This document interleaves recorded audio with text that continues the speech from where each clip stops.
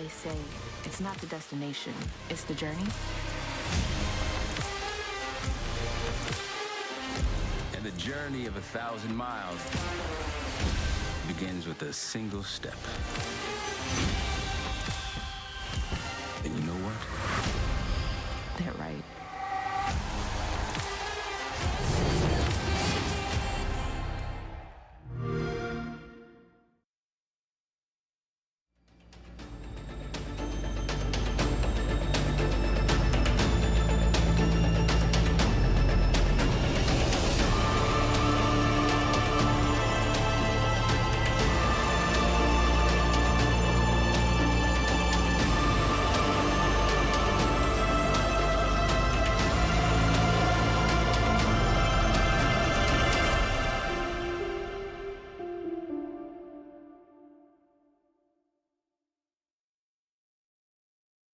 Stage 1 playoffs are about to get underway in South America because they've been happening literally everywhere else in the world over the past couple weeks, but it's about time the SAL actually got its act together. I'm Jacob. I've got Fresh and Alfama. Jack, it's been a hot minute since you and I were ever on a broadcast together, which I want to say was Atlanta.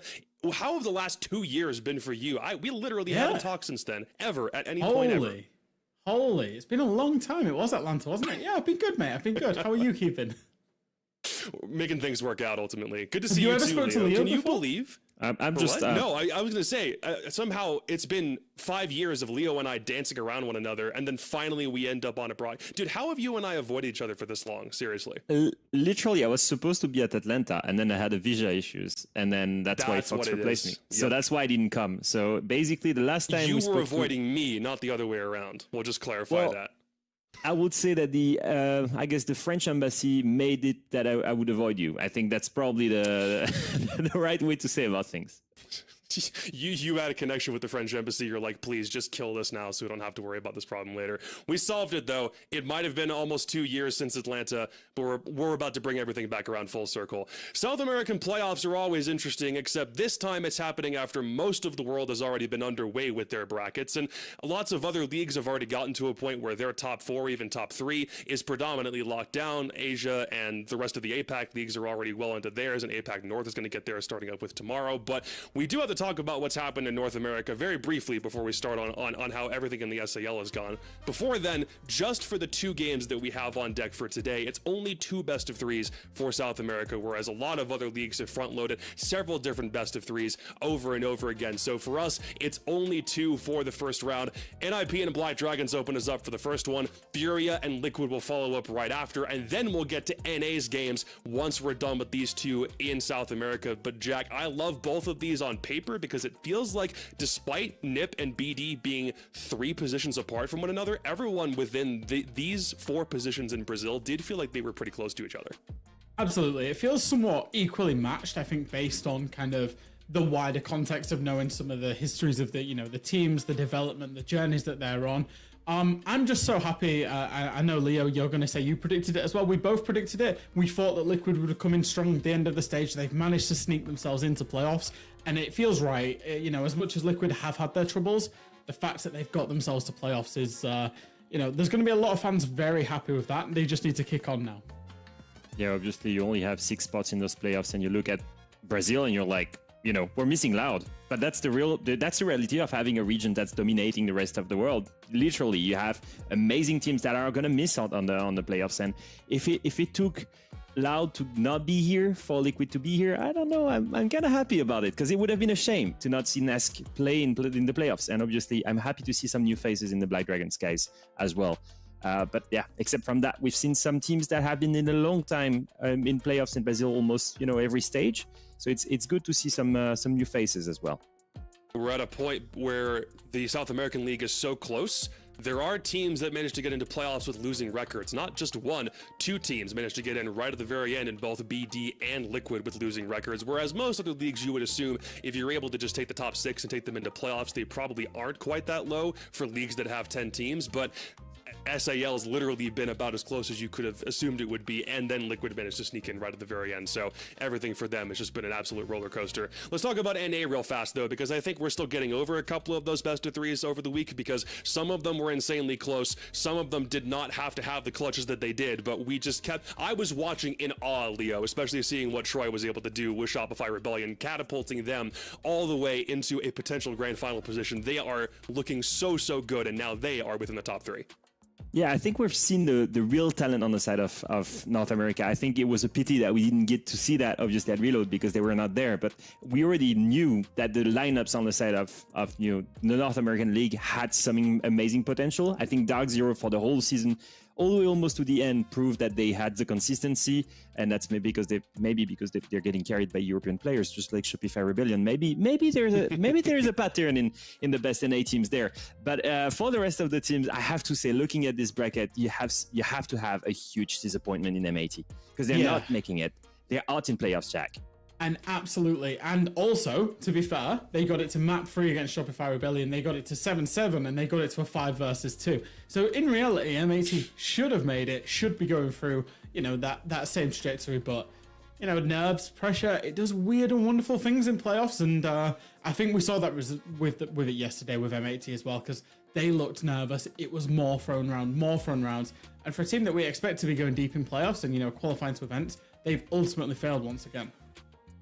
It's been strange. I think for a lot of people, the top 3 in NA probably went down about the way most people would have expected the top 3 in NA to go, but the way we got there, especially with M80 not being included in the top 4, is certainly a conversation we're going to be having in the future. We are going to get to the NA games once we are done with SAL today. That's around 6 p.m. Eastern, 3 p.m. Pacific, but you're just going to have to wait until we're done with the 2 best of 3s we've got on deck in the South American League today, which, by the way, is also going to be looking a bit different. You might have noticed that everybody for this stage was playing the round robin online, but we decided, why not bring the LAN environment back just for playoffs, just when we get into best of 3s for the games that really matter, thanks to our friends over at the X-Dome Gamer Lab in Sao Paulo. Pode virar uma bagunça bem bonita. What's up, everybody? Ike here, your analyst from the Brazilian channels.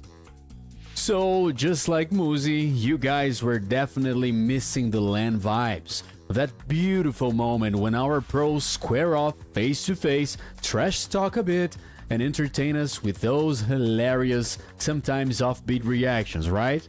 Well, that LAN setup is back in the regional Siege competitive scene, making players and fans go crazy. Or not. First off, that single map deciding a match is out the window. Yeah, we're back with the good old best of 3s, meaning no more excuses. The most prepared team takes the win, and the loser can't whine anymore. Secondly, we got double elimination in the mix, so the team still in this arena can drop at least one match and still have a shot at moving forward in the playoffs. With all that said, let's hear from the big shots of Rainbow Six.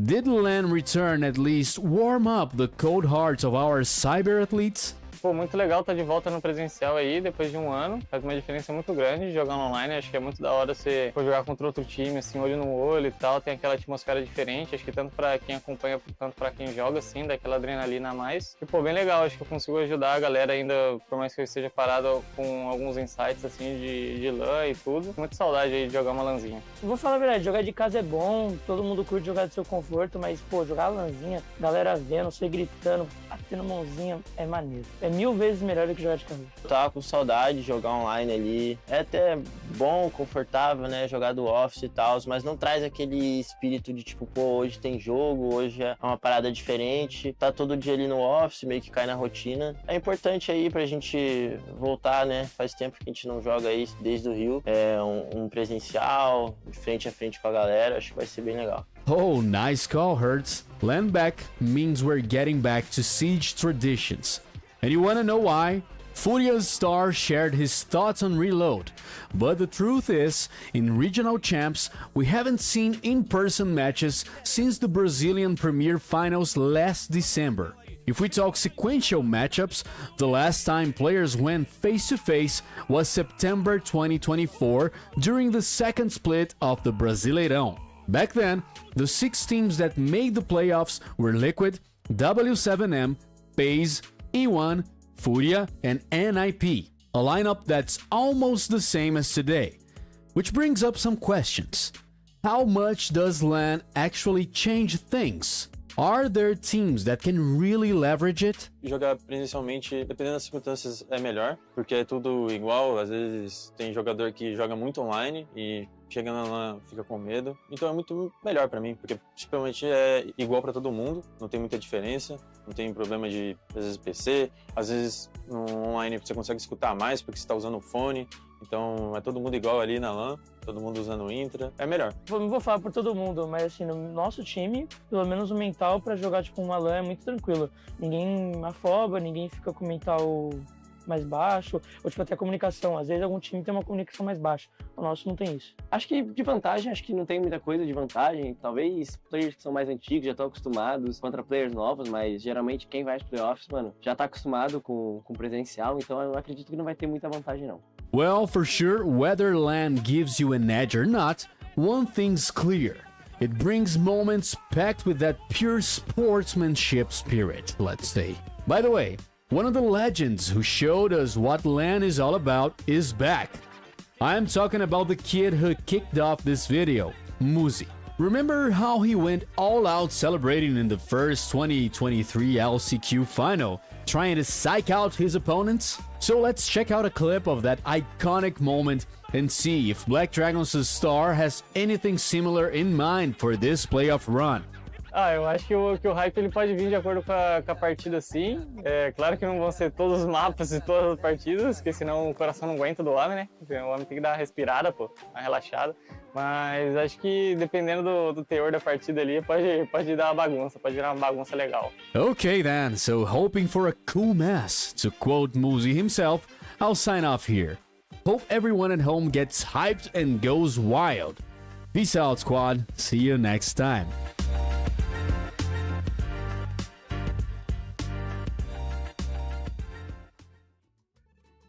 It's been about 9 or so months since we had any league that was actually using LAN competition for its regular season, but I do think that there are some teams that are going to be more beneficiaries of this than others. For the both of you, Jack, I'll start with you. If you had to pick one team from South America that you think was actually going to really leverage the fact that we're back on LAN again, who do you think it would be?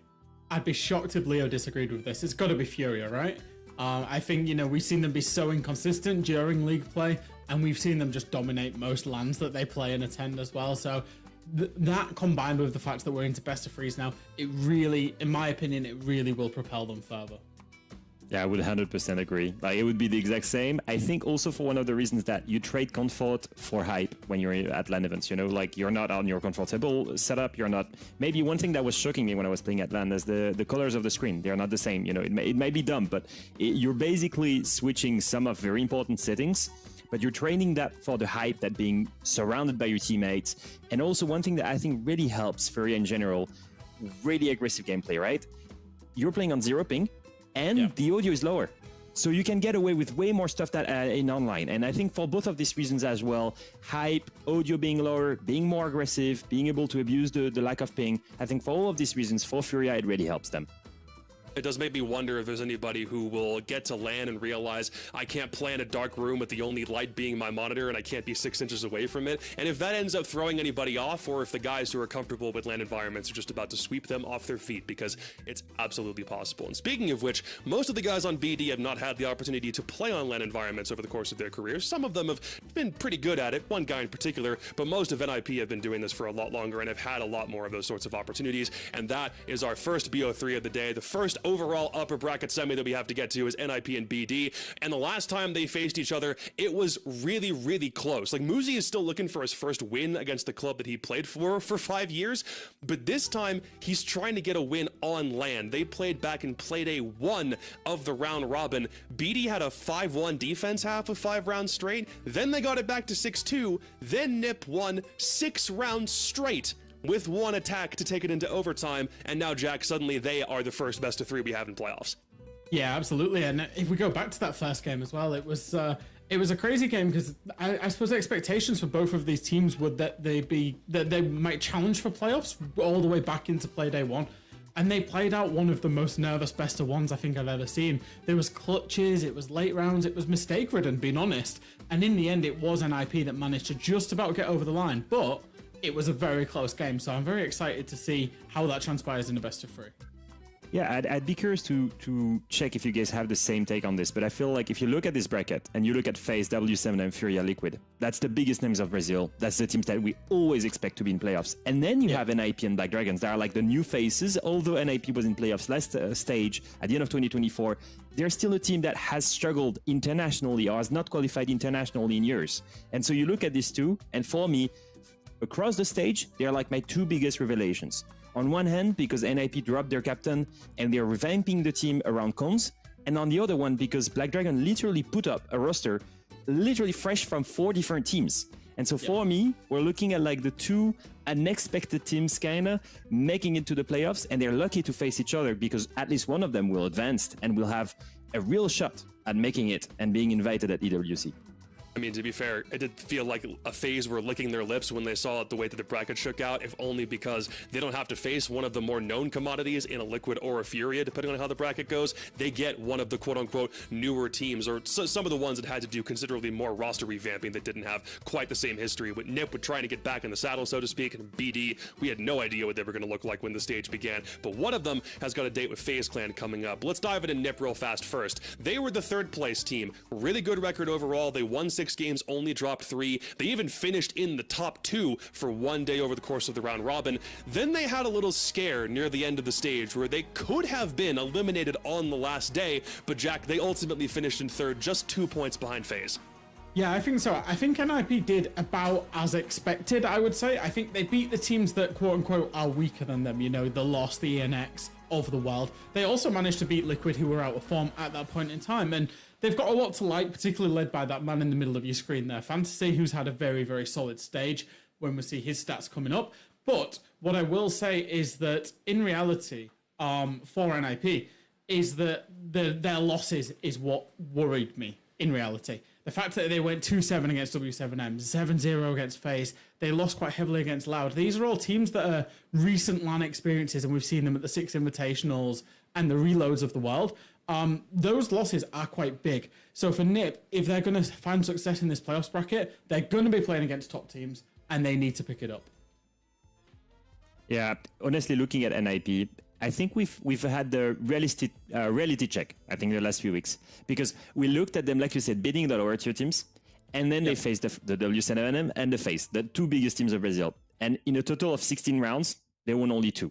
And I think that was, for me, the real moment where I was like, okay, I don't think they're ready to contest for top international stage yet, because clearly against a team of that caliber, they can compete.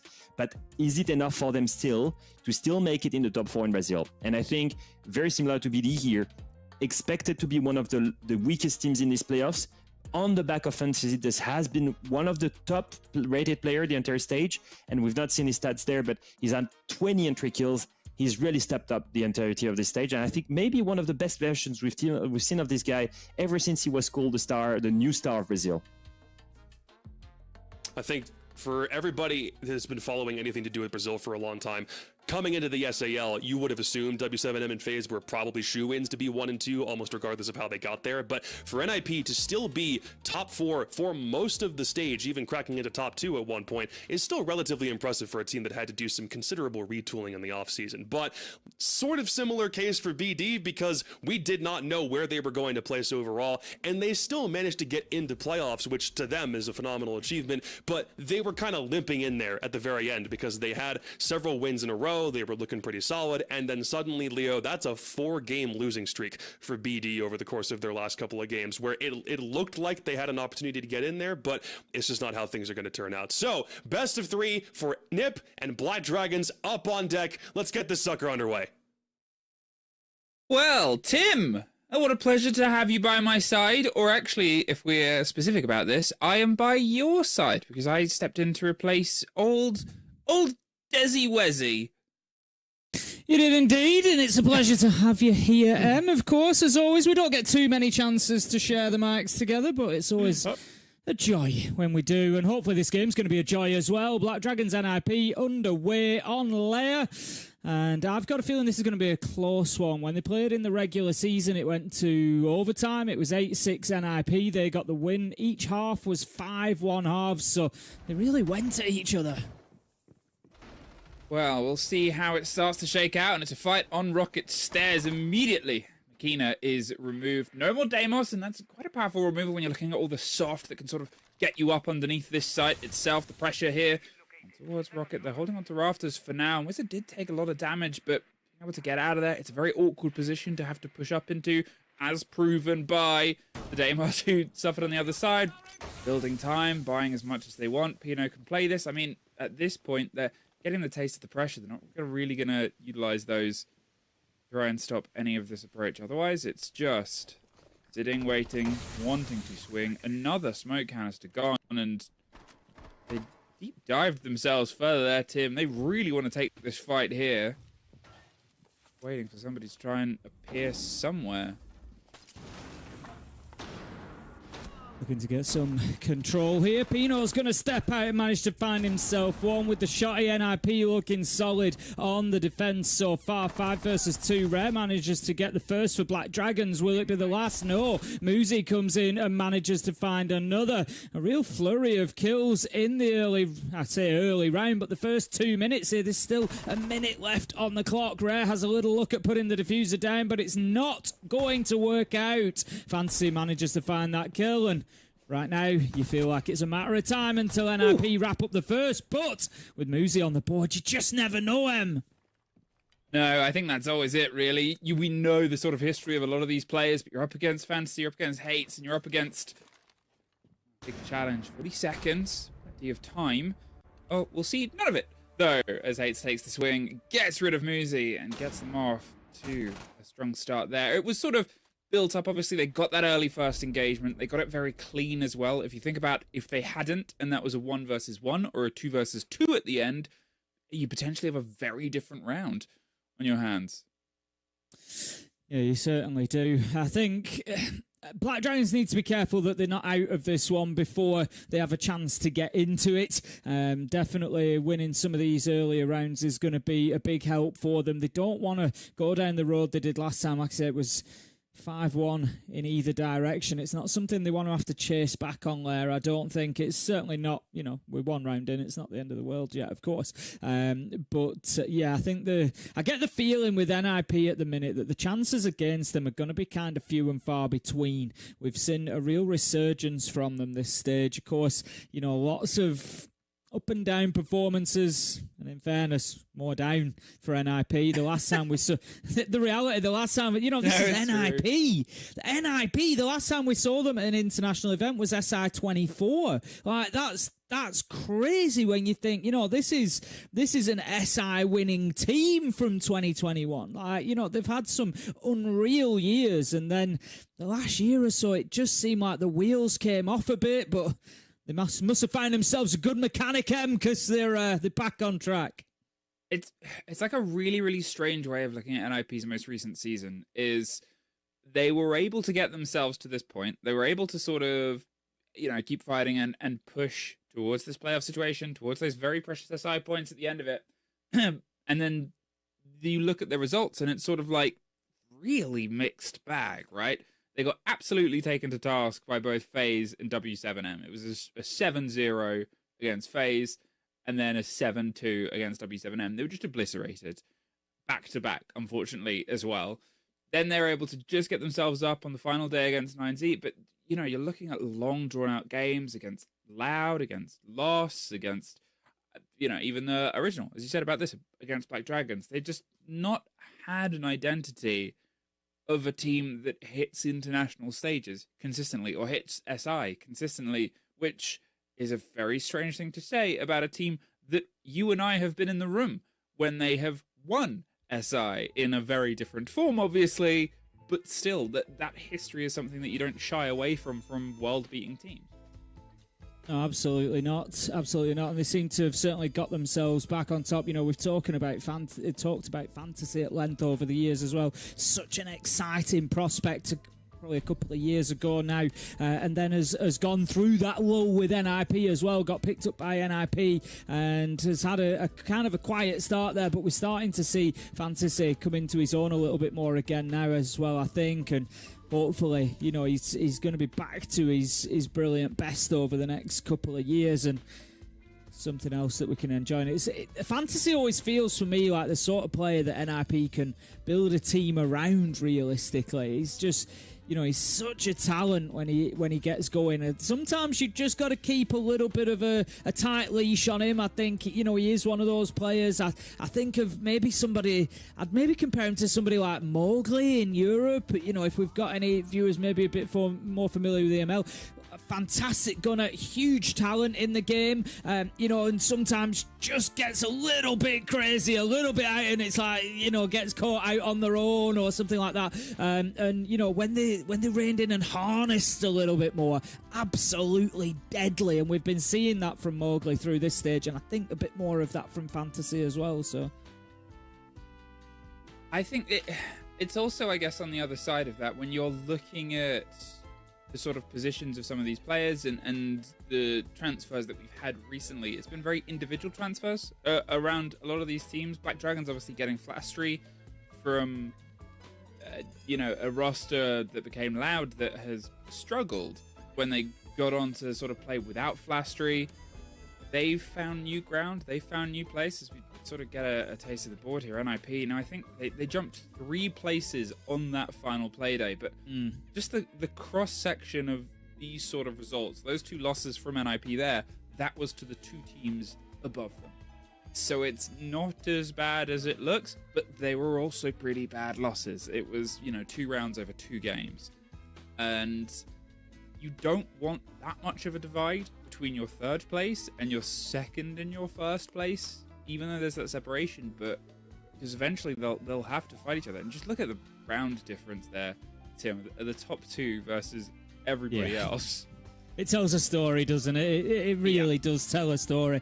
You know, you're looking at unquestionably 2 of the best teams, 2 of the best rosters in the world, and I think I would extend as far as to say, particularly in FaZe's case, W7M, yes, but maybe just need a little bit more time under the belt as a roster before I start saying, you know, anything quite this lofty. But 2 of the best rosters that we've ever seen in Siege, realistically. W7M certainly with the potential to be one of the best rosters we've ever seen in Siege. I say that because obviously Paolo's only just come on board, and, you know, maybe we need a couple more wins under our belt before we're talking at FaZe's kind of level. But yeah, FaZe, you know, absolutely unquestionably one of the best rosters that we've ever seen in Siege. I'd put up the, you know, the previous W7M roster, the current FaZe roster, and then, you know, you're going back towards probably, you know, sort of the Penta G2 roster days. Some huge names, and it's no surprise to see, you know, top of the board, 6-0. They've had a few losses, but just phenomenal round difference, and it just goes to show, you know, the sort of dominance that they are winning with in what is an unbelievably deep league, essentially. You know, you've got those few teams at the bottom, that have been scrapping around a little bit, but everybody from Loud upwards, the top 7, honestly, any of them could have finished top, and I'd have been like, yeah, okay. It's just crazy good league. Well, you get the comparison there of a couple of the sort of top performers here, and obviously we'll be back in the game in just a moment. You can tell the players are playing on LAN. Hooray! It makes the competition very exciting, it makes it very intense, but it also means that on the new build we have to make sure things are working properly, and getting that sorted sometimes. Rarely is a teething issue. I'm gonna say, but it's a long day of Siege potentially we have ahead of us, a long few days, because this region, I think, is sort of playing staccato to every other region. It's a little bit off the beat. It's a little bit sort of short and sharp, where I think everything gets settled over the next like 3 days, as opposed to the others, which have had a little bit of a week, I think, between all of their games and everything. I could be wrong about that, but I know it's quite a short, sharp schedule. Well, we'll be getting back into this one, of course, as soon as we can do. just having a little bit of a tech wobble, and as can often be expected. This is first day of LAN. This is what we've got to remember. First day of LAN. This is first day of LAN. This is what we expect. Yep, and you know, we've all been around the block. We've all been doing this for a long time now. I remember you and I in Leicester, however long ago. 8 years? 9 years? A long time ago, I had hair. No, I didn't. I never did. It was something like that. It was before Lynx was even born, I think. Lynx and Jesse. They were just possibilities. But abilities I will hopefully get back in just a moment. Now, if... Oh, there. I say it, and it happens. Lobby ready. Perfect. Willing it into existence, I mean, sometimes we just have to waffle. Press the button. Tim. Just going to press the button, proving that the caster start button exists there. Yeah, I'm so sorry. I'm so sorry to all the other casters. It's like how Parker was like outing, not outing the group chat, but referencing it yesterday on broadcast. I'm going to get all the messages of the other casters being like, I told them about the button. You idiot. Now they know. But we're back in. Back in, NIP got that first defense. They got the opening kill and just sort of rode out the rest of the round. It was a very aggressive approach from that point onwards. So instead, we hurtle our way down towards the basement. The double shield ban from NIP, we haven't really talked about those too much, is going to be a sort of de facto for a lot of teams. However, the Kaid is probably the more of the limiter here, especially with there's at least, I think, 2 very powerful hatches that play on towards this site. And, you know, when you're looking at this mirror position as well, with the sort of harsher limitation against it, try and put pressure in. The walls on the back end of site, you assume they might put some pressure on towards them with the Habana, but it's the hatches that are the sort of danger zone. Right, let's get back into some action then. We've got a shield on the board, always one to watch. It's going to be Muzik bringing along the Blackbeard. We have had the other 2 banned out, Monty and Blitz, with the NIP bans taken away from the attackers. I think we'll probably see that Blackbeard added to the list on that round 4 ban. If you're going to take 2, well, you might as well take 3, because your 3rd ban's not going to do much unless it's something like a Deimos or a Dockerby, I guess. But for the time being, Muzik is going to try and take as much advantage as possible. Blackbeard looks like it's going to be used to try and take some map control, get in there, bully those defenders away. We do have quite a vertical presence here from the defenders up above the site as well. It is going to be basement that we're attacking into, so they're going to need to make sure here, Black Dragons, that they're getting everybody cleared out. Currently, it's got Hates and Fantasy are the 2, joined by Cons now as well. Ooh, caught in the middle of throwing a Kiba, and not really worth the life trade out there. Hornet did take a lot of damage for the sort of challenge onto it, but this is the sort of exchange. As I said before, the last round came down to a 2 versus 1 that, if there was a trade, it could have been different. Here, they do get that revenge on towards the IQ. There's been a bit of time that's passed, and, well, as the 7-second marker of a trade disappears, so does the chance of NIP and Black Dragons to either take advantage of that and pressing onto it. The slow reclaiming of the verticality, the slow sort of approach here on towards the Cons position. And ready to want to swing against a Blackbeard, but how many of these smoke canisters are they going to use to buy their time? Second too late there, Blackbeard. Still don't have control over the rest of the map here, Black Dragons, and with a minute left to go, that's going to become a problem for them. Hates is still up on that top floor and could well drop down for a flank at any point. Some of the... That's just too easy. Cons goes up, just... Muzi knows better than that. Muzi's been around this game for a long time. Can't be giving himself away. Wizard manages to pick up Rare. It wasn't the kill that we thought it might be on our screen there, but it does get a job done for NIP still. And we've got everybody back in sight now. Hates was actually taken out on that top floor, so flank was unsuccessful, but NIP aren't going to mind that because he's wasted a lot of time. Only 25 seconds left to go, This is tough for Black Dragons. Well, even tougher. Too impossible and done, actually, as it very quickly sweeps up its way at the end there, and you know, it for how things sort of got taken away there at the beginning, the early pick, then sort of traded out not long later. It was, I think you put it, quite an aggressive vertical hold. They had the mirror dedication, they had the keepers playing up there, but still, even getting rid of his army in such a good position. My conspiracy theory, Tim. Second round timeout. Tim, I know I keep posting it in the group chat, but I need an analyst. I need someone smarter than me to ask a pro to prove I'm right.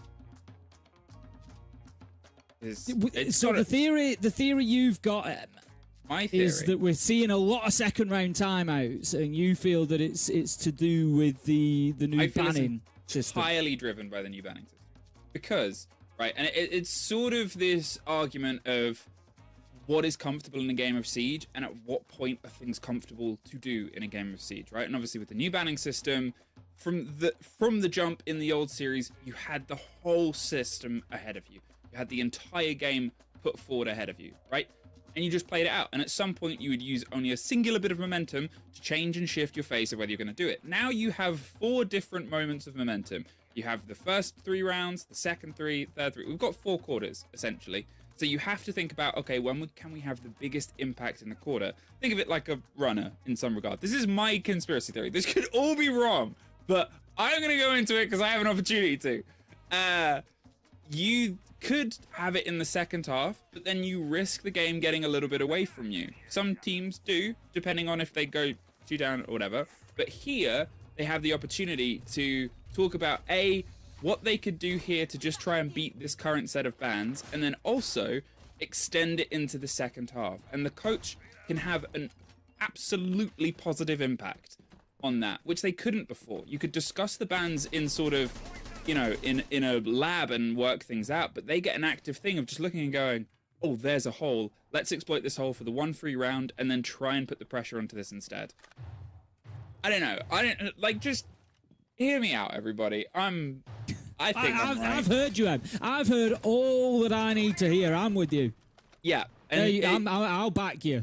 And you could do it in the second half, fine, but at that point the game might be too far gone, and that other bit of momentum that is just game momentum could be too far away from you to have such a direct and powerful impact of a single switch and a single play against it.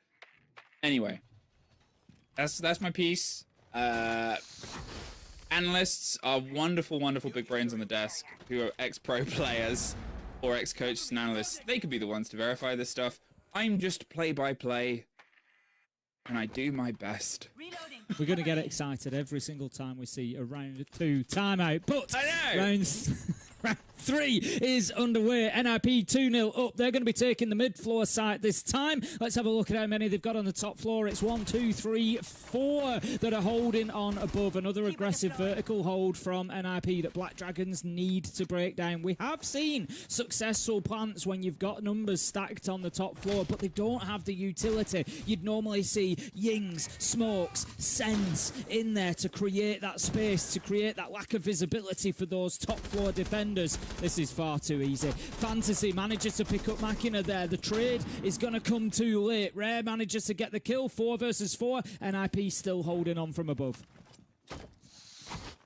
Yeah, they've sort of got themselves in this 4 versus 4, but you're trying to wrap the pressure on this side. It's a bit awkward. Obviously, you can get the breach onto security terrace, but then you still have to get the verticality. They can still sort of play the backline. Pino does find Rare as well, which is the Blackbeard. Again, just an easy take, but Muzi on towards that air jabs onto Nobad. Does find Cons. Does keep the sort of body balance back and forth, but an engagement around the top of green. Are they going to get the second follow through? There's a bit of support coming through them. I don't know about Wizard on the shotgun. Muzi doesn't need to know. Swings back, pulls away. Okay, 30 seconds, but they don't have the kit. That's the problem right now, and they're about to run right into a shotgun. There's the swing round, but he can't cement it. It's flashes and blinds against the Warden. No, that's a sacrifice, but there's a second.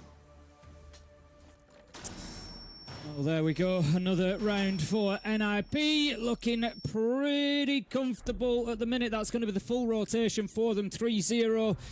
I will keep referring back to that regular stage game. For now, it was 5-1 each way when these two met in the regular stage play. We'll have a look who it was in favour. It was 5-1 in favour of defence. So it's kind of just continuing as it was previously. It was the opposite way around. Black Dragons went 5-1 up and NIP were able to bring it back. This time it's NIP running away with it, so we're going to see whether Black Dragons has that same sort of resilience or not. You've got so many interesting little factors between these teams. Of course, Muzi, Pino, both on the same roster for the longest time, one SI together, now separated on opposite sides, and it is right now Pino who is coming away with the lion's share of the bragging rights at the minute because NIP are cruising. Interestingly, they do bring out the Ying ban. I kind of said I might expect a Blackbeard ban and just take the shields out of it completely. But in all honesty, given the way that the first few rounds of play out, I like this from NIP because it's kind of saying, do you know what? Blackbeard's giving you nothing. We've dealt with it every time you've brought it. Rare brought it last round. We saw Muzi on it the round before. It was just easily dealt with. So why waste the ban on it? You want to bring Blackbeard? Keep bringing Blackbeard. He's not been getting you any rounds. And something like Ying, you know how much value is in there. So I think that's actually great from NIP. 3-0. And can they just drive this to a bit of a quick finish here? Or is it just going to turn into a very defender-sided layer? It's sort of... we've had a lot of back and forth games, I think. We've had a lot of two-sided games. I don't know if it's just a shift in the sort of momentum of how the playoff system is working. I don't know if it's just the meta at the minute. I just don't know how people feeling. But it seems to be a bit of a shake-up in terms of just heavy 5-1 to 5-1s, and rather than a lot of traded rounds, there's some attempt at a draw of pressure towards the sort of reception area and waiting for seeing if somebody wants to try and drift their way up towards the rocket. But otherwise, it seems like Black Dragons are not just charging themselves in fruitlessly. There is a chance at a close swing regardless of the route that they take. I say as they get control of ops, roll the ROU out towards the mirror window that's happy to sort of sit and watch, but without anything removing that, without anyone to play behind it like a glass, it's just kind of a deferral that Selma will break. The position of Pino is very delicate. He's tracked and he's not quite blinded though. Gets one as Flash3 finds Fancy in the same second as second for Pino. Pushes into the fire to try and find a third, but just held on to him. Wizard just going to be dipping away from that fight on the doorway for the time being. The thing is now NIP, they don't need to overcommit here. Like you say, they've had their aggression, they've had their fights, they've got the kills. Look at the utility they've taken off the board. The Capitao and the Deimos gone. It leaves them with the sense. Yes, that's now going to be the tip of the spear when it comes to that execute. I was going to say, I'm not sure Rare's going to survive that long. He does manage to take down Pino, but about 60 HP damage done back in return. So NIP can kind of just play a game of attrition at this point. They can wait for the challengers to come, and they can just chip away at the health, because really, without Rare now, without that sense, if they lose Rare, they've got nothing to plant with realistically, the Black Dragons. So Rare just became real key, and this is not looking good. They're going to give it away. Flash trade. Rare taken down. It's too easy for Wizard M. I mean, just keep spinning, just keep shooting. What else can you do here? The man was spinning around, firing bullets powered by them to then just get his next kill. And they're running amok, Tim. They're running amok. They really are. Serious lack of intel from Black Dragons there. Yeah, I'm just gonna have a quick look and see how over the last, let's say, 180 days, this map has been going across all the regions.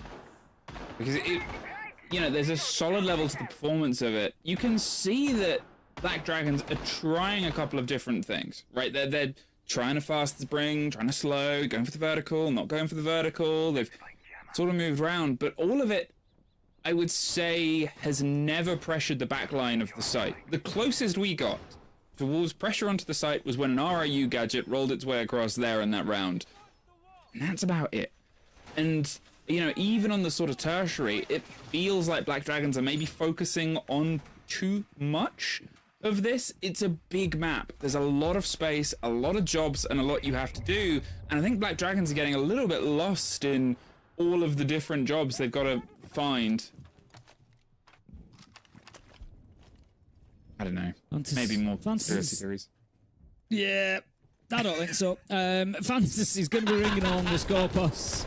Obviously, we have, the Des often talks about the high fantasy of Scorpos, kind of lines up with the Oryx as well. You know, having that big teleportation play where you hide the shell away and then you change to it in the middle of the round and you come down, you get 2 or 3 kills on the flank. It's very rare. We'll keep our eye on that, but more often than not, it's used for 2 things. One, for the utility it brings. A bulletproof shield, a bulletproof camera, and impact nades, effectively. The shield and the cam, yes, have to be positioned together, but it is a lot of utility brought along by Scorpos. And you've also got that extra HP as well, so you've almost kind of got a little bit of dock in there or similar. So, really, really popular. Much more likely to see those kind of uses from a player like Fantasy, because he's just going to get aggressive, look to take the fight, and then switch back to site and renew his HP more than likely. He's playing on the first floor for the time being, so he's going to be keeping himself again, much like they did last time. Hits is up on second floor, Fantasy on the mid floor, everybody else in the site, and he's just going to be looking to take gunfights and burn time. It's also worth sort of commenting now at this point, before I accidentally jinx anything. Wizard 6-0 has not died. The rehost, there was a rehost after round 1, so I don't think it includes the round 1 stats to have a quick look over. That would put him 8-1 across all the rounds played so far. Okay, 8-2 because I said something. My bad. This Pino gets just a double fed to him. That lack of information, Tim, that you talked about before, it's just haunting them. I can't believe that you jinked Wizard like that, to be honest. I'm so sorry. I'm so sorry. We'll move past gone. that. 4 versus 2 as Hits manages to pick up a nitro onto Muzi, and Black Dragons right now seem to be falling apart at the seams. It's all crumbling down around them. This is their chance in the playoffs. They've got to get these wins to push themselves forward and look for as high a finish as they can. Managed to get something going. Mekina manages to take down Pino. 2 versus 3, 29 seconds left to go. Hits manages to pick up Flash through, but here we go. Mekina 1 versus 3 becomes a 1 versus 2, becomes a 1 versus 1. All right, for everybody else seemingly lost in the reeds, Mekina. Yeah, the machination of winning this round out, but all revealed on a bulletproof. He's, position is well known. It's 10 seconds to try and find the fight rather than go for the plant itself. He can't quite recollect the kit, but they have just got out of there. Close on the fight either side, and he has just run out of time. Cons is able to pick up the end of that, but the closest it's been, Tim, and it had to be a triple to get there, and a quad if it was to be pushed into their favor. Yeah, and this is the problem for Black Dragons. You could look at it and think, oh, maybe there's a couple of rounds they could have got there. But it's rounds on the back of what, a 1v4, a 1v3. Yeah. You're not really going to pick those rounds up. So, I wouldn't, even though it kind of looks like it was close, it wasn't really close. Cons was in a position, they had all the intel that they needed, NIP. He was never going to win that fight on that door. He had a shotgun, and they were both low health. So, again, well played from NIP. I think, you're exactly right throughout that. Lack of intel, lack of droning, lack of, knowledge of where players are. It's just leading Black Dragons to getting punished over and over again. I'd say it's something they've got to improve. It is something they've got to improve. But to be honest, they're looking to improve it over the rest of the game, not on layer, because they've got 1 attack left. So it's kind of too little too late now. NIP, they're going to be looking to close out a very clean 6-0 half. It's going to be that weapons site again, and they're going to be up on the top floor. 4 out of 5 of them held from the top floor. I commented last time how Black Dragons didn't really have the utility in order to plant without clearing that top floor, and I'm going to say the same again. They've got the Grim, they've got no smokes, they've got no sense. Ying has been banned. They have to clear this top floor, or the plant ain't going down. Ooh. So, I do like the line of saying they've got no sense. I mean, if the cap fits in.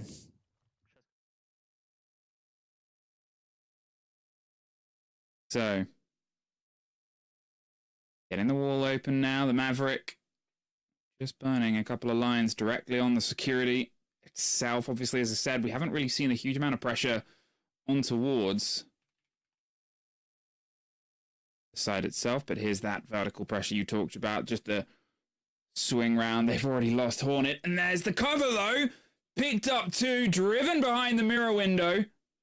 Looking for the swing round. There's almost the catch onto Rare, but Pino suffers just as much cons from the sky bridge. The rarely seen cross peak gets a punishment, and we are even leveled once again. Rare and Pino both massively hurt. A 2 versus 2. You know, if I'm going to talk about Wizard and accidentally curse him on the previous round, I'll do the same for Rare. Unfortunately, now he's been big here, driven the team in, taking that ace roll and saying, look, we ball, I'm driving us. They now have themselves a bit of focus down on towards the stairs itself, but a minute 10 here, Tim. And remember how this round sort of played out last time? They lost the kit in this position, and that being impacted off. It's just Wizard doing everything, or it wasn't even impacted, just shot potentially, but through the gate, gets one. Wizard fights his way out, and you're thinking, okay, where's the pinch? They're just throwing themselves gifted on a platter to Wizards. And now Rare, all that's left in the middle of a pinch. NIP just playing this on contact has been perfect. At that point, Wizard was just fed up and done waiting. A flawless half, Tim. Yep, some serious punishment doled out by NRP there, and it'd be easy to look at that round in isolation as a kill feed and say Black Dragons had a great start to that. They got themselves 5-3 up, but they didn't in reality. Yes, they were 5 versus 3 for a short amount of time, but the Grim was already down, and ultimately, when it went to 3 versus 3, their loss was far greater than NIP's loss. They'd lost the Grim and the Dorkaby, the 2 operators that you're going to look to power that execute, your real powerhouse when it comes to getting that diffuser down. You're going to put a phone call in, you're going to send Grim Bees in, you're going to make it really difficult for the defenders to be able to move around or react to you putting a plant down. But they couldn't do that because they lost them both in those opening fights. And did they pick up the operators they needed to in return? No, they didn't. The smoke was still on the board and the warden was still on the board. So really, their loss was far greater when they came into that 3 versus 3 situation, and NIP were able to just lock it out beautifully with none other than the warden that Black Dragons hadn't managed to pick up. So whilst, yeah, it was a daring play by Rare, and it was a best foot forward for them, of course, but it just wasn't ever going to be enough realistically to clear out that top floor because they lost the 2 critical parts they needed to clear out the top floor. So, when FaZe 7-0'd NIP, but, 10, 15 days ago, the second last play day of the league, it was a perfect defensive FaZe into a single attack. Are NIP about to dole out the same fate against Black Dragons? Different map, but very different NIP energy. Obviously, you may have noticed the audio dipped away after hearing a little bit of Portuguese. Things happen with teething issues. We are, I believe, sort of piggybacking off of the amazing Brazilian broadcast. So there's always moments where they'll do listen-ins and things like this, which we just don't understand. So as much as I could offer you insight on towards what they're saying, I'm really sorry. It won't be accurate. I would just be lying. But assume then, if there's any Portuguese speakers here that are for some reason with us and not with the brilliant Brazil stream, you can explain it in chat. There goes the first, just piggybacking off the Monty either side of green, and I mean it's a bit chalked here, Tim. It's not looking good. I think it's fair to say Fantasy comes in with a big double there, has got those track stingers down as well, so his job is done. He can now just play aggressively. But if you remember at the beginning of the game, I spoke about Fantasy, and I said he's a player, if you can harness him, if you can put him on a little bit of a leash and stop him, getting too wild, too crazy, then he's going to just do phenomenal things for you. And that's exactly what's happened. We'll put him in behind the Monte. His job then is clear. He can be aggressive. He can take the gunfights, but you control in when and where because he's doing it from behind the Monte. Great stuff. And managers, and this is what I'm talking about with fantasy. Just that little notion of, you know what? I'm going to drop myself prone. Gets himself a third. Make it 4, Em! Make it 4! He has gotten 4 of his 5 kills. This round doesn't get the ace, but I was believing. I was there with him. At this point, it's, you know, roll on the lights, roll on the action. The perfect possible start there for an NIP that just looked indestructible, Tim. Their sight was barely pressured. There was a couple of 1 versus 1 moments, fine, or a 1 versus 2. But really outside of that, which was only off the back of a fantastic Black Dragon sort of player stepping up, they were lost here, Tim. Yeah, I think, you know, I would look at that and say NIP have played very, very well, but equally at the same time, Black Dragons have played poorly in reality. They've given every opportunity to NIP as well. The intel game, as we said, was a little bit wobbly. They didn't always know where NIP was stationed or where the pressure would come from. They often didn't have the operators that they needed realistically, or they lost the ones they did really early. But by contrast, you know, let's not just focus on the negative. The positive there is NIP. Fantasy at the end, just absolutely phenomenal. But they've won so many big fights, so many 50-50 fights. They are really on it today. Oh, I mean, it was some of the best that they've played. And we sort of said, you know, in the final playday, we still had things being shaped out by SAL. NIP's last playday, after taking 2 massive losses, to come back, get a win, get themselves jumped up 3 places, and get themselves in a decent position. Great.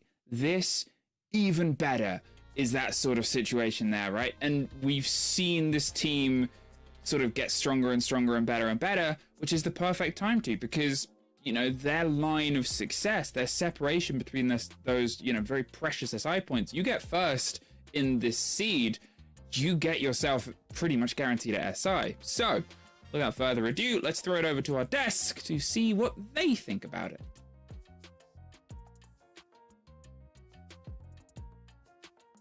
Thanks, friends. Let's get one thing out of the way really quickly early on. This was BD's pick. Lair was the battleground that they opted to go to in an environment that most of these guys haven't played before, because the number of these dudes who have been on LAN is very low already, but the number of them that have played on LAN together is literally just this match, and they have yet to win a round on a map that they selected. Jack, were they just maybe assuming that they could get through having to attack on Lair for that first half and get maybe a round or 2 here or there and then move into defense and everything would be fine? Is there any reason that you would pick this in your first time playing at LAN? Because everything fell apart here.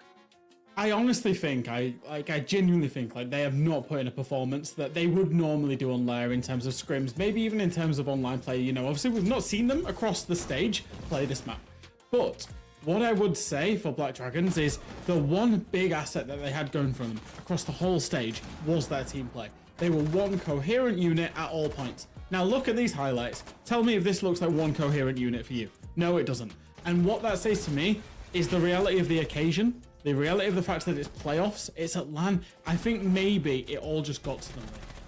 Yeah, I think we saw multiple examples of that. And even in that one round, it only took Makina like a 1v3, almost a 1v4, by the way, a triple kill to bring it back to a 1v1. And that was the closest rounds that we've seen from Black Dragons on attack. If you look at most of the rounds, it's a consistent story.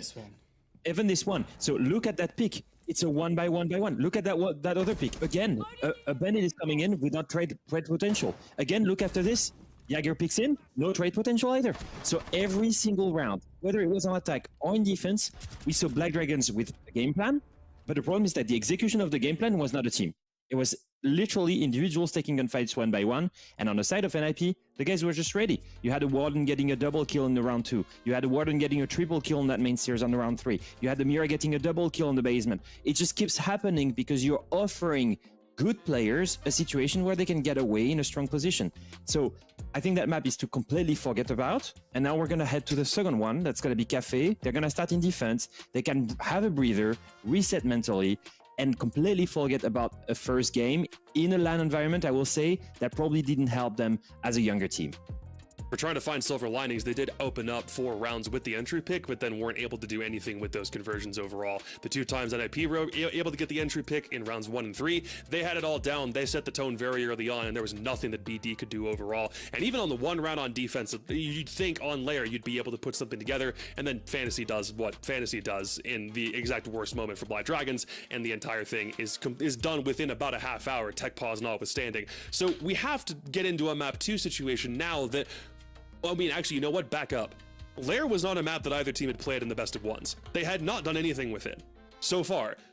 And my thought was, if BD are going to go to a map they haven't played yet, theoretically you'd be able to do better than that. And then Wizard, over the course of just 7 rounds, is the only player that manages to get into the double-digit kill category. Leo, he just felt like he was everywhere.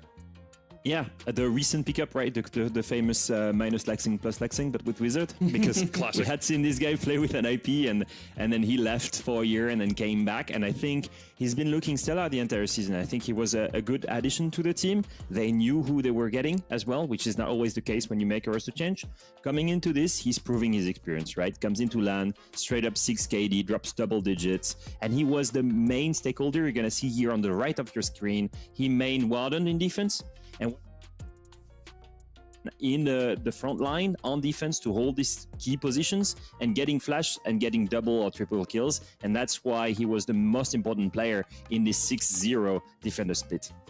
And these players that have experience, and you know, we're talking about the LAN effect as well. You know, Wizard has played online from when this was a LAN league, for example. Whenever Black Dragons were going to give him an opportunity, he was perfectly placed to take control of that opportunity and actually take it. So I'm not surprised to see him have an absolutely incredible day so far. You know, 12-2, phenomenal performance from him. Well, we'll back out for a hot second. We're done with Map 1, but we'll come back with Cafe after a quick set of breaks. We'll be right back. Don't go anywhere.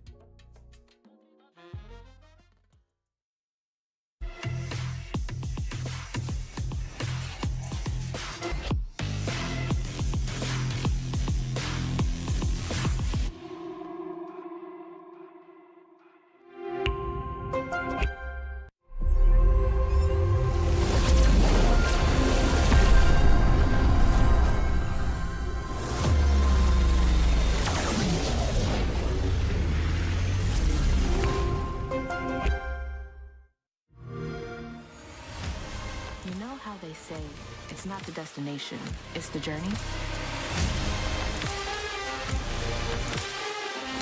And the journey of 1,000 miles begins with a single step.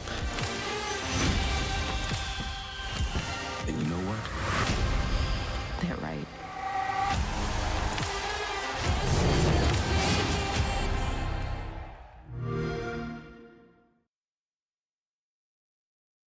So, we're done with map 1, and it was probably one of the quickest maps we were going to see all stage long. It was BD's pick, now we transfer into NIP's pick. We'll talk about the veto for a second because we didn't have the opportunity to do that in the pre-show.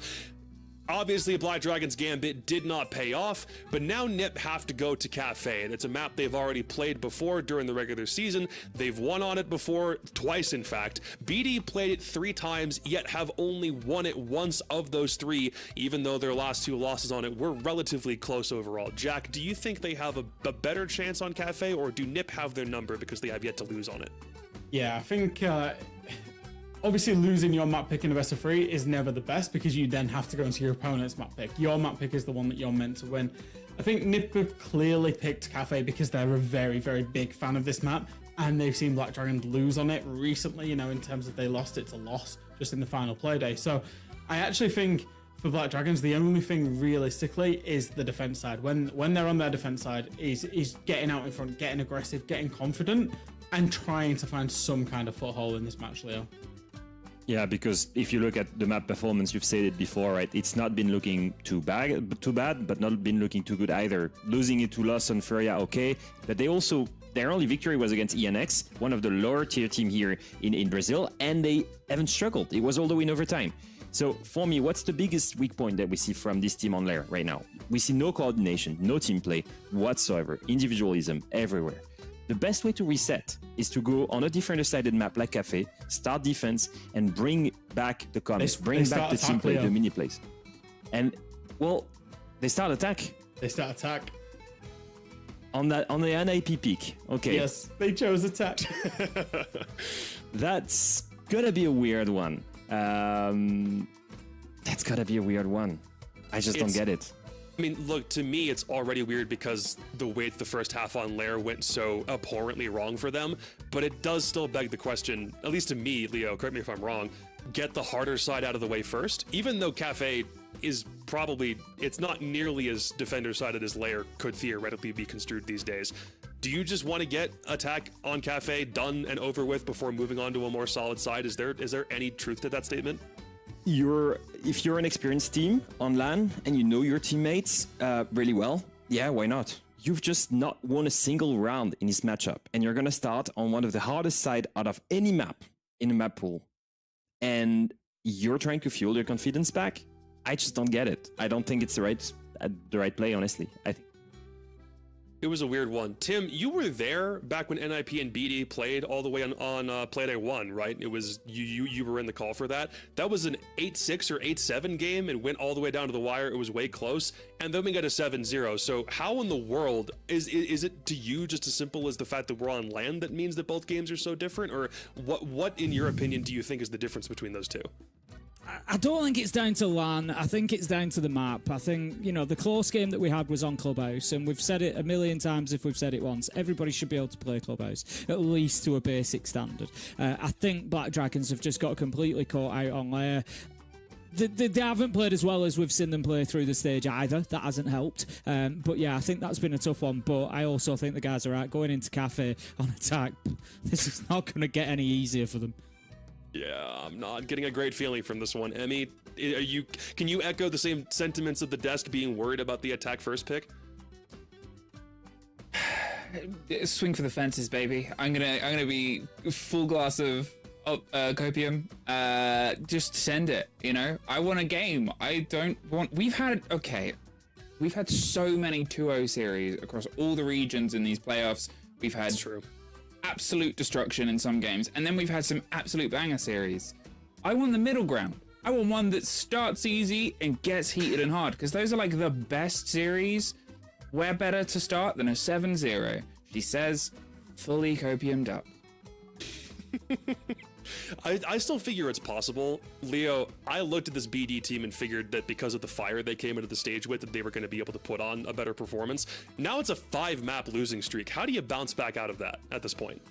Yeah, surely there must be something, I think, in the debriefs or also in the scrims that we don't know. Like, I've been through this, right? It's a rough patch. You had such a good start, and then everyone was praising you because you were coming from 4 different rosters, and also it's a beautiful story. Music came back off a year-long break as a content creator. You've got Makina that's looked at as, probably one of the best pickups to be in Brazil, and then everyone dropped the ball.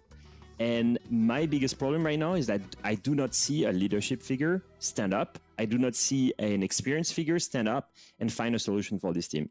What have we noticed on this first map? We've noticed them bumping against the wall, doing the same exact mistakes. After winning the opening pick almost every round, they still manage to make the same mistakes and then throw bodies one by one and not have coordinated teamwork. I need to see a reaction, at least in the way they play the game. That's what I need to see. Something to change the mood and what's going on, because five loss streak is just too insane. When they before that 5 loss streak started, they were actually sat in second in the South American League. After Playday, they had beaten FaZe, Jack. Yeah, that's what I mean. They were on an incredible run, and then it's just gone down and down and down. And I will say, obviously, when you're doing the map veto, it's an hour ahead of the game. You don't know that you're going to get 7-0'd on your map pick, so I guess there was a reason behind why they picked attack on Cafe.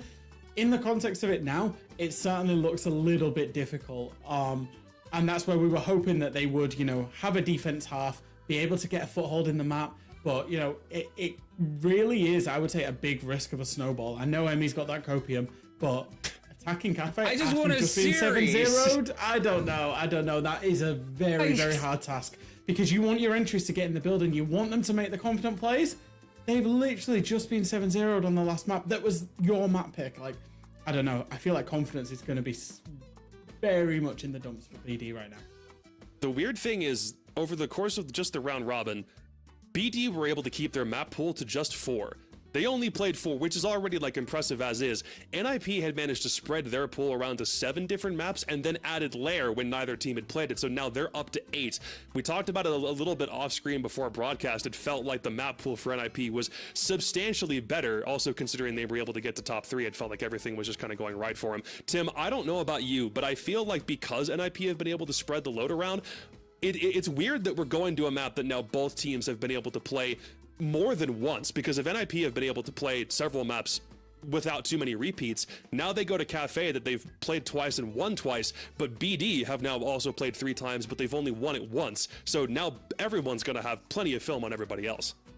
Yeah, you can see it. You can see it's definitely an NIP pick. They're more than happy to go here, especially coming in on a 7-0. Fantasy heating up towards the end as well. He's going to be a nightmare on defensive Cafe. He's going to be up and down. If you're on a kitchen defense, for example, Fantasy's going to be all over the place. And it's going to be really tough for Black Dragons. I think, what Fresh just said there, getting those opening picks but not following up, not working as a team after it, I think that's something that needs to change for Black Dragons. They need those opening picks, but then they need to back it up with a further, don't allow NIP back into it.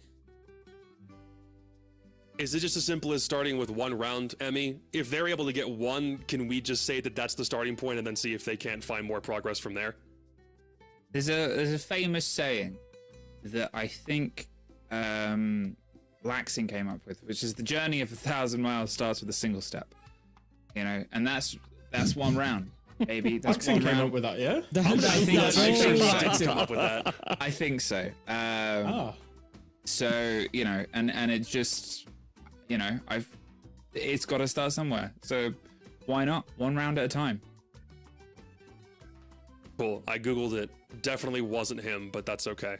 I think you're wrong. It's fine. And Sure? you're being lured by. I'm looking at Wikipedia, and Wikipedia historically is never wrong. Historically, always wrong. It's probably on Liquipedia, which is the real one. So I'm looking at the wrong website. That's Wikipedia was also never wrong.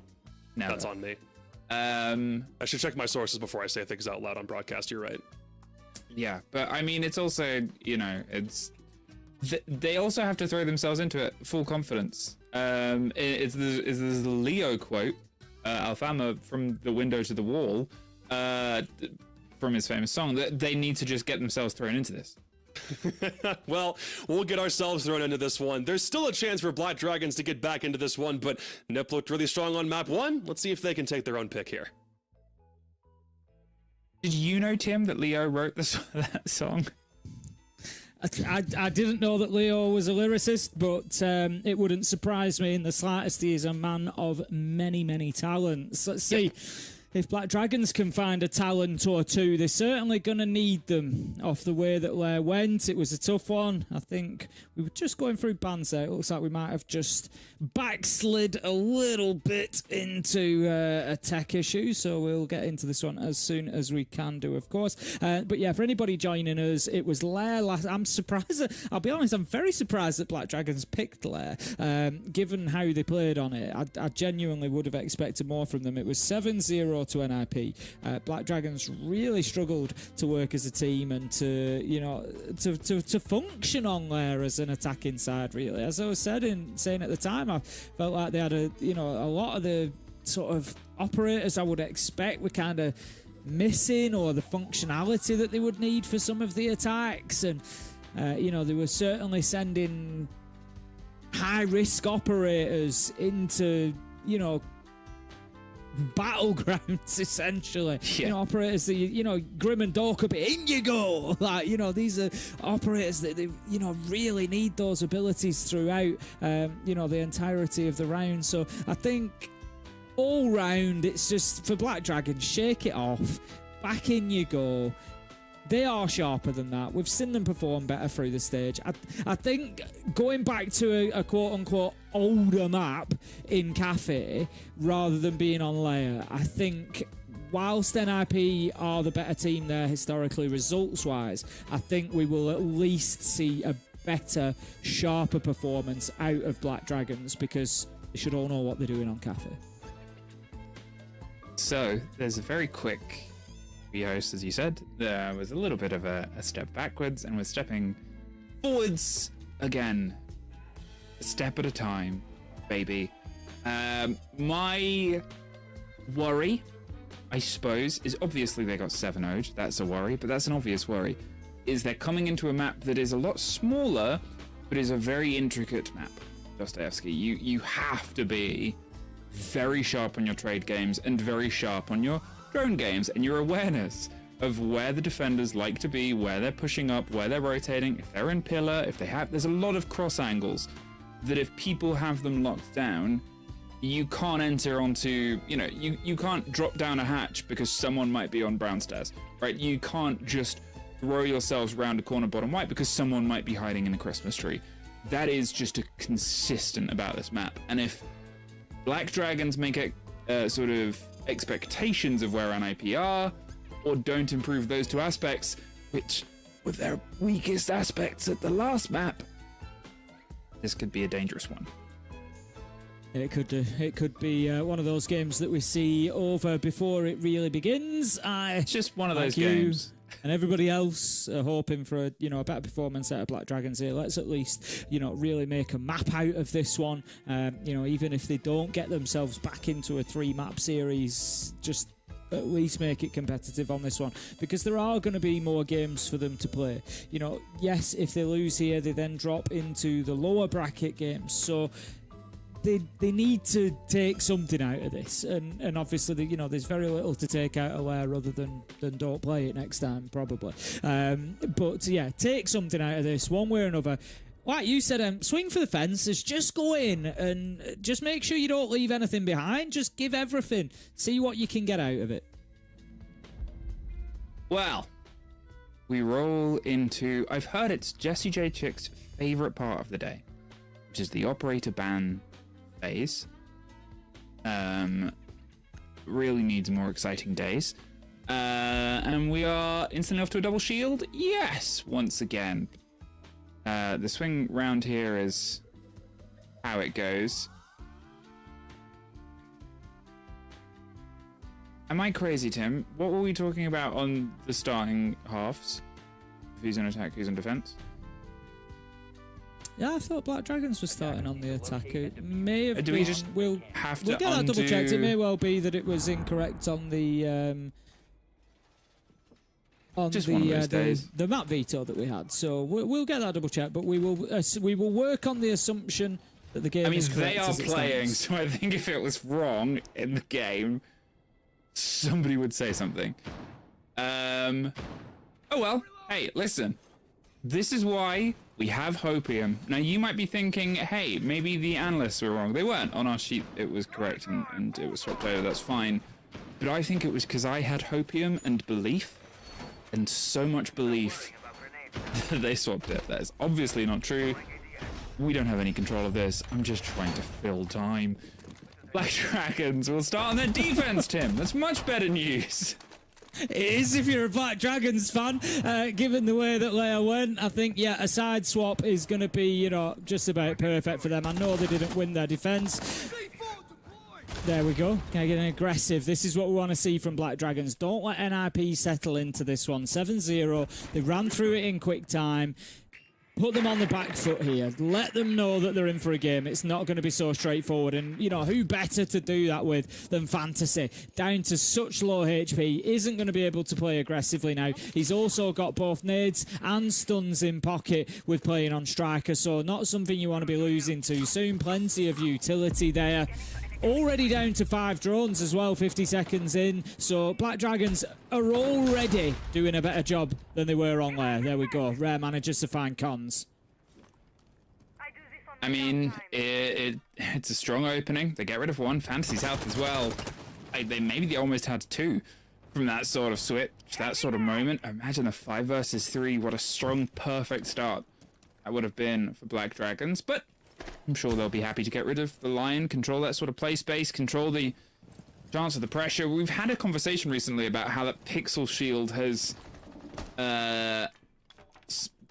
come back into a bit of fashion, come back into a bit of strength, and Rare is removed from a bit of strength, just drove their way in on towards Pillar. As I said, Information Games that is the true sort of king and queen here, and oh no, Muzi is also caught. So, the sort of, I'm not entirely sure what that is. I don't think it's supposed to happen, if I'm honest, but we will see whether it's something that works itself out. For now, at least NIP have got themselves an advantage after taking Muzi down. 55 seconds left to go. They need to clear this pixel corner, though, realistically, because that is going to be the spot that stops them being able to push on into a default plant spot.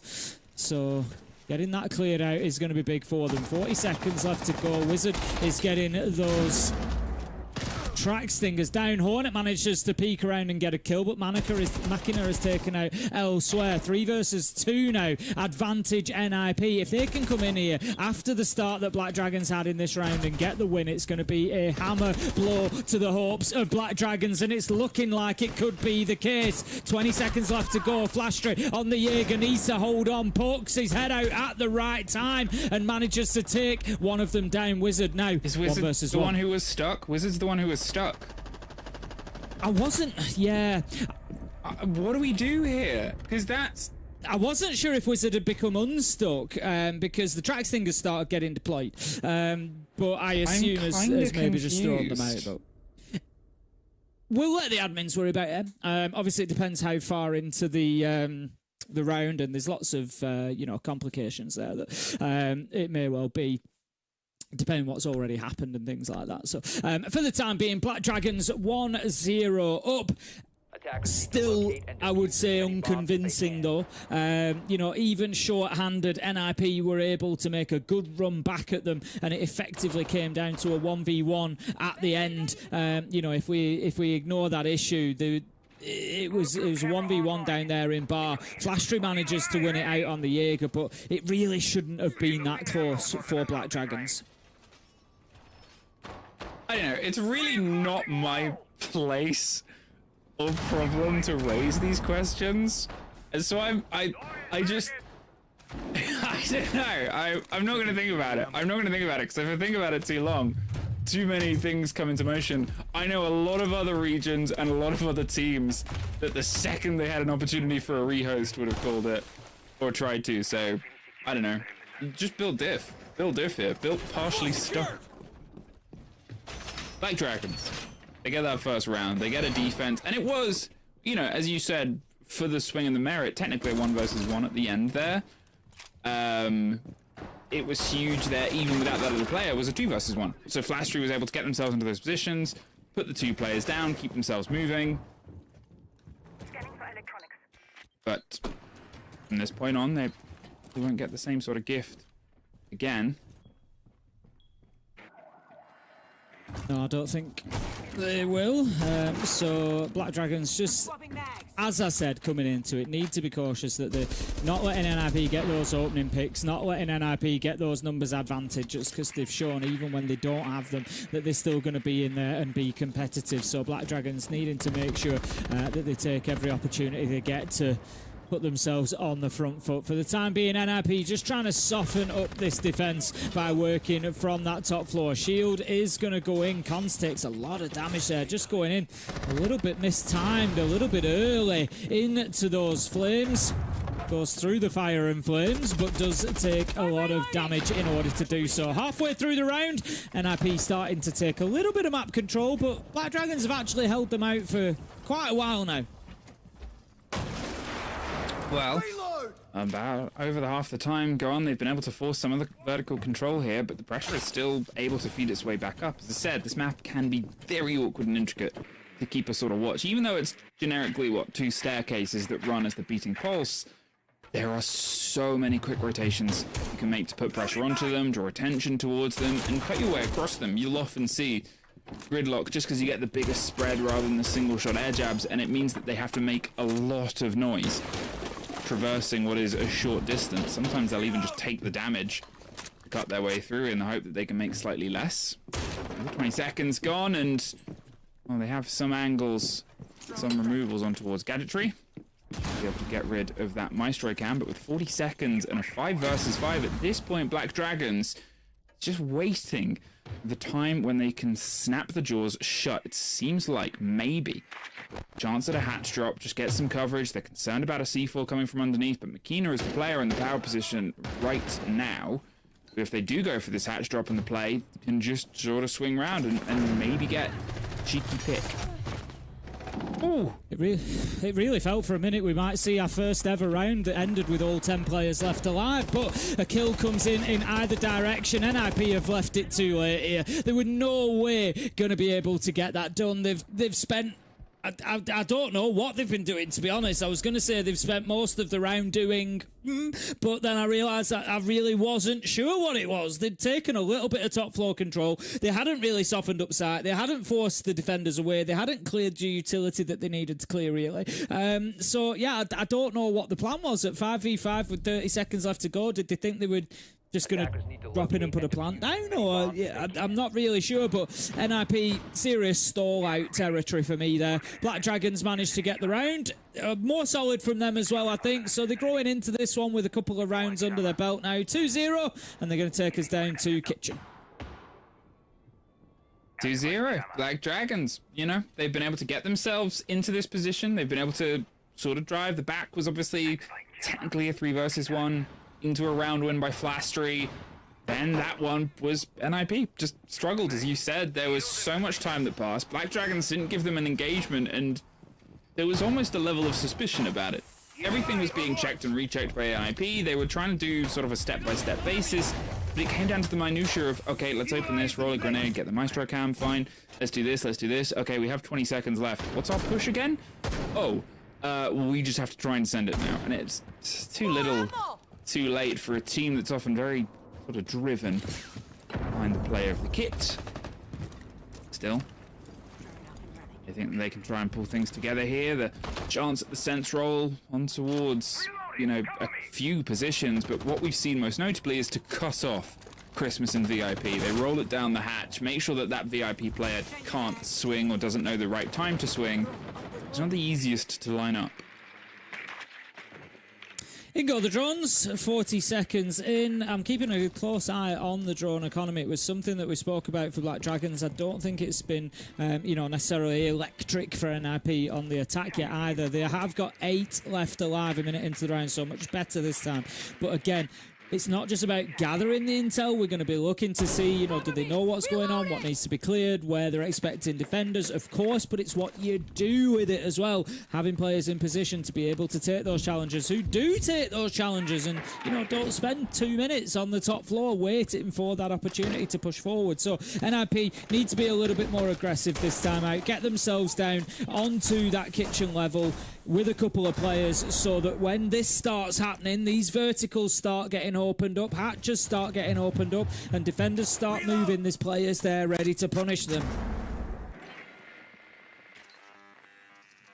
At this point, we still have not a huge amount of time, and every single player still standing. The pressure starts to become the idea of, how do we actually stop the utility, right? As I said before, it's another bit of a hyper-focus, but look at just the positions Black Dragons are taking. They're still sort of free and comfortable to rotate around Bakery, to rotate around Wedding, to rotate around Bottom Red. They're not being forced out of any of these holds yet.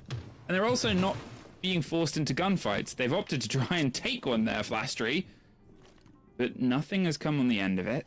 More time has sort of passed away, and if you're just hoping for gadgetry, you've still got 2 impacts and a C4, 2 pocket barbed wires that probably aren't going to come into play here from Rare. But nothing that's just going to lock you in on the drop down. Ready for the swing, not ready from it behind though, as they scream their way in towards Wedding, try and cut their way right across the site itself. VIP starts to explode, but they have just absolutely closed down there. Let's get one for the road, but is this going to be a post-plant situation? No, because they can't last that long. bit better from NIP there. Just managed to use their time, get a player into a position, they massage that space as much as they needed to be able to put the diffuser down. I was still a little bit concerned. We were 2 minutes 15 into the round before we got an opening kill there. And what that generally tells you is that the attack are playing quite passively. Of course, the more aggressive the attackers are, and to a degree the defenders, but I feel like that pace of entry is generally dictated more by the attackers. Are they putting themselves in positions where they will have gunfights? And yeah, 2 minutes 15 in just, says that NIP are being pretty passive about this. They're wanting to establish control and verticals and work the defenders into bad positions before that explosive execution towards the end of the round. The problem with that is it puts a lot of pressure on those moments at the end of the round, because you are dropping into a team of 5 players rather than 4 or 3, having already got a couple of kills and taken away a little bit of that utility sometimes as well. So something that NIP just need to be cautious of, that they're not leaving everything to be done to the last 30 seconds. 2-1. They've been able to just get a bit of a shift there on towards the last one, and, well, how will they grow from this? There's always that sort of moment. There's a question, I guess, posed towards both teams, because Black Dragons have taken a sort of shake. However, they are still in an advantage. They are back towards sites. A 4-2 half isn't the craziest thing to sort of expect here on Cafe. And where we've seen this map itself fall over the past half year or so is actually kind of balanced, roughly around 50% attack and win. So it's something where Black Dragons still have that into their favor. They're, as I said, back towards the pressure on this pixel position that has found itself a new life. See how long the double down of those sort of ADS is, the Wamai discs, how much utility that can eat. They've got a few frag grenades that they can try and throw, and the flashes to sort of cook it. And even if they want to roll roll a Thatcher and just cut it all in half. But Tim, I do also sit here and go, what year is this? Yeah, I mean, it should be reasonably easy to clear pixel spot here, because, you quite rightly pick up. They don't necessarily need to do this from the window. Their nade goes in, bang, pixel spot should be cleared. They could have done that EMP from the roof as well, but didn't need to. They've got it in through there. No ADS or Magnet picks it. That would have been my concern, would have been an ADS picking up the EMP.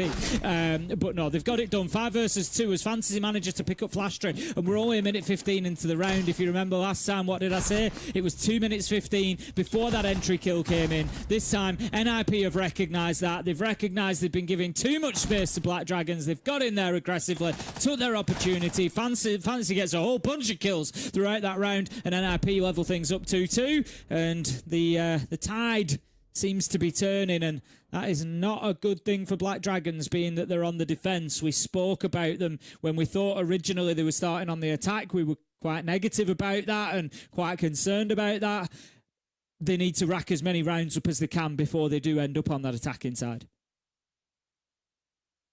So, 2-2, and with those two going away from them, I mean, you think about how the first round, strangely put out as it was a 1 versus 3 clutch. This could already be a 3-1 opening situation on their defense on Cafe, right? That could already be something in motion. It's not, so we have to realize, especially with how out of control that last round was, that momentum is super dangerous to try and sit in. Pressure of playing on LAN, the pressure of playing on stage is always different. Towards online, where you've got your sort of home comforts, and here up against those historic players that you are on NIP, even with historic players of your own on your roster, makes things a bit spicy. Yeah, then. Black Dragons' defences will continue. And we will see whether they. I think that personally, I think they need a 4-2 half. I think if they don't get a 4-2 half now, they need the next 2 rounds. If they don't get that, then I think NIP win this in 2 maps. I can't see NIP coming onto the defensive cafe, given what we saw from the. Unless Black Dragons bring something wildly different on the attack to what they did on layer, I don't see them coming back from a 3-3, for example. I think that NIP will close that out reasonably easily. So Black Dragons, time to prove me wrong, I guess. But first things first, getting yourself a couple of rounds now, back to back. They're starting in the kitchen for these last 2. We've got the 3rd shield taken out as well. I don't feel like shields have necessarily been that big a deal. Not at all. For NIP, if we look through, they played the Monty once. Other than that, there's been no other shield play. So, again, I just feel like maybe there's more value that they could have got. It's a specific removal of it. It's like, you know, it's like how Canadian teams would always ban the same 2 operators every single time in the old ban system. Some teams just have preferences, and some teams build their strats around preferences, and their preferences are no shields, and NIP are like, no problem. They are more than happy to play against it, and in these, you know, it's not truly a do or die because there's a lower bracket, but when things fall away at this stage, this early, this powerfully, this is the time when you can try to push the boat out without being in a do or die situation. This is the time where maybe you start to look at other bans instead and flirt with a new level of danger. Either way. Just having a little look for that opener around White Stairs. Isn't going to be able to find it. And we'll now just go hell for leather straight on in. Obviously got the information. 7 drones left alive for NIP, so I would expect them to have plenty of knowledge of what is going on here. VIP, of course, Hornet is going to be the one to be cleared from there if they want to get in and look for a plant in the same spot that they used last time, which was in behind that bomb site, that bomb chassis, B-bomb chassis that's near Freezer.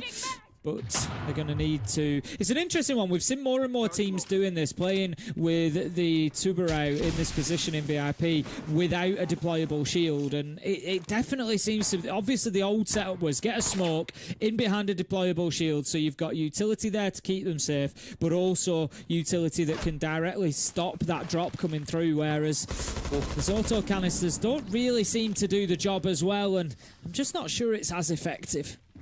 So once the lineup in this C4, there's the cover of the smoke. They're going to try and bait out that utility, but it hasn't quite come yet. There's the drop.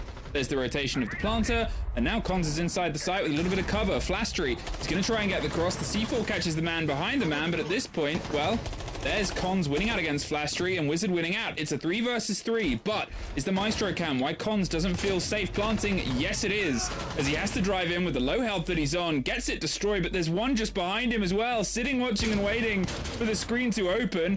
Gets the swing round. If they knew how low health Cons was, I think they would have just sent the Maestro cam, but now it's a 1 versus nobody.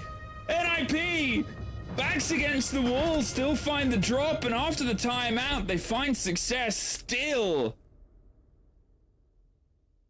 That's great from NIP, isn't it? Cons just having the nerve to keep planting there. 2 Maestro cams overlooking. Like you say, if they knew just how low health Cons were, then Black Dragons surely just commit to getting those cameras open.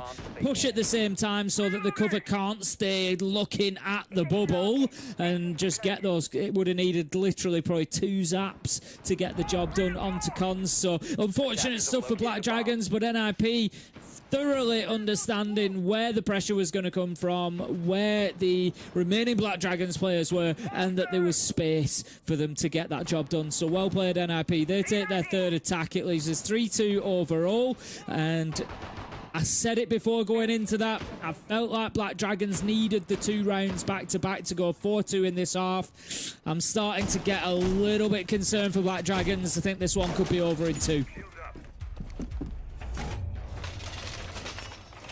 So now, with this, the swing round, as I said, it's a 50-50 map, generically, around the world.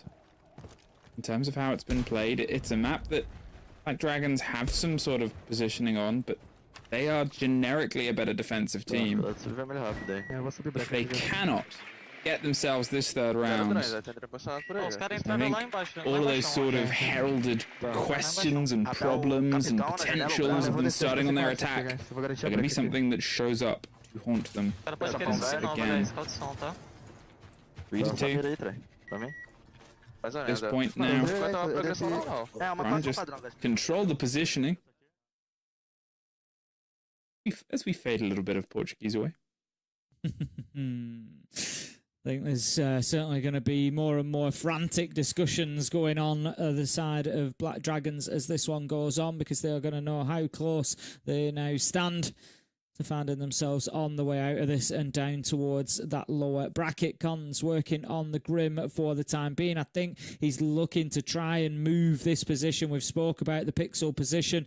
It's not for a top floor site, it is for a mid floor site this time, but still the point remains. NIP want to get in there, they want to do some verticality, they want control of that area to be able to support any plant attempts, so getting onto that white window is going to really help that. We saw the player just move away. Fantasy manages to pick up McInner as well. Continued great play from Fantasy, and NIP get themselves an opener. It's 5 versus 4, a minute 20, so they do have time, but not all the time in the world.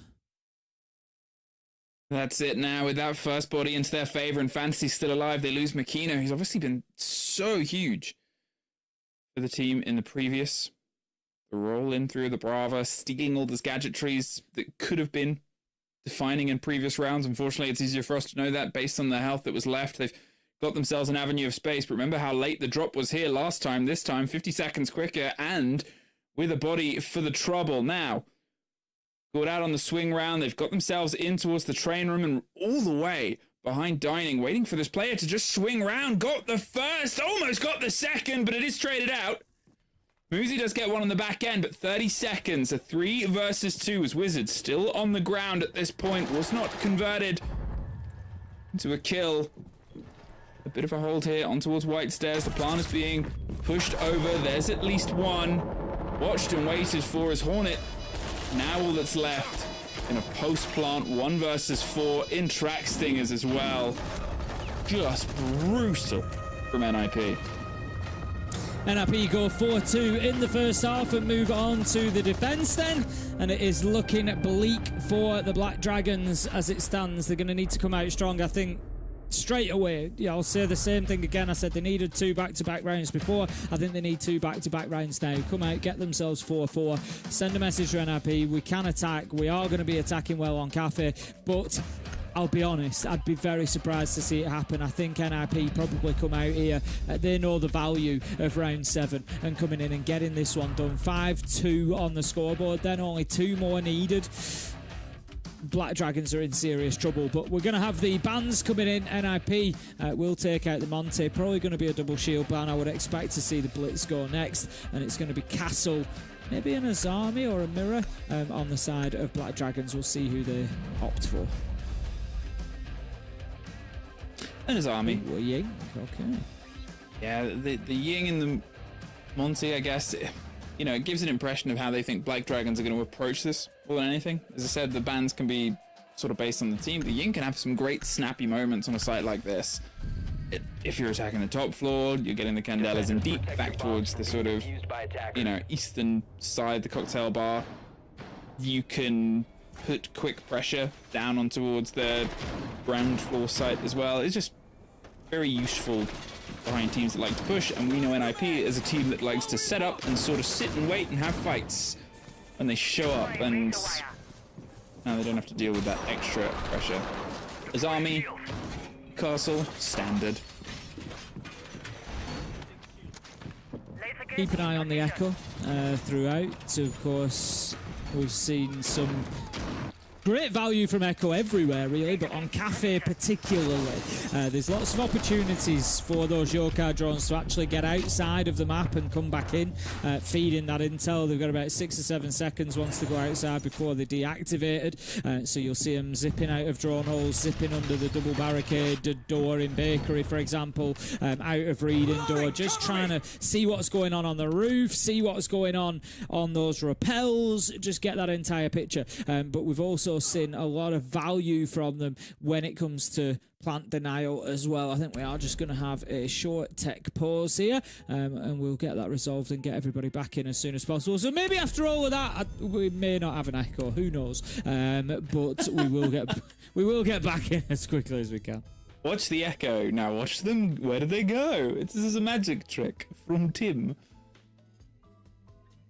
I feel like you're a man who knows a magic trick or two.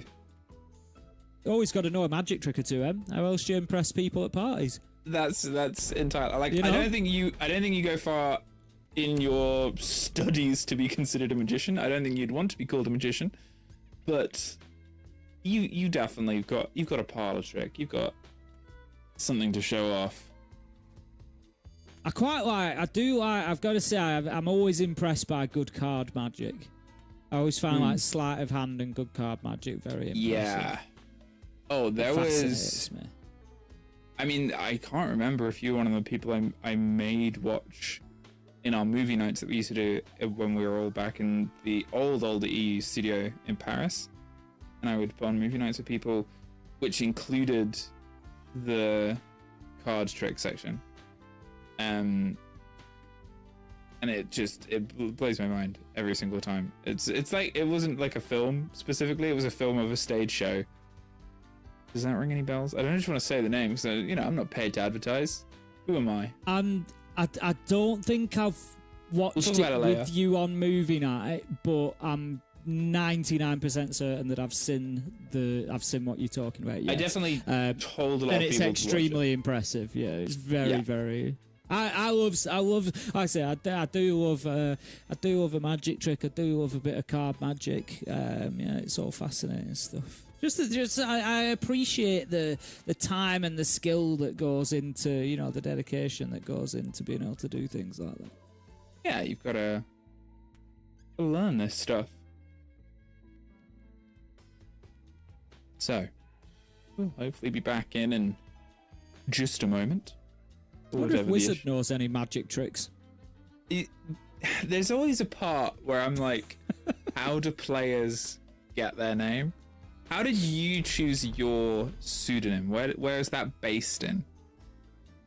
Well, it's actually partly in a fascination with cards, and obviously the Ace of Spades sort of comes from there, and then a sort of separate fascination with geology. Geology rocks. We all know that, and.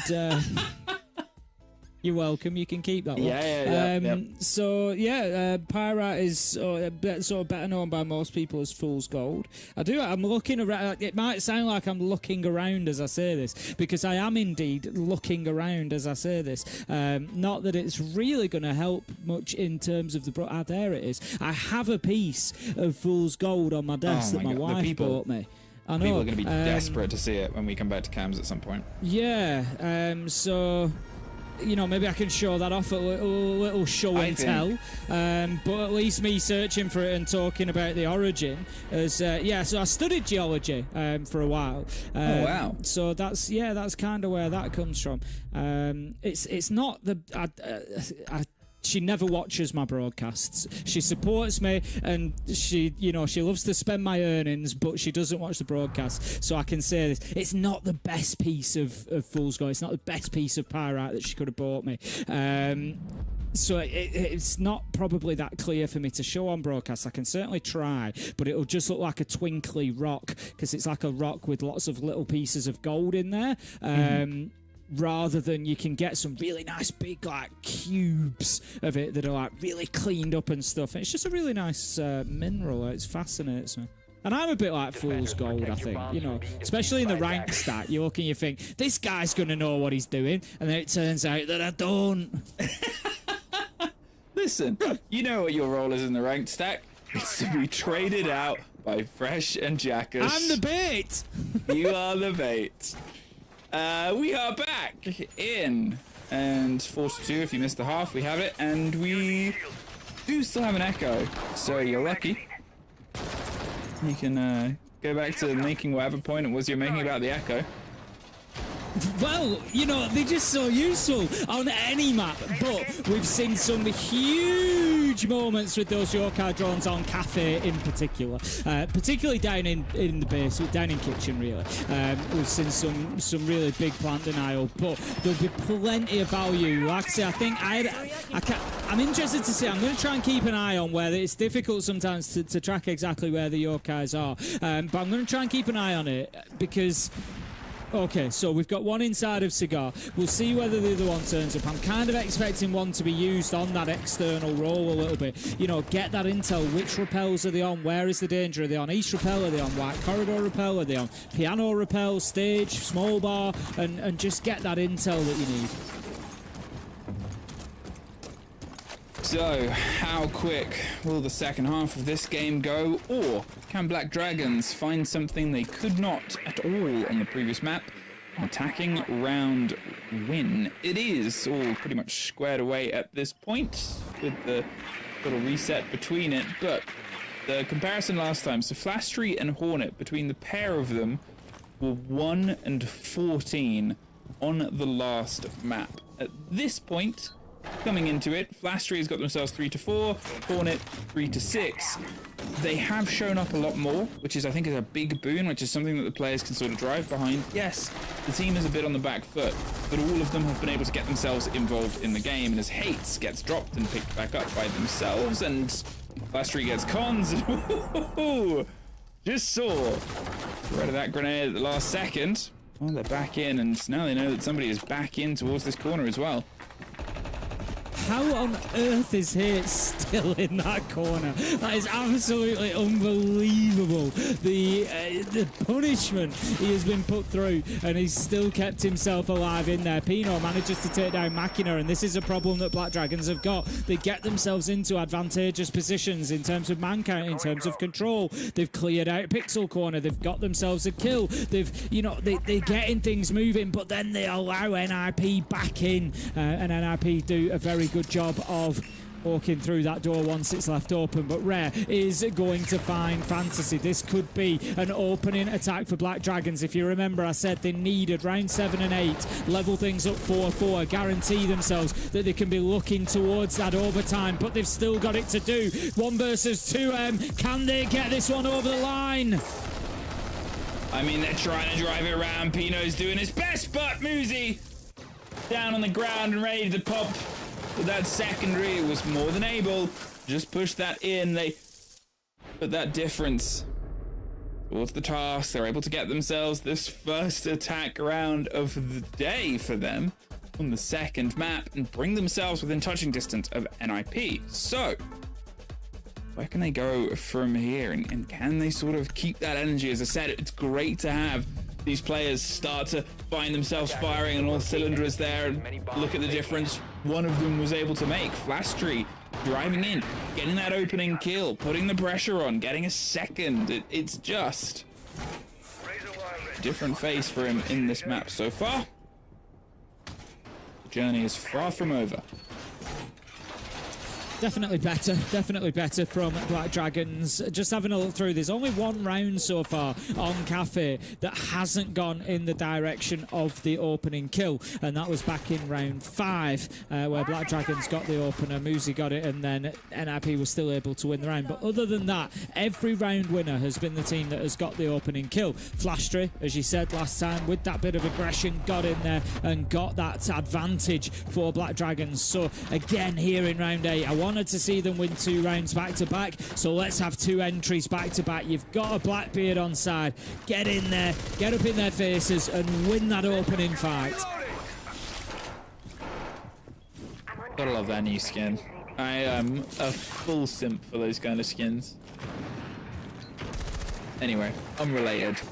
I purchased immediately, I will say that. So did I.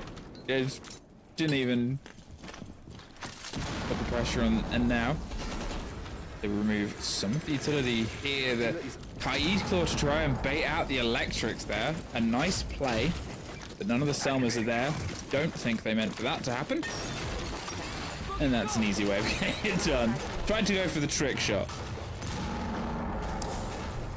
Full dedication. Still holding on here, NIP, in behind Bakery counter. again, they're in good positions, really. The verticality is not going to bother them too much at the minute until Black Dragons are able to get kind of deep into dining. They need to be opening up near the hatch, near the dining table, near the fireplace. That's what's going to start these NIP defenders in moving, but they do have plenty of time left to do that. However, they are really shaping up towards this bakery push, and they're going to be coming up against two of the NIP defenders in there looking to support each other, one in behind the counter and one inside of prep. So it's not going to be a walk in the park for them. It's Wizard and Pino that they will have to make their way through. I really love how the Kaid is playing this extension as well. Obviously, they've got a very aggressive extension in towards the bakery. They're not handing over the territory. The Kaid claw is on the single wall, protecting the player behind the bakery itself, and then Pino also kept on juggling the claw either side of the wall, so they couldn't get rid of it with a grenade, and they've baited both of those out now from the Blackbeard, who just has to leave, because without that prep wall open, those players can still play aggressive, and okay, fine, that's a bit of a missed moment. They just hopped in into wetting and gunned down the player without any reaction from either the Malusi. They need somebody to now support them because they are entirely stuck, as Hades is still down at this point. They're caught either side, and for all the compliments sort of played with how long they sort of wasted time on it, now they've handed those kills. Pino gets one, but at this point, with only one down in the 3 versus 1, ooh, and a scuffy fight there. I think started great for NIP, but as soon as that Blackbeard found that sort of route in, they didn't really react as they should have. Well, where have this Black Dragons been? Get in there, get aggressive, find the kills, get themselves 2 rounds in a row on attack, the side that we were worried about, and get themselves leveled up. Right now, things are starting to look pretty tough for NIP. If they want to avoid overtime, if they want to get themselves, this one done inside of 2 maps, they need to be winning the next 4 rounds, basically. And then that's going to give them an opportunity to, get in there and get close as well. 3 rounds, to get the win. But they can only... there's only 4 rounds to go, so they've kind of got to be careful, that they don't allow too much of this to run away from them. One more round for Black Dragons, and you're thinking, NIP then need 3 unanswered on the defence. You need an entire rotation, and I'm not surprised to see the tactical timeout come in. I mean, are the wheels fully off? Not really, but they're just not really focusing on the game. Maybe it was the success of the first map sort of got them a bit, I'm not going to say full of themselves, but they're a bit too cavalier, a bit too chill about everything that was happening there. And I think from this point onwards, the same way they sort of started dropping 2 rounds at the start of this game, it's then just a chance for them to build back up. We know what the capabilities are. We know what they are going to try and drive themselves into. Still with the echoes, still with these positions, they've still got a similar lineup to the last time they were here across the top floor. If not, the only change out is they brought the Warden in to try and slow things down instead of the Mossy to try and slow down the drone game. But at that point, how much of that was the reason things fell apart? It was a lot of gambling on risky positions. It came down to a 1 versus 2 that they couldn't quite close out, but either way, back in this position. The thing about playing this position, right, as Hates, is we talked about it before, but they had all the Wamai discs and all the ADSs. None of that in the pockets of NIP. So I'm sort of here like, why? Well, we will see if they can answer that question, and we'll see if they can give us the answer to why. In this one, Nitro goes out onto the window frame, does the job. Fantasy manages to pick up Hornet Rare, does get a trade for Hits, who was able to pick Machina up himself. Fantasy seriously low health on the Warden, not really where you want that operator to be, but 4 versus 3 is at least a reasonable advantage for them. As I said, NIP, 3 rounds to find before Black Dragons find themselves 2. That's the reality that they now face if they want to get this one won inside of 2 without needing overtime. And what better time to start winning rounds than exactly now. 1 minute 40 left on the clock. Opening kill this time went to NIP. Hates picked that up, and given the trend that I picked up on previously, teams do have a history in this one of winning when they get that entry kill. Will Black Dragons be able to? I like that. I was talking about that external use of the Yorkais previously, and Black Dragons well aware of that possibility and take out one of those really valuable cams. Without the line, without the sledge, and without the chance at rolling those grenades, those power positions are a little bit better, but we saw a sneak through. Last time net them pretty solid results. Fantasy seems to be just drifting around trying to find a fight. Full send from Muzi was just closed down. Wizard gets another, leaving just Flastry alone. Well, the timeout has gotten them into a 4 versus 1. And they're still just sending it. And I mean, credit to him for finding one and almost putting the pressure onto the second. At the same time, they sort of hit a bit of a brick wall there. Yeah, I think that could be a tough one for Black Dragons now. A couple of rounds back to back, but it's NIP who then take the next one, and you start feeling, does that build them a little bit of momentum on defence? They've got their next ban coming in as well, and they can do that now reactively based on what they've seen previously. Going to take the Brava away. The Valkyrie does get taken, which I think is a good counter ban from Black Dragons. They might not have expected the Brava coming along necessarily, but it will give an opportunity, to see something like the Maestro maybe. We're not going to see it from NIP yet, but we've already seen a bit of value from that operator. I think can be really valuable when combined with Echo sometimes. So much intel, so much denial available from those two. See whether NIP lean into that Brava ban even more, but already we're seeing plenty of value there. Echo, Malusi, Arune, Mute, all things that could be dealt with by those Brava drones. Bulletproof cam as well. So NIP making sure that they squeeze every last drop of value out of that ban.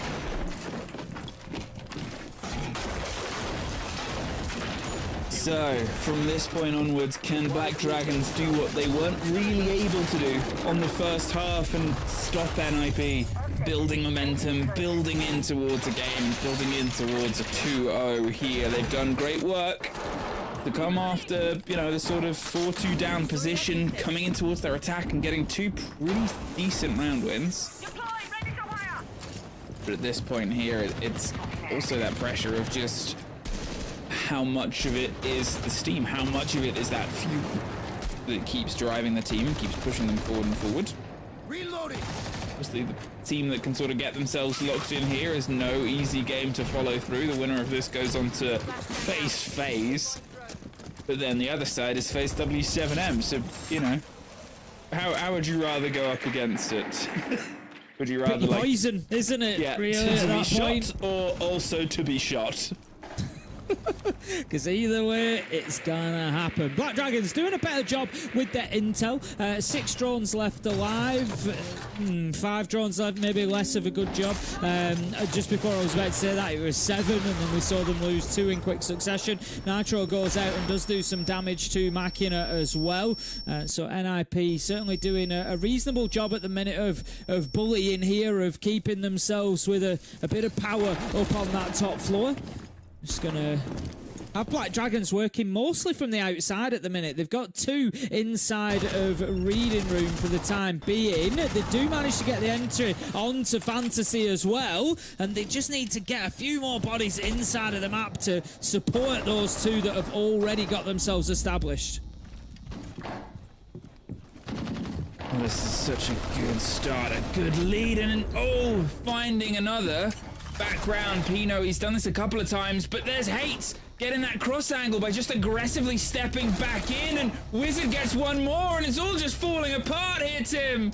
I was gonna say Pino's good at getting one, but Black Dragons were quite good at pulling it back after, but with all that support structure around him, able to just pull and piece and put it to bed. NIP... Another 2 in a row now, and now they sit in that very scary position of pushing this one over the edge. 6-4. It is not a million miles away for Black Dragons. They're now pushing on towards the kitchen site. They've been able to take this one before some from heroic Blackbeard work. That is still a potential option on the table, but it doesn't seem like they want to go with it. They might change though. There's always time, obviously. I think the Brava ban has done some favours in that last round for NIP.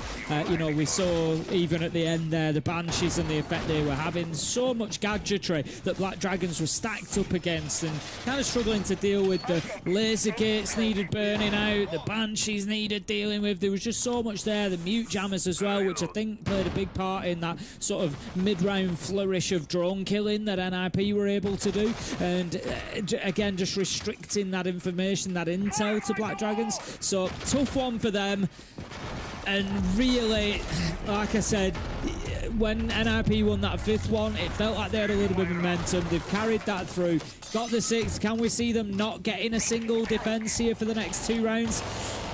I don't think so. So I sort of complimented how good they were at wasting time here at first.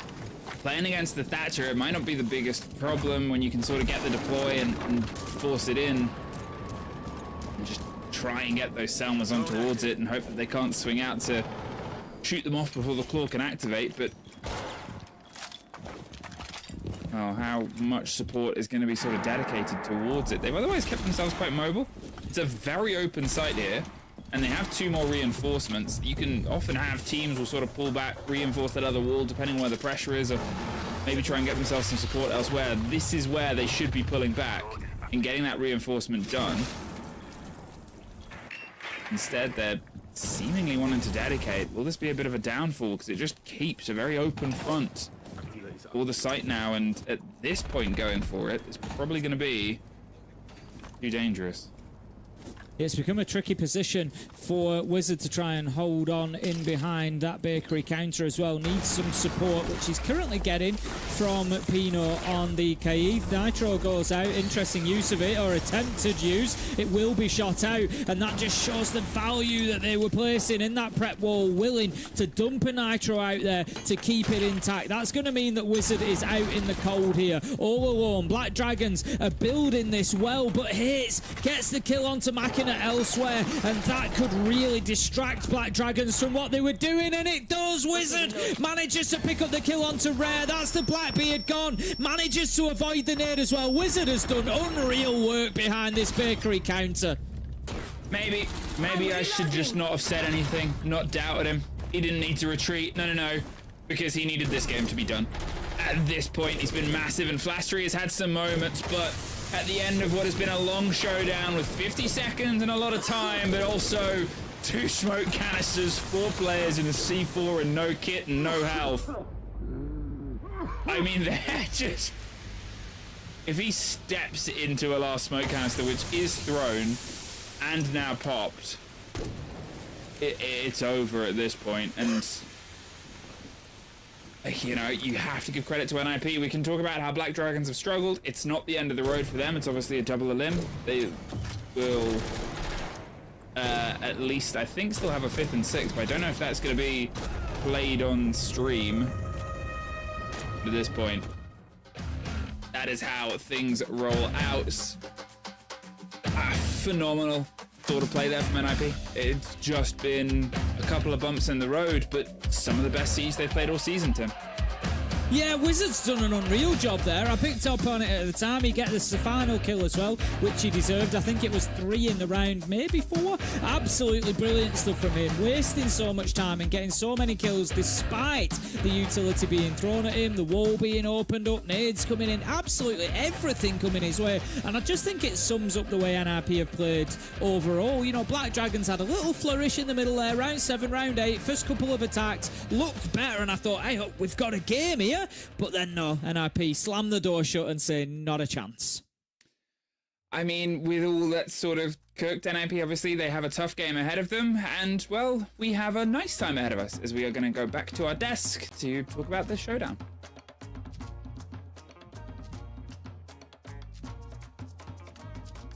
It's still a little strange because I thought the time that Muzi would get his revenge game against NIP, I figured at some point over the course of this stage it had to happen, but even in a best-of-3 context where you can afford to get one map somewhere in the midst of all of that, he's still not able to get it done. The experience on NIP just trumps everything that BD were able to put together, and that first half on Cafe, it was a little bit deceiving, I think, Leo, because even though they managed to get 2 rounds, one of them was because Wizard glitched out on the top of Cafe and you couldn't play the rest of the round with the full team, and they only won one other defense around that entire first half, and that just kind of felt like it spiraled into the second and they weren't really able to get their footing underneath them for the rest of that map.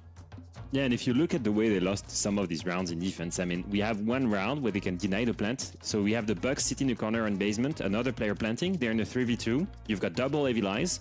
The Evil Eye can, just a single tick of the Evil Eye would have denied the plant, but the Maestro doesn't play on the Evil Eye.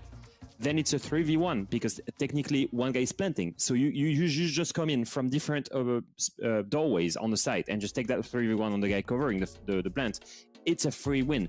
Somehow, they're even desynced then, and I just don't get it. And that was just one example, but there were other examples of that. I think many examples, that just like that one first kill, by the way. How many rounds do we see Black Dragon just walk up to the attackers very slowly, unads'd, fully aware they're here, and just giving away their body? And that happened consistently. So there were some great executes on the side of NIP. That Sense execute on basement was absolutely good. But on the other hand, some really questionable gunfights taken by Black Dragons here, Jack. Yeah, I agree. I'd also actually have to question the bans. I think Collins, as you can see here, both of these basement rounds, which were basically the kickstart for NIP, was off the back of Collins not playing a shield. Now, Collins has played shields for most of the stage. In fact, his top 3 operators are Blackbeard, Blitz, and the Montaigne. But you take away all 3 of the shields from him, and you put him on the Sense and the Capitao, and actually some of them executes were looking genuinely exceptional from NIP side. So, you know, the bans kind of make sense on the surface, but then the reality of it didn't play in well.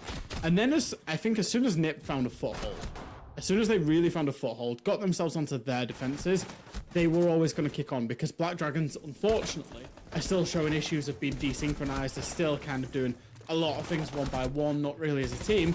And from NIP's point of view, they just had to hold the key areas of the map. They had to be aggressive, as you can see, inside a shop, inside a piano, basically challenging the entry points with the utility, with the power positions. And Black Dragons really had no answer for them in those positions. Almost every time. I mean, it was a really oddly streaky map. It was every time we would have a side shift, if it was first or second, BD would win the first 2, and then NIP would streak through the rest of it. I almost feel like they were taking a couple of rounds to figure out how BD were going to play those rounds, and then they were able to adapt, and BD could not then counter-adapt to ensure that they actually had enough time to get back into this one. And I think there were still plenty of occasions where even if BD were getting opening picks, still weren't conversions back and forth. I think a lot of the problems for BD felt more and more pronounced over time, as it feels like. They're not totally out of the running yet, but Jack, it now means that their map loss streak is extended all the way to 6, and NIP just looked like they were feasting today. Yeah, it's potentially a glorious, you know, trajectory that they're on, or a glorious fall, I think is probably the best way of saying it. That's the all the way yeah. from second in the league through to, you know, potentially the next game that they will play. Of course, they can still progress. It is a double elimination bracket, but they've used up their lives now. They've not got any lives to go, so a lot of pressure coming on them. That being said, they will take some learnings from this. Yeah, but I just keep wondering, like, what's wrong with them, you know? Because you've seen the beginning of the stage, you've seen them play, you've seen that the quality on that team, and right now it seems that everything they're trying to do does not work. You know, we look at this final basement attack, for example. It's an attack that they won during this match. They clearly struggle to problem solve a simple bakery extended. That's it, with a Cade. And just the K trig was enough to prevent them to go in. They could not problem solve this. And I think that was like a clear example of that. Just like the one round where they don't use the Evil Eye to deny the plant, right? It's sometimes individual mistakes, but sometimes just really basic siege that just suddenly they can't do. And so I'm just wondering, was it the honeymoon? Or is there really potential in that team? And how can they problem solve it? And at some point, now is the reaction time, because back against the wall. And like I said before, I think these guys, they have the least expectations on themselves. They're not wearing a big name. They've never won a big event, a big major, a big world championship. In these playoffs, no one expects them to perform. So it should be the moment to wake up. Talk to one of the guys on NIP who thrives the best under pressure. We put Pino in the interviewer's chair, so I'll talk to him about how this series went for a little bit. Pino, congratulations on the win, man. Everything there looked like it was really, really good for you guys the whole series. Talk to me about the maps. Neither one of you had played Lair, and then you played in the first map, and Cafe was a great map for you in the best of ones. So what did you think about the series when you saw what the bans were? Yeah, the Lair pick was a bit unexpected. We practiced against them a lot of times on that map, and the results were, I think we won every time. So I think they wanted to counter us. I don't know. So when they picked it, it was good for us. We were happy about it, and we didn't expect it at all. And Café is like our best map. We have so much comfort on it. They have too. They almost beat Furia, so we were confident to pick it. Like, we know our defaults are pretty strong, so yeah, it went really good for us. You know, I need to ask you, because you shared so many good souvenirs with Muzi. How did it feel playing against him at LAN, this time in an opposing team? Yeah, it's a bit weird to see him on the other team with another jersey, but when we get to play the game, we don't see who we are killing. So yeah, it's a good feeling to play against him. He stopped playing for 1 year, so it's good to see him back, and hope to play him soon on the major. Was the game plan against Black Dragons to try and play against their inexperience, because they've got a lot of younger players, players that this is their first time playing on the LAN, playing in this type of environment. For you guys, was you trying to make that a weakness of theirs?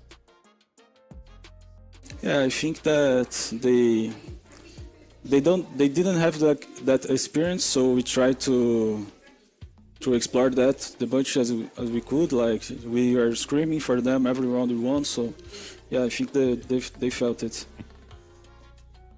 Last question. You're going into a rematch against FaZe tomorrow in the bracket, and that Skyscraper game didn't really work out for you. What are you going to do to make sure that when you play them again tomorrow, that this series goes different than last time? Yeah, I think the main problem there was our game plan. It was, on the paper it was good, but when we tried to play it, we were getting a lot of opening deaths that didn't help us. So we need to fix that. We need a better game plan if they pick it. So yeah, it's gonna be different. All right, if the game plan is better, then hopefully that series also delivers. Dude, again, congratulations on the win. You're moving through playoffs. We'll see you tomorrow against FaZe Clan. Thank you.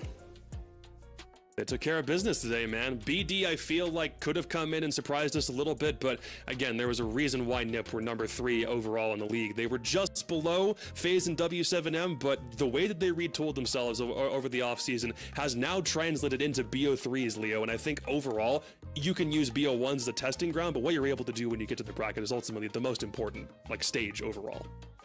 We've seen them, play really well here. I will say this: we've criticized Black Dragons pretty heavily every single time in this post match, but let's highlight NIP here, because it was also a matter of them punishing BD a lot. It was a matter of them executing the right game plan. There were a little bit of I guess inconsistency in the opening engagements, especially, but except for that, I think we've seen a team evolve. We've seen Pino drop more than 20 kills in 2 maps. We've seen players back on on the team that are playing really well, Wizards especially, still abusing the gridlock. We see a roster that's evolving. My only question now is, it's quite clear they're not a top 2 team in Brazil. It's quite clear they're not a top 6 team in Brazil. They've just proved that. Where do they, rank compared to the Liquid story and, the other teams that should be a little bit weaker than FaZe and W7M? Yeah, that's the key thing for me, realistically, is we expect NIP, like you say, Leo, we expect them to kind of beat the teams that on paper they're better than. And on paper they are better than, I would say, Black Dragons, just down to that experience factor. However, the real test for them will come, in my mind, tomorrow. Will come when they're playing FaZe Clan. Will come when everything's on the line against one of the top teams. If we look at today, obviously you can see the stats are good, you can see that the maps are good, they got the maps they wanted, like they said, even if Lair was a little bit of a surprise. And I think the performance was a pretty complete team performance. Fantasy's been the best player on NIP across the whole stage. And the fact that he's actually had I would say a rather tricky day, especially on the entry, excluding, if you include the fact that he got a 4K in literally one of the rounds, he actually went 9 and 14. So actually their best players had a pretty bad day. And still, despite that, they got a 7-0 and a 2-0 in terms of the maps. They'll be over the moon with that. Managing to lock down MVP, and he did that by being the only player in the entire series to lock down a 94% cost over 2 maps, which it was already phenomenal in map 1 because I think there were 3 players that had 100% cost because of how fast that one was, but he manages to get to 94, 21 and 9. Nobody else was going to top Hino in the lobby, especially not against one of the guys that he won a 6th Invitational with and went to plenty of grand finals with in Muzi. So he manages to ensure that NIP's round or map count over BD goes up to 3-0. They will move on to face FaZe Clan in one of those next upper bracket games starting up tomorrow. But we're still not done with this section of the semifinals. There's still one more left, and somehow, some way, Liquid managed to sneak themselves in there. We'll get to that game next.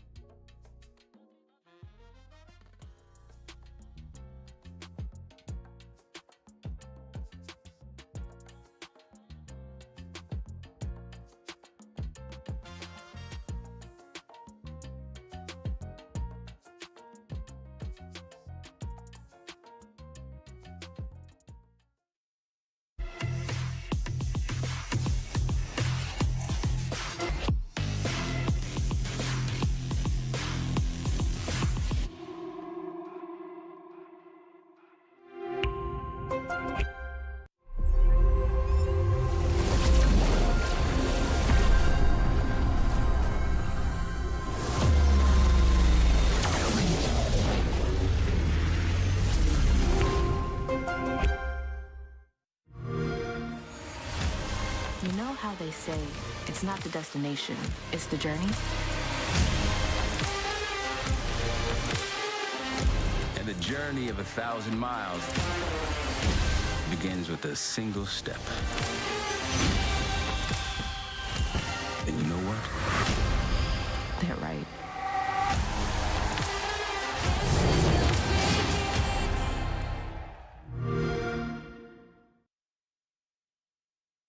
If you've not been following along with what the SAL's been like for the past couple of weeks, Liquid have managed to pull off the heist of the century. Started off the stage with a 5 straight loss package, and that was after they looked pretty decent coming out of Reload, but weren't able to win a single one. Only were able to get to overtime 2 times, but still weren't able to close anything out.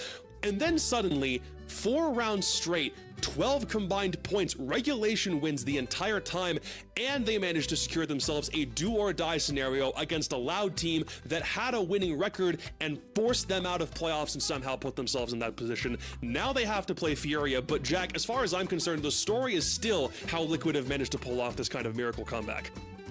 Yeah, absolutely. You look at the end of round 5, they literally, quite literally, were in 10th place without a win on the board. 2 points. That is how the level of Liquid is. They started so poorly, so poorly in the league. They looked lost. They looked IGL-less. They just looked like guys who were just turning up. And literally, I don't want to say this, but it looked like ranked from them. It really did. And then there was kind of an inflection point. And I think, Leo, it kind of comes with pressure, maybe. Felt like they messed up their chances. The pressure was off. They were just playing. Everything changed. They showed us their true potential, and they won, and they won, and they won, and they got themselves into the playoffs. Yeah, you look at these 2 rosters, 2 big names of Siege. Liquid on one hand, obviously extremely inconsistent throughout the tournament, or throughout the whole stage. Just like black for the beginning and then white afterwards, complete overhaul. And I think speaking to Sensi, he was mentioning that. He said it's very much mental. It's very much, pressure getting into them. And when they started losing, against ENX especially, I think that was the pivotal moment where no one expected them to qualify to playoffs, and that's what completely freed them and where they started playing. And if we look at this on the side of Furia, it's a similar story, inconsistent all over, because BO1s, because online environment, because many reasons that they mentioned during the interviews, where they've been pushed again and again to overtimes or to very close victories or losses. Both of these teams right now are trying to prove that in a BO3, at a LAN environment with experienced players, they are the teams that can qualify and make it to the top 4 in Brazil, like they've done it for many years in a row.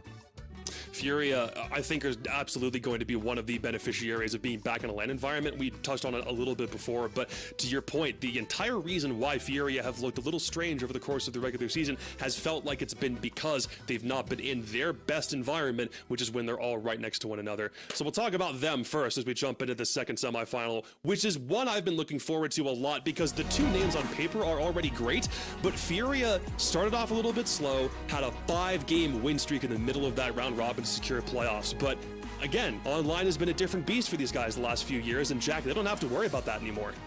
Yeah, I think there's two elements to this. There's the online element, which they talk about a lot, and then the BO1s element. And I think for Furia, those are actually symptoms of what the root cause is, and I think it comes down to them and their mentality and their kind of work ethic. Not work ethic, that's the wrong way of saying it. These guys work hard, but ultimately, when you get to a LAN environment, that's when it matters, and therefore that's when it matters more, and that's when they realize themselves.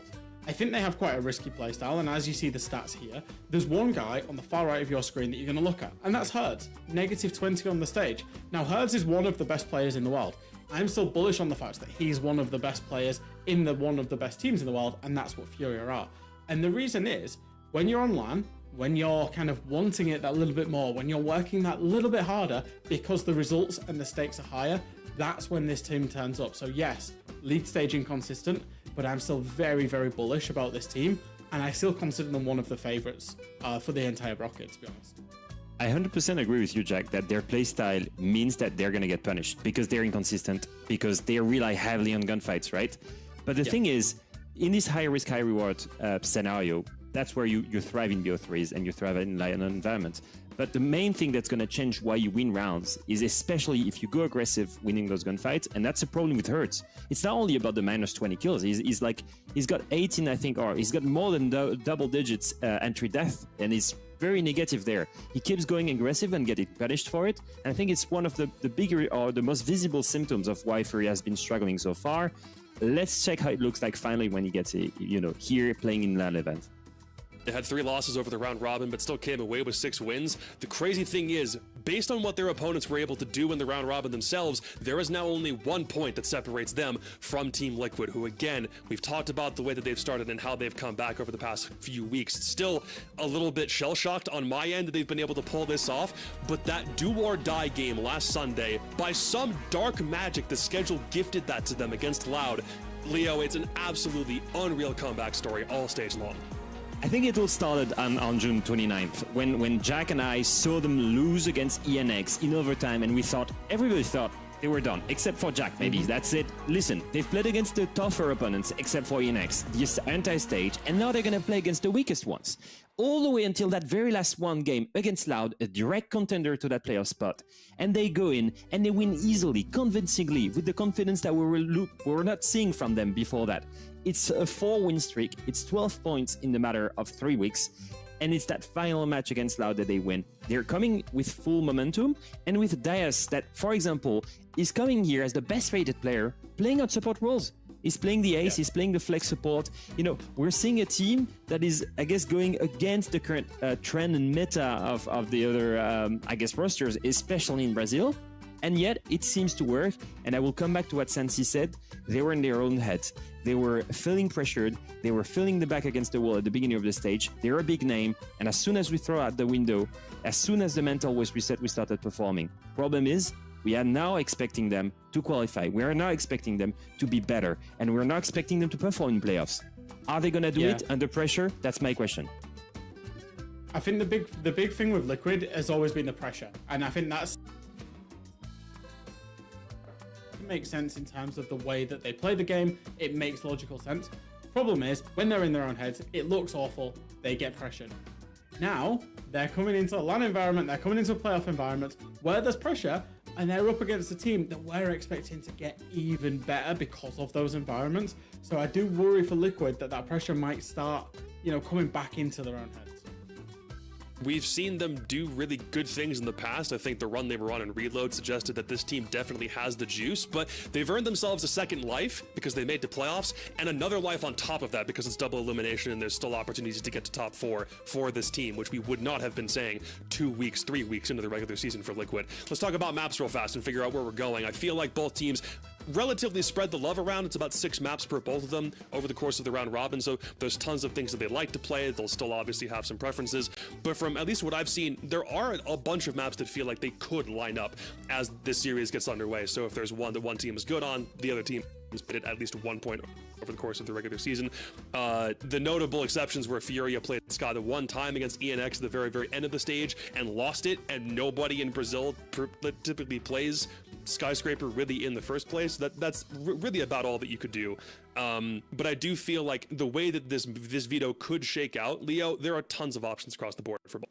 Yeah, and I think it's always going to be a matter for me, especially to see the side that they're starting out. You see, I think in general we've seen Liquid that struggles heavily in attack. I don't think replacing Lagonis by Ask has changed that whatsoever.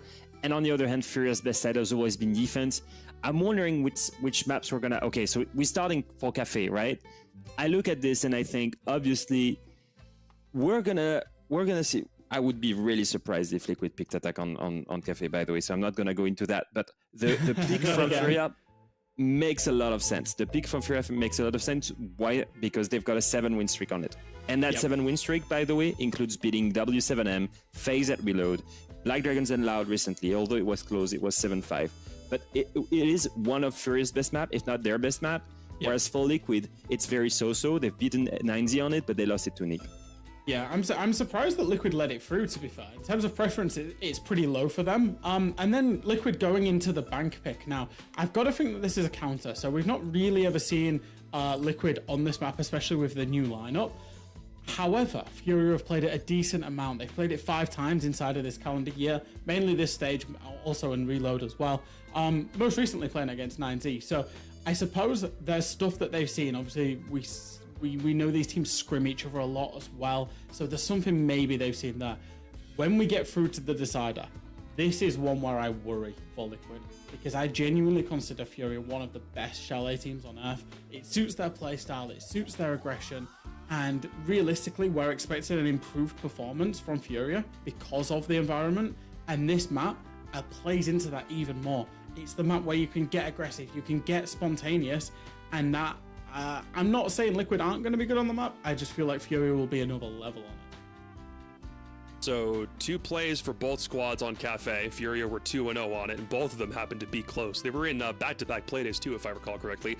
Liquid played it twice, only won it once, but ultimately when Liquid were able to get any wins, they were enough to close out in regulation. So they might have been 12-rounders, but they weren't all the way down into overtime. If we need bank, Furia played it twice, and Liquid never thought that they had to bring it out, yet this is Liquid's pick. Jack, does it look like they were saving it for BO3s here? I feel so. I mean, obviously, they had quite material changes, right, in terms of coming into the stage. So I guess that in combination with knowing that I think Furia do play this map, but for a long time, it wasn't a map that they loved. It was just a map that they were willing to play. So I can see why teams would pick into it. You know, I've seen these 2 teams go at it, you know, going as far back as Majors in 2023 on this map. I know that obviously there's been a change in personnel in Liquid over that time, but if you've kind of known the team has always been so-and-so on a map, it makes sense to pick into, especially, you know, if you've been working it in the background and you've been bringing it in. So maybe it's the right time to go for it. It's clearly Liquid thinks so. I think looking at the bans again, like you lose Controlette, you lose Labs. At this point, it's going to be really rough to pick anything that's good for you against Furia. You don't want to pick Clubhouse, for sure. So it was going to be between Bank and Lairs, knowing that they've not shown Bank, and that I don't think Bank is especially good for Furia. They struggled to beat 9Z, the worst team in Brazil. They went all the way to overtime to beat them on that map, and then they lost it to an IP. So it's not been looking too good on them. It makes sense, the Bank pick. My biggest problem, it's the same sentiment that I shared with Jack. Looking at this, you see a Cafe and a Chalet that are 2 of the best maps of Furia, where they're absolutely fueled, where they can go aggressive in defense especially, and they can do that on LAN. So that's what's really scary right now for me. The only thing about that Chalet pick that looked a little bit interesting, though, Furia did play it 1 time, but they were beaten by FaZe on it. But then again, Liquid and FaZe are very clearly not the same team. That's FaZe. I just think that was interesting because if we need a decider, it's clear that Furia can show weakness on Chalet as the overarching point, right? So if we need to go to a decider, if Liquid have gone all the way into VOD view territory, you would think it may be interesting if it goes that far. Remember the last time they played? It was like Playday 4, that was that Clubhouse matchup, and it was streak after streak. It was what? It was a 5-1 half for one team, and then the other one came back, forced overtime, and then Furia closed that thing out, and it was still overtime down to the gills. But Leo, we don't see Clubhouse here, so is there a guarantee that any other map in this series is going to be as close as the last time they played? I think probably the bank one. Honestly, like looking into this, I think Furia is the heavy favorite. I know Liquid comes in with momentum, but I think there is a huge gap in performance across the last few months at international level. Taking Reload as an example, where Liquid didn't even make it to quarterfinals, and then Furia won it. I think we're looking into this. It would be a big upset if Liquid wins this. The map veto also says this. So if there is one map where it can get close for me, it's going to be Bank, because I don't see a world where Liquid beats them on Cafe. Probably fair. I think I'm looking at the fact that they are 2-0 on Cafe, and Liquid have tried it out a bit more, but they've also again shown that they're not 2-0, by the way. Good on it They've got a 7-win streak on it. Oh, is that what the streak is? Nice. Yeah. So yeah, okay. No, I'm definitely not convinced that Liquid are going to pull that one off. It was a map that they won. They won a lot during the Reload event as well. That was the thing. Yeah. It's a map that they really cooked on with CJX. They really cooked on with the new bands, changed up a lot of things, and yeah, it was a map that they attributed was like, this was a big one for us to play on CJX in terms of winning Reload. So this is one where realistically, I genuinely feel, because I also know that Furia is so good on Chalet, that Liquid have to win Cafe if they're going to stand any chance. And I find it very, very hard to believe that they will. Let's drag Fluke and Tim back in here for a hot sec, because I am curious about something. Even though they played in the best of one in the round robin, at this point, what feels like a lifetime ago, because anytime, like, Liquid playing poorly feels like it was just in a completely different universe. Emmy, you were there when they played that overtime matchup. Do you remember anything specifically from how that game played out? When they played the best of one on Clubhouse and like played A4, these two teams.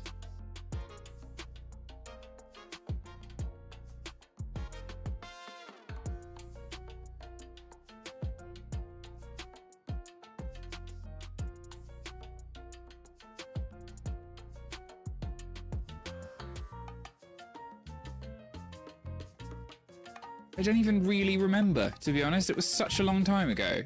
Don't ask me questions. My bad. I figured there might have been some research there, but hey, no, what do I know? It's so warm. I've just finished eating my dinner, and it was delicious braised steak. Ask me about that. It was the first attacker-sided Clubhouse I've seen in a long time, if I remember well. That was the weird part about it, yeah. At least from looking at the sheet and seeing the fact that almost nobody wanted defense around on that map, that was strange. Yeah, especially for a team like Liquid that literally struggles really hard to attack ever since they've swapped IGL. But yeah, looking at these two rosters, we see the clear gap. Looking at this map veto, we still see the clear gap. So right now, it's up to the surprise. Do we actually think Liquid can make it?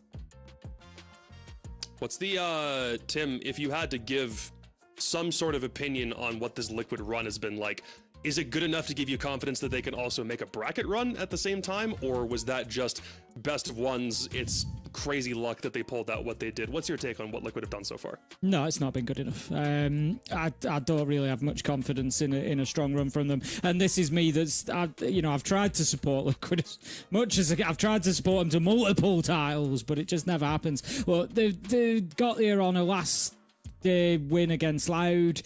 That could have gone very differently. Yes, it was a good 7-2 win, but just getting to have that opportunity was an absolute slim chance. I think they've been far too up and down. I think you now put Furia on LAN in a game that matters, which is where we see Furia really turn up. Though, you can't look at it, well, they've not done that well through this. I don't care. This is Furia when it means something, and they'll turn up and they'll play better than they have done all through the stage. And honestly, I think it's going to be less close than it looks on paper, maybe. I'm going to do a mini scroll back real quick just to look at Reload, because everyone remembers Liquid for the hard crash out against CAG in the game that ultimately knocked them out of the tournament. But up until that point, if memory serves me correctly, it's not like they looked all that terrible. They they were do. actually quite good, Leo. what they had. I remember us actually getting quite excited about them after a couple of play days, right? You know, with the new lineup, with DS joining the roster. And that maybe builds into the point more that this is like Liquid's success is very often Liquid being the limiting factor to themselves because of pressure, because they let circumstance get to them. That CAG game, Yep. there was a tough admin call that went against them, and it was maybe a fair admin call, whatever, but they let that compound into the rest of the game that ultimately ended up in them getting eliminated from the tournament. And that seems to be a big thing with Liquid, is the pressure, the circumstance, the event gets to them. If they can get over that mental hurdle, they're a top team just like every other team in this league. I actually did not think they looked that good at Reload. I think one thing that basically changed my mind and, He was watching like made me this, think, that's why. yeah, no. I actually thought they had potential when they beat FaZe. That's like the moment where I was like, wow, okay, they can finally do it. They beat FaZe in 8-7 overtime, and I was like, okay, wow, maybe I should give them a shot. You know, beating Cloud9 was a given. I don't think Cloud9, you know, looking at the NAL performance, you can see there was a clear gap between the two. That wouldn't be a crazy statement, yeah. That wouldn't be a crazy statement for me. But you know, they lost to Secret, and then they lost to CAG, and then that kind of erased the win against FaZe. Where I think you're right is that you can see that in the right moment, in the right day, if stars align, they can perform, and there is potential in that team. And that 4-win streak is a proof of that. The reality is that 4-win streak was against teams that should be weaker on paper. Now that they play teams in playoffs like Furia, it's a moment to start proving, hey, this team has potential to be an international contender. So far, I've not been impressed. But has that dark magic that got them on that 4-win streak run out at this point? My question ultimately is, will they be able to carry over anything that they did from those last couple of best of ones into this series? I mean, I feel like every time this Liquid team has come up in conversation, it's always centered on how bad they were in those first couple of games, and that everyone is just concerned that that sort of performance is going to repeat itself. I would be inclined to think that could happen again because it's Furia on LAN, but is there a realistic chance in this part of the bracket? If like, don't even think about them going to lower. Do you actually give them a shot in the series? Yeah, because we can talk about how things went really wrong early on for Liquid. Their first two games were W7M and FaZe, right? And they were able to take 3 rounds from both of them. It was one of the biggest structural changes Liquid have ever had in the history of the roster not too long ago. They're still trying to find their feet. How do you solve a missing player like Parlu? I don't know. It's like, what's the Moneyball, where they're trying to rebuild him in the aggregate, right? It's great movie. That sort of setup here, going in on a trial by fire and sort of finding your feet. Yeah. Okay, they had 2 big losses. So did NIP. Even worse losses against those two same teams, much more recent, and we saw how much better they played earlier today. Still a chance, I think, for a team like Liquid, but for Furia, Jack, they're back in their element overall. Anytime they have the ability to play next to one another, you would just kind of assume that this is probably going to be this will be where they thrive, right? Yeah, I think so. I think they obviously play from a facility as well, so they're used to playing next to each other in a kind of LAN-esque environment with the kind of boot camp playing at the Furia facility. However, I'm still bullish on this team, even though they're inconsistent. I think that there are mitigating factors as to why they're inconsistent in the league. But they're still one of the best teams. They've got the best map pool, they've got the best stats, they've got the best staff, they've got basically everything. I think that X factor of Herds comes into play. That's what they kind of unlock when they get to LAN. That's what happens is his style. Leo said it earlier. He said even things like sound at LAN so much different, and that allows Herds to make the plays that make him a huge player. If you think of all of his highlight reel from his career, it's all going to be at LAN, and he's so important to this team that, you know, when he struggles online particularly, it shows in Furia's gameplay as well. The other thing that I think for Furia as well is that they didn't have a natural shield player for the longest time. It really was an issue for them, you know, especially the year where they kind of went a bit meh, and even then still had a great year, by the way, but meh by their standards. And now they've started bringing shields more and more into the fold as well. So I don't know if I just love Furia. Maybe I'm a little bit biased there, but like Might be an apologist, just a wee I'm so bit, bullish but- on this team. Like I genuinely love them so much because I just think they can do everything. it can show as inconsistent online, but then once that's out of the way, they're just back to being an absolute dominant force. We're just a couple minutes away from getting this one underway, and when we are, we'll come right back. But until then, quick break, and we'll see you for this next best of 3.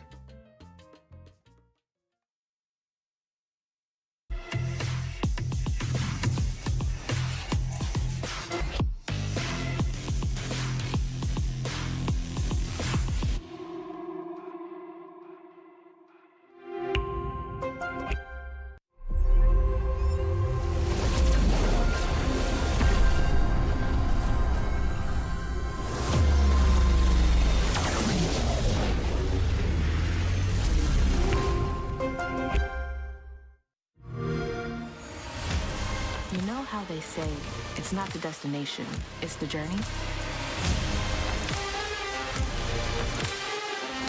And the journey of 1,000 miles begins with a single step.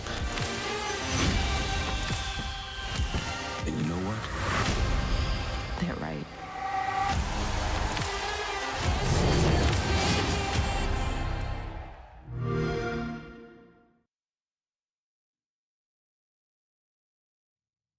Well, now we are finding ourselves, unfortunately, without a desk, but fortunately, close to a game here, Tim. Our second of the day. Will the series be as quick as what we've seen, or can we see something new from Liquid?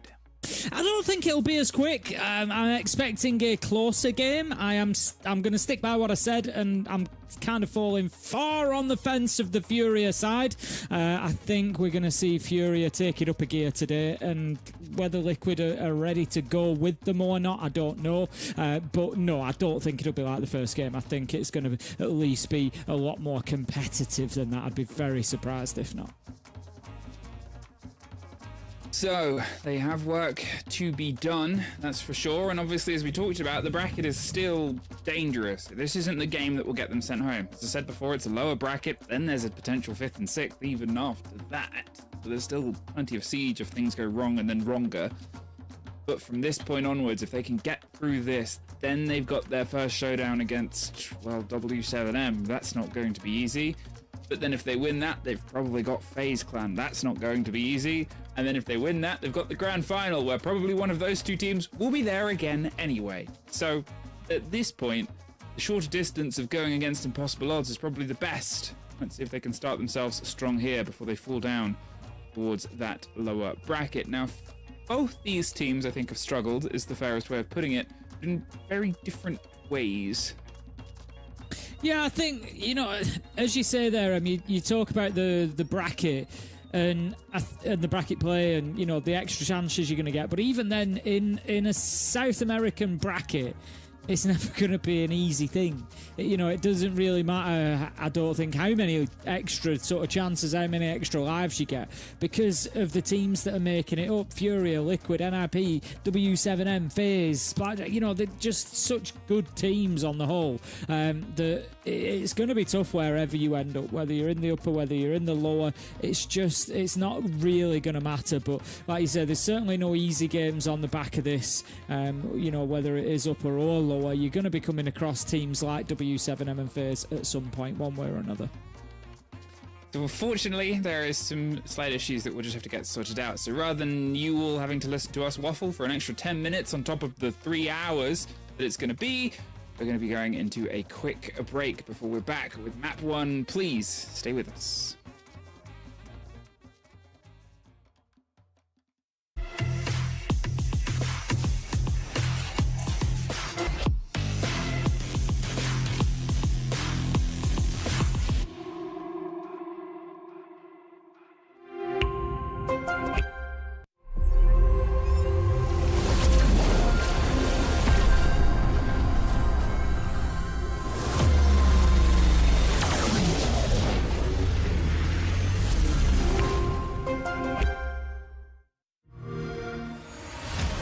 You know how they say, it's not the destination, it's the journey? And the journey of 1,000 miles begins with a single step. And you know what? They're right.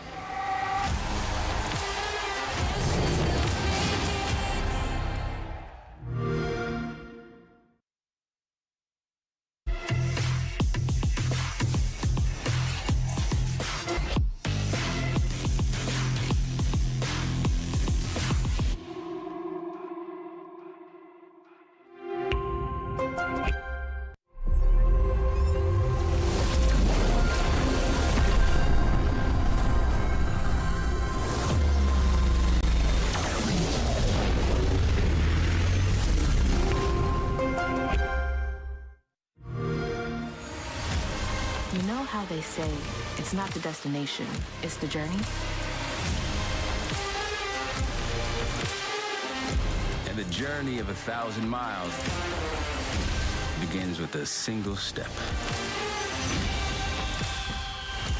And you know what? They're right.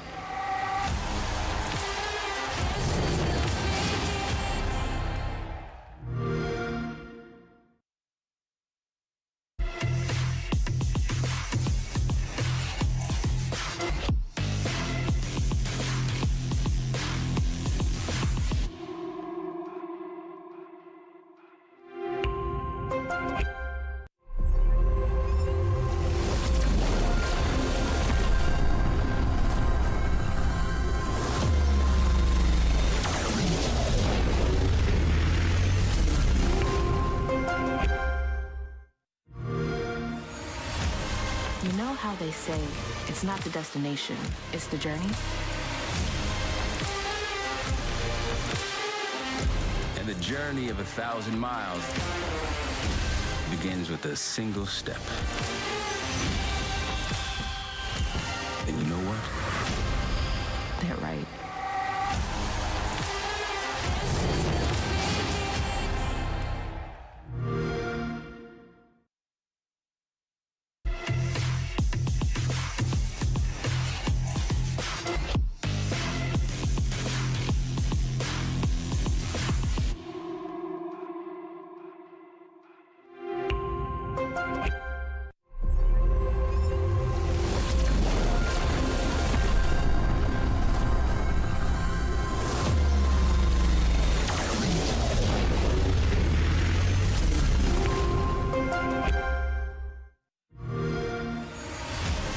You know how they say, it's not the destination, it's the journey?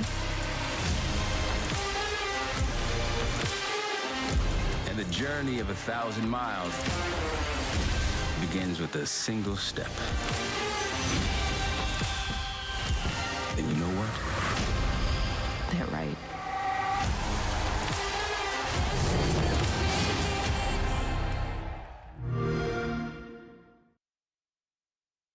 É, pode virar uma bagunça bem bonita. What's up, everybody? Ike here, your analyst from the Brazilian channels. So, just like Muzi, you guys were definitely missing the LAN vibes. That beautiful moment when our pros square off face to face, trash talk a bit, and entertain us with those hilarious, sometimes offbeat reactions, right? Well, that LAN setup is back in the regional Siege competitive scene, making players and fans go crazy. Or not. First off, that single map deciding the match is out the window. Yeah, we're back with the good old best of threes, meaning no more excuses. The most prepared team takes the win, and the loser can't whine anymore. Secondly, we got double elimination in the mix, so the teams still in this arena can drop at least one match and still have a shot at moving forward in the playoffs. With all that said, let's hear from the big shots of Rainbow Six. Did LAN return at least warm up the cold hearts of our cyber athletes? Pô, muito legal estar de volta no presencial aí, depois de um ano. Faz uma diferença muito grande de jogar online. Acho que é muito da hora você jogar contra outro time, assim, olho no olho e tal. Tem aquela atmosfera diferente. Acho que tanto pra quem acompanha, tanto pra quem joga, assim, dá aquela adrenalina a mais. E, pô, bem legal. Acho que eu consigo ajudar a galera ainda, por mais que eu esteja parado com alguns insights, assim, de LAN e tudo. Muita saudade aí de jogar uma LANzinha. Vou falar a verdade, jogar de casa é bom, todo mundo curte jogar do seu conforto, mas, pô, jogar LANzinha, galera vendo, você gritando, batendo mãozinha, é maneiro. É 1000 vezes melhor do que jogar de casa. Tava com saudade de jogar online ali. É até bom, confortável, né? Jogar do office e tal, mas não traz aquele espírito de tipo, pô, hoje tem jogo, hoje é uma parada diferente. Tá todo dia ali no office, meio que cai na rotina. É importante aí pra gente voltar, né? Faz tempo que a gente não joga aí desde o Rio. É um presencial, de frente a frente com a galera. Acho que vai ser bem legal. Oh, nice call, Hertz. LAN back means we're getting back to Siege traditions. And you wanna know why? Furia's star shared his thoughts on Reload, but the truth is, in regional champs, we haven't seen in-person matches since the Brazilian Premier Finals last December. If we talk sequential matchups, the last time players went face-to-face was September 2024 during the second split of the Brasileirão. Back then, the 6 teams that made the playoffs were Liquid, W7M, FaZe, E1, Furia, and NIP, a lineup that's almost the same as today. Which brings up some questions. How much does LAN actually change things? Are there teams that can really leverage it? Jogar presencialmente, dependendo das circunstâncias, é melhor, porque é tudo igual. Às vezes tem jogador que joga muito online e chegando lá fica com medo. Então é muito melhor pra mim, porque principalmente é igual pra todo mundo, não tem muita diferença, não tem problema de, às vezes, PC, às vezes no online você consegue escutar mais porque você tá usando o fone.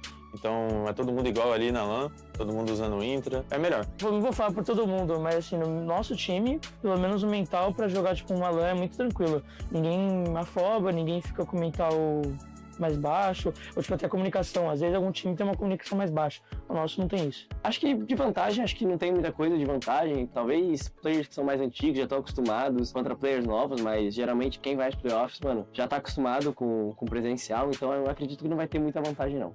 Well, for sure, whether LAN gives you an edge or not, one thing's clear. It brings moments packed with that pure sportsmanship spirit, let's say. By the way, one of the legends who showed us what LAN is all about is back. I am talking about the kid who kicked off this video, Muzi.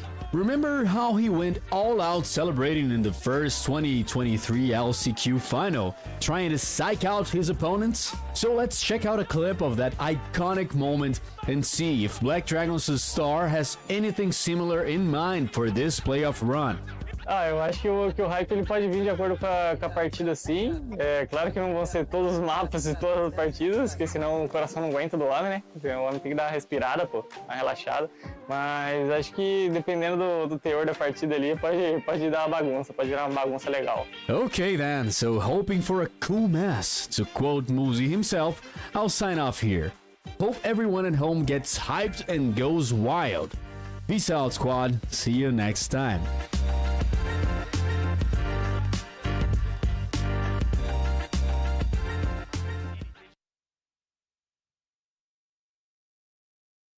And welcome back in before we start our next series, because we haven't started it yet. Tim, just a quick rehost, but we will be back in with the game in just a moment. So, you have not missed anything at all. We are still highly anticipation of Liquid versus Furia. Yeah, there's a lot to look forward to with this one. I'm falling on the side of Furia. I know a couple of people are liking Liquid for it. I think that tells us how close this matchup is going to be. It was 8-7 when they played in the regular stage. 5-1 halves each way. Barely a defense one. I think this is going to be an interesting one. You picked up, you just threw a real big stat at me as well, in which I thought was really interesting. I did, and I'm actually going to quickly double check one other thing to add on towards this stat. If I just flip that around. Okay, okie dokie. Oh, okay, that is a very insane stat. So, since January, over the 10 times that Furia has played Cafe Dostoevsky, they have an 80% opening kill conversion rate. So that is 37 of the 46 times that they've gotten the opening kill, they have won it 37 times. The round ends up in their favor. That is far and away better than pretty much anybody who has played it. You can have a look on the sort of split. I think the next best of a team that's played it more than 5 times is OXG, which is about 70%, and from then on, but still, what a sort of lock-in that they have here. It's an insane statistic, and a worry, I guess, if you're up against them and they just start getting the start and the lead on. This is exactly it. The pressure's already on. You know, don't expect that the analysts that support these teams won't know these kind of stats. You know, they're going to be looking at those kind of stats and saying, we need to be thinking about the beginning of the round. We need to be thinking about the first half, having a strong start, getting these entry kills, making sure that we're on the board, because if we don't, we're going to be losing possibly up to 80% of these rounds. You know, that's what they're trending at. So it just shows, you know, how those small moments at the beginning of rounds can be game defining, and it will put Liquid under a little bit of pressure coming in, especially if Furia do what Furia do and start coming in, picking up those opening kills at the beginning of the rounds, converting the rounds. It just puts even more pressure in that first minute and a half. And this is that sort of moment, right? Is what we had in the previous showdown earlier today was an absolute decimation in the first map that came into a bit of a brawl in the second map, but at that point had the energy already sort of been taken away from them. As soon as NIP started to put a little bit more gas into the car, was it already just too far down the track? And here there's that worry of this sort of strong opening. You've got a team that absolutely adore this map, and it's not that Liquid aren't good at it. They're sort of on a 3-to-1 rate of it over the past, well, since January, so over the past 180 days or so. It is nowhere near. It is sort of locked in and controlled. They're a bit minus on the KD. They have a decent sort of plant statistic on it, and they're slightly better on their defense than their offense, but at the same time, both of those are still statistically worse than Furia, who adore this map. And that's always the problem with playing Furia. Fresh picked up on it on the desk as well. The map pool is so deep that you kind of struggle to avoid a map that they're good on, but it's also in a best of three inevitable that you're going to land on a map that they are great on, and that is the face that, you know, that's the challenge that Liquid face to kick things off. And the last place that you want to be against Furia is on the back foot, and I look at it, I'm just not sure. Like I've quite openly backed Fury, and I'm going to stick to that.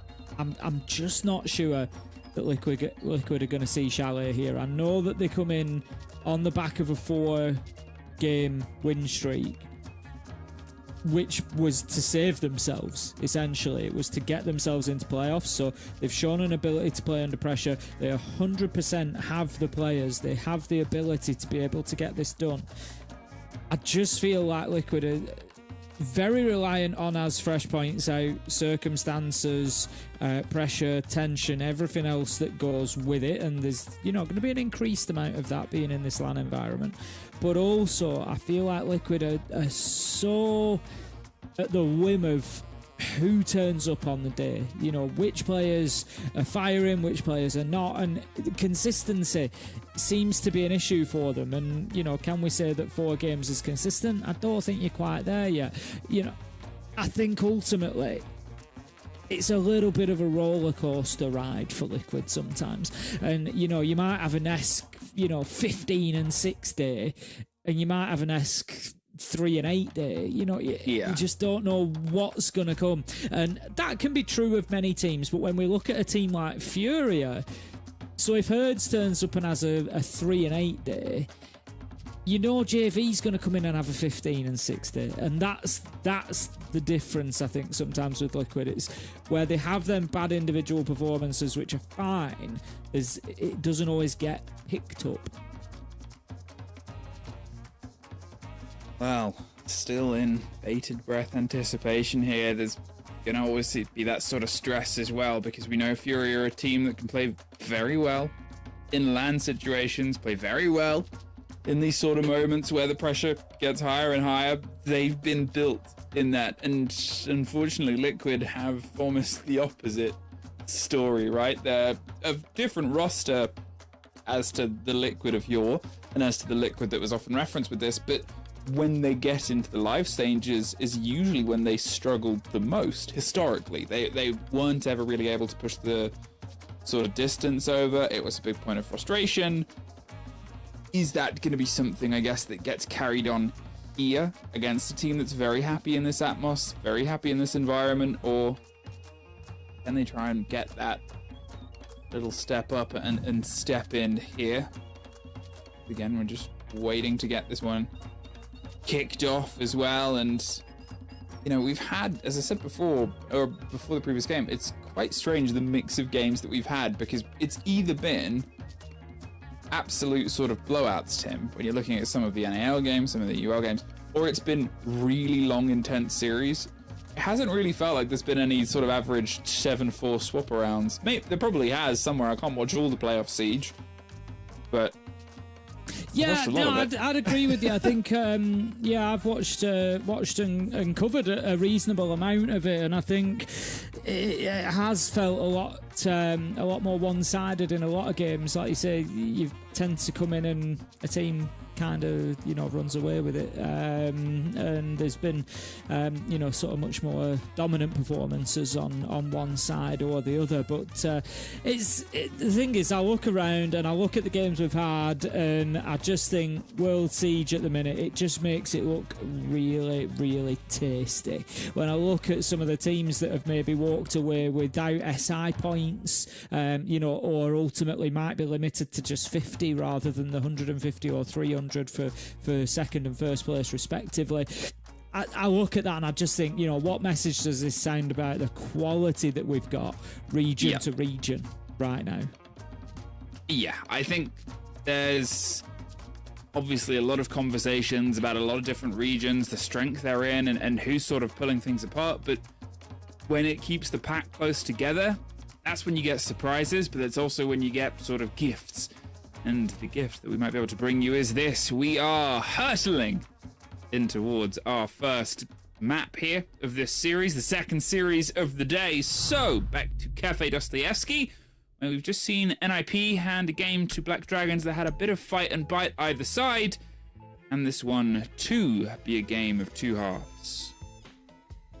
Let's get into these bans then. Castle and Ying will be our first ones to go. Furia, of course, get the opportunity to ban 2 attackers, given that they start on defense. Team Liquid will do the reverse and ban 2 defenders, given that they start on the attack. They come in as our mate Nomad. Nomad's an interesting one.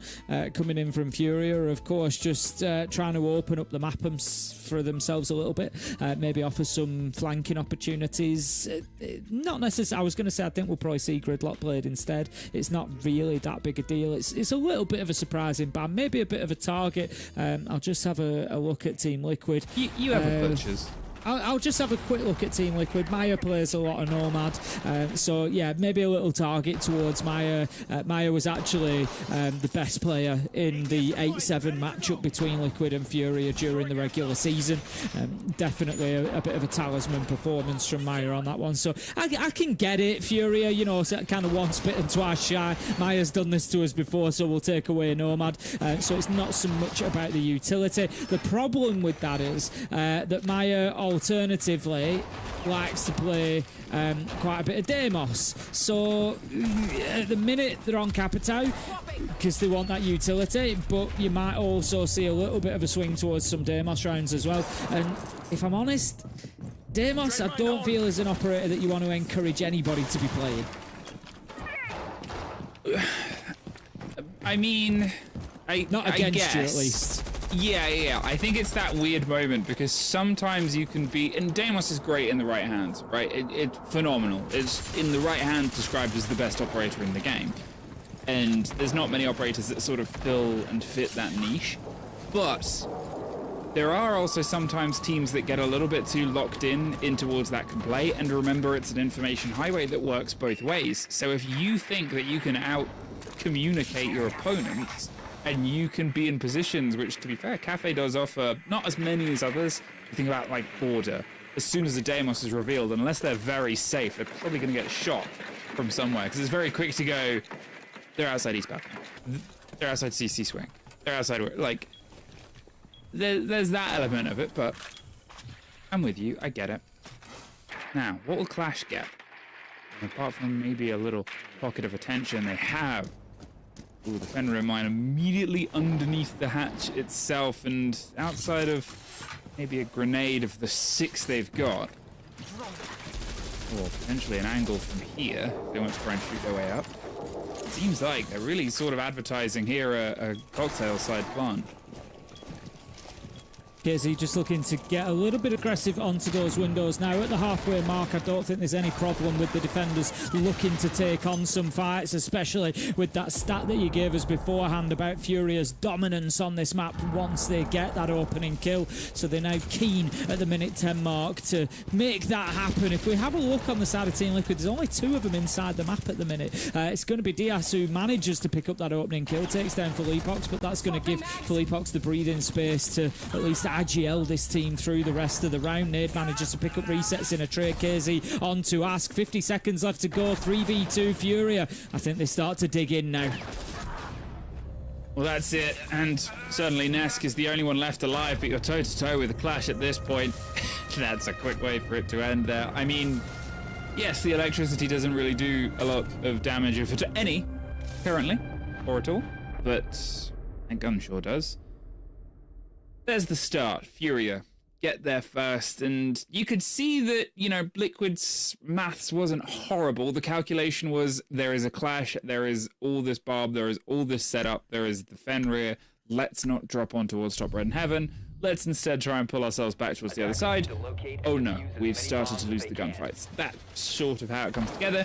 You can't always bank on that, but at the same time, I don't hate Liquid's rotation there. I don't think it was the wrong choice. It was just a tough choice, right?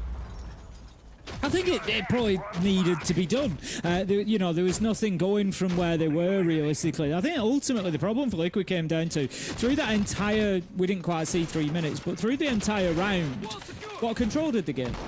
Absolutely nothing. They got themselves into... They didn't even get in... I was going to say maybe Cigar, but they didn't. They got killed under New Hatch, and Clash was still in Cigar. They didn't get Piano. They didn't get White Stairs. They didn't get any control whatsoever. And that's a huge problem. That is a huge, huge problem, especially on a map like Cafe, top floor. You don't even need to take a lot of control, realistically. You need Piano, Washroom, Cigar and under New Hatch, and you can think about getting a plant down. A little bit of pressure from the windows in towards Cocktail, and you know it can be done. So yeah, big problems for Liquid. I think they're looking Herds to get aggressive here.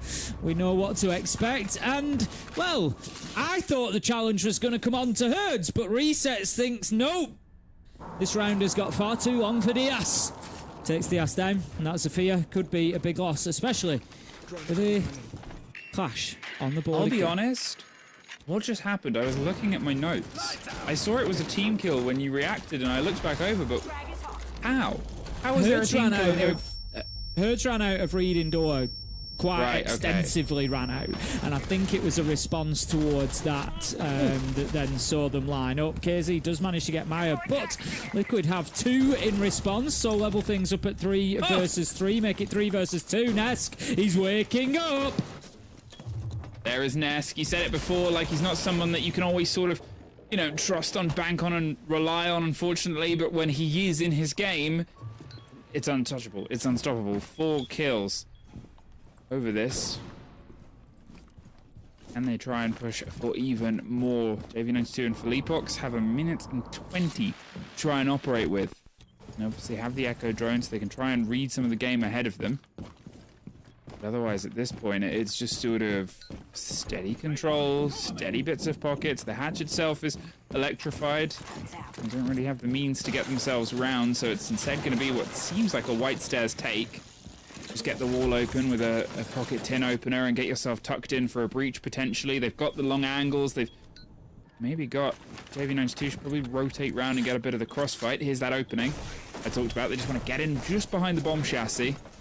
They're worried about a swing, but it's a late movement out of the position to this back line. There's a thin margin of Nesk. At this point, JV does get resets, though, on the swing. So 40 seconds of 2 versus 2. Ask starts to pop.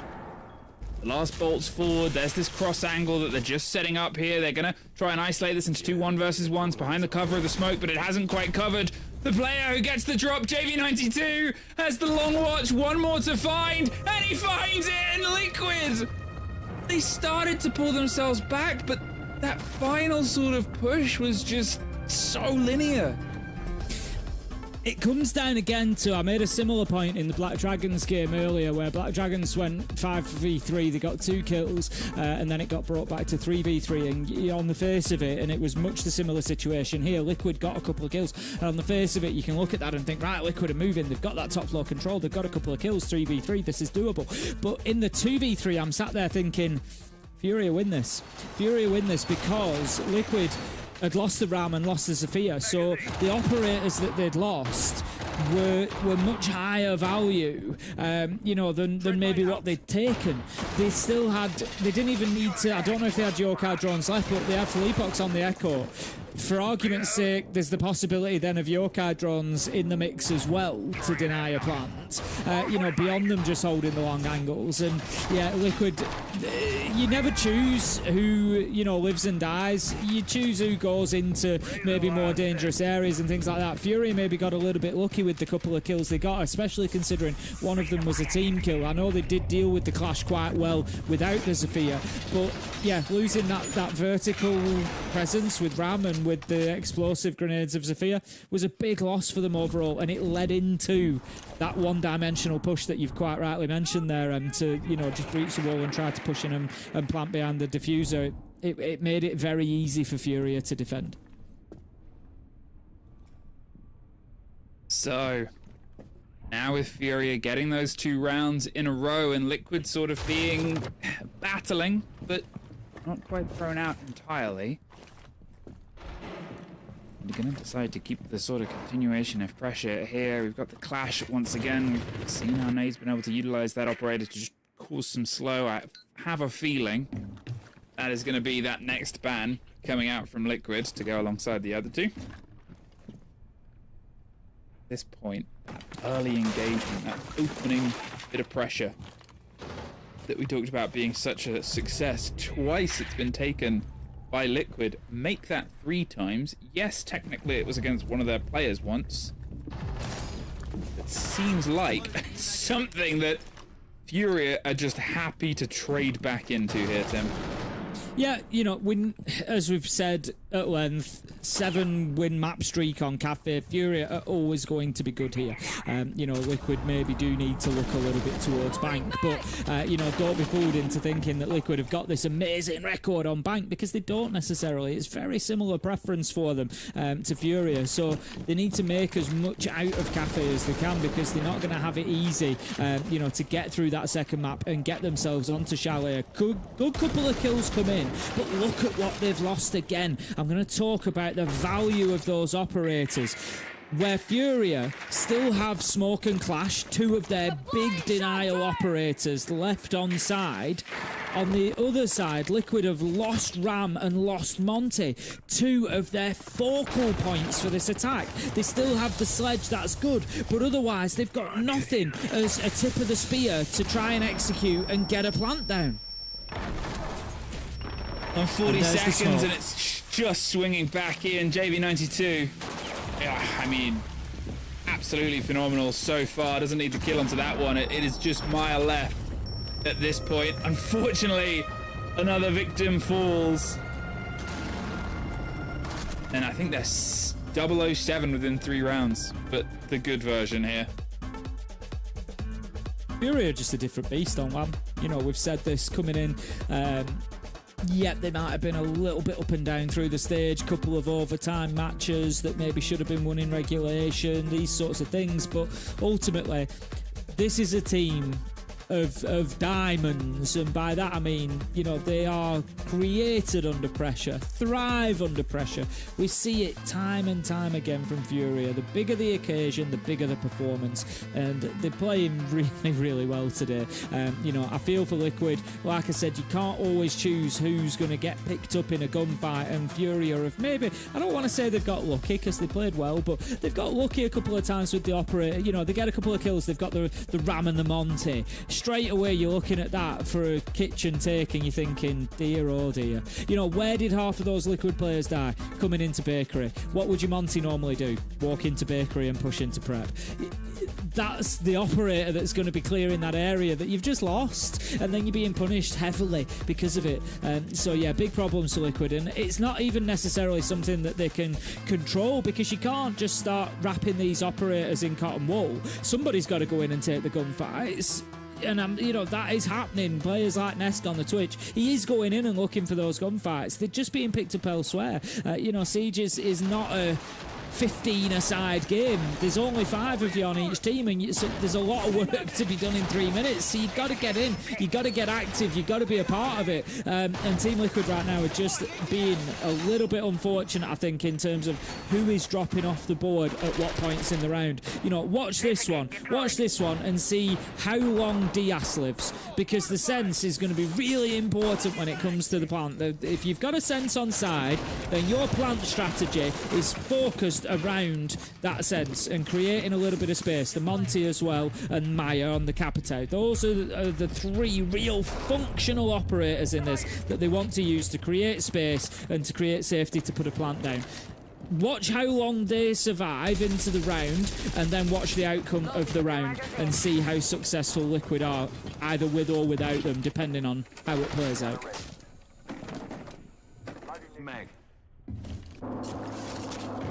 Furia have now pulled the 3 rounds out. As I said, the clash was removed, but bigger problems to have to sort out. Like, how do you stop a problem like JV90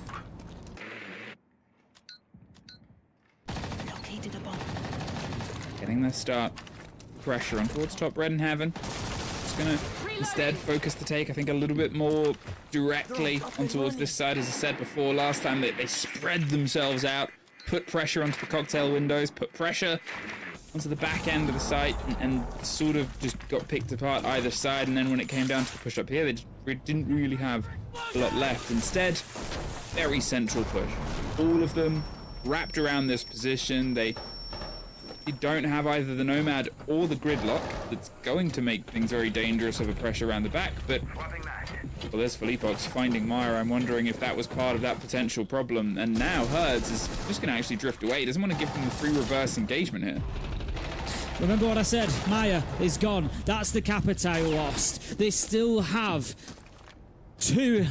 Oh, I'm really trying to help Liquid here. I'm really trying to find the point, but they lose Maya. They still have Sense, they still have the Monty, but they then lose the 2 support operators. So now Monty's become a lot less powerful, because in a 2vx, Monty has to be much more careful and can't just work with Diaz. If you had the other operators available, then you've got a gun that you can stick with Monty, and you use them kind of like a mobile mirror window, as we see, and Monty can be a real threat. Whereas now, much less so, because Monty's going to be much easier to isolate, because these 2 can't just play together. Felipox comes on a flank, picks up both Ask and Diaz. Great round from Furia again, and they picked up that important operator. The Capitao taken out. Yes, there were kills that went the other way, but ultimately Furia just have all the answers right now. It's just a bit brutal, isn't it, right now, really? I guess it's always that thing when we said it before, the worry is you get this team onto land, you get them onto their preferred terrain, and they just find that extra gear, they find that extra level. Now here, on that pressure, when you are in this risky situation, where else do you sort of go from here? It's very tough. Obviously, Maya and Resets unable to really get themselves in. Ask not much better. At the same time, Herds hasn't done the same, but when you've got players on your team stepping up, Fleetbox 5-2, keep finding those like trade back-ins or those roam takes or those flank kills, very important parts of it. And then in the same sort of breath, I already mentioned him before, but 8-0-0. Probably could find ourselves mentioning him a few times throughout this ace. Yeah, it could be a quick old day here between NIP and Furia. We'll see. I mean, as Des loves to say, there's two halves to a game of Siege. We know that they attack a cafe. We've spoken about it at length today. They know no idea about JV here. He takes spot shots through the door. They actually get away with one there. That's the bit of luck that Liquid are probably going to need. But yeah, maybe, look, we've spoken about cafe and the attack can be difficult. Maybe Liquid get onto the defense and things change. At the minute, I'll be honest, it doesn't feel likely. I'm kind of clutching at straws, trying to find something that might just give a bit of hope to Liquid. But right now, it feels, as I said coming in, Furia have a habit when the game means more, they find another gear, and they are definitely operating on a different level so far. Their drives asks, trying to find the immediate fight, but Maya has the cover. And Felipox, as I said before, keeps finding the fight back. Herds gets Maya. Herds gets a second. That is that push gone. Everything else falls around it. They take one step forward and then just seemingly 10 steps back. And it's been a big fight back here from Diaz. There's Felipox and KZ. They've killed the impossible to kill man. Can they get close towards the site? Can they try and isolate? Two clean engagements here. Felipox and KZ do not have to give them anything.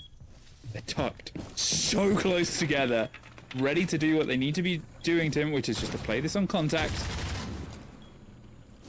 Well, exactly. That's the problem that Diaz has got here. He's coming up against two of the best in the game, Felipox and KZ. They're going to give him absolutely nothing here. They're going to give him no opportunity to fight into this. I think we see a bulletproof camera just on the right there, feeding the intel, Yep, there it is.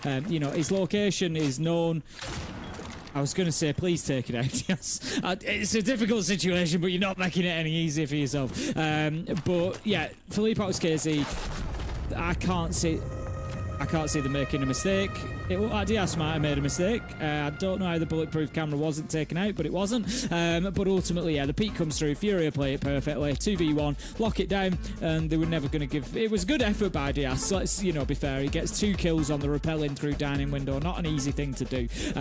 Got himself really back into the fight there. But again, I think, Liquid, nothing's really worked for them for the first 4 rounds. So it's kind of like, right, those bans have come in. We've been left with the shields. Let's throw blitz in their face. Okay, without top floor control on reading, that's going to be difficult, because the reality is that Furia, as they were, are going to be playing upstairs. So yeah, your blitz might go in and make a nuisance of themselves inside a site, but you can't cover yourself from above as a blitz, and you're just going to get taken out, and they do, and the attack crumbles for Liquid in a matter of seconds. Furia just, operating on a different level, I think, is the phrase at the minute. So, Ace of Pyrite, Tim, my good pal, my good buddy. We started today with a 7-0. What do you think? Do you think we're going to be there again in a minute? No, I don't. Okay. I'm gonna say I think Liquid are good for at least a couple of rounds on defense. Whether they get one here on the attack or not, we've got Raura. Now Raura has got a really low round win rate at pro play at the minute. Not quite been integrated, wildly successfully, I don't think so far. I think there's a lot of potential for Raura, but yeah, I don't think teams have quite got the grasp of maybe getting the most out of that operator at the minute. It's something Liquid are going to try now. Hopefully they can get themselves around before the half. I'm not sure it's going to come here, but on the defence, I do expect them to pick something up. They're trying to push into Bakery now. They have got themselves some territory taken, so I was going to say not a bad start, but Nid does manage to find Nest. Casey onto resets, 1 for 1 as we go 3 versus 3. 3 versus 3, they're in the best chance here to be able to drive it forward, because they also still have the Blackbeard. It's one of those times where they've sort of bought important operators, but there's so many that losing the Glaz isn't the end of the world. But that makes it dangerous. Diaz does get one. There's Arse getting the cover. It is all JV92 gets the down onto Diaz, a 1 versus 1 with a Blackbeard, and he still wins it out. JV90 bloody 2 to secure another just cavalcade of kills. I'm not sure. I'm not sure what Liquid are doing there in that 2v1. hindsight's a wonderful thing, and I know this, and I say it often to try and soften the blow of me being critical, but I don't know what you're doing in a 2v1 there. You've got a Blackbeard, and yet you are stood at wedding window with your other player exposed enough that you can be killed and give the 1v1 with, you've got plenty of time. Let the Blackbeard have a look. Let him have a look. Let's see where JV92 is. What's going on? Is he pushing? Is he not? Get the Blackbeard in his face. Play off that contact. Play together as a pair. Liquid did not play together as a pair. Whether they were maybe unaware that there was an angle onto them out of the window or not, I don't know. But when you lose that body outside that window, when that down comes in, I'm not saying it's round over. A 1v1, Blackbeard still has a pretty decent advantage, and taking nothing away from JV92, he's hit a beautiful shot to take out that Blackbeard in the manner that he has, but it should not have been that easy for JV to get into a 1v1 there. 6-0! Tim, Ace of Pyrite, good buddy, good pal. We saw it. I mean, he's 10-1. He's playing so good, his stats are binary. He's sending a message. He's sending a message. Put 1011 into a binary translator. Tell me what is that? It comes to GOAT. Let's be real. It's exceptional performance here. And it's not over. It can be a game of two halves. Now's the pressure of it to try and come back against them. Do you want to know the worst thing, Gab? Yeah. Team Liquid have had the entry kill in 4 rounds out of 6. So it's only going to make the stat better for Furia after this. Did they... Wait, actually... Yeah, well, I was going to say, did they win the one? Yeah, of course they did. They won every single round. I was going to be like, oh, double check. But... yeah. Let's see if they can try and pull this one back. And... God, it's almost... the sort of comments and statements I made of, the first game. Black Dragons unfortunately weren't there in the first map. They started to bite back in the second map, but it was a bit too late to sort of get over the deficit because every blow felt like 2. Is it going to be a similar thing here? Great pressure on towards the pixel position, and Herds still wins it out. Took a lot of damage though from Nesk. It was a very narrow margin. And there is that aspect here, is obviously this is, we've had a lot of trade outs across all the regions on online play. In LAN, that might not be the case as much here, Tim. That could have been in online and trade. Yeah, I really backed Liquid for getting around here on the defence, but losing that opener is certainly not going to help them. A bit of extra HP with those dot boosts as well. JV picks up resets. Honestly, it's been men against boys on Cafe is the reality so far. I don't want to insult Liquid, but they just haven't operated on the same level this time around, and we know that they can. There's not even a question about ability or anything else.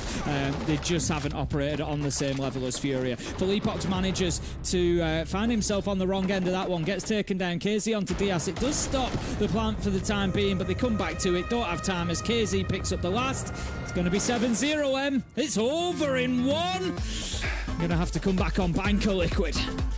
Tim, old buddy, old pal.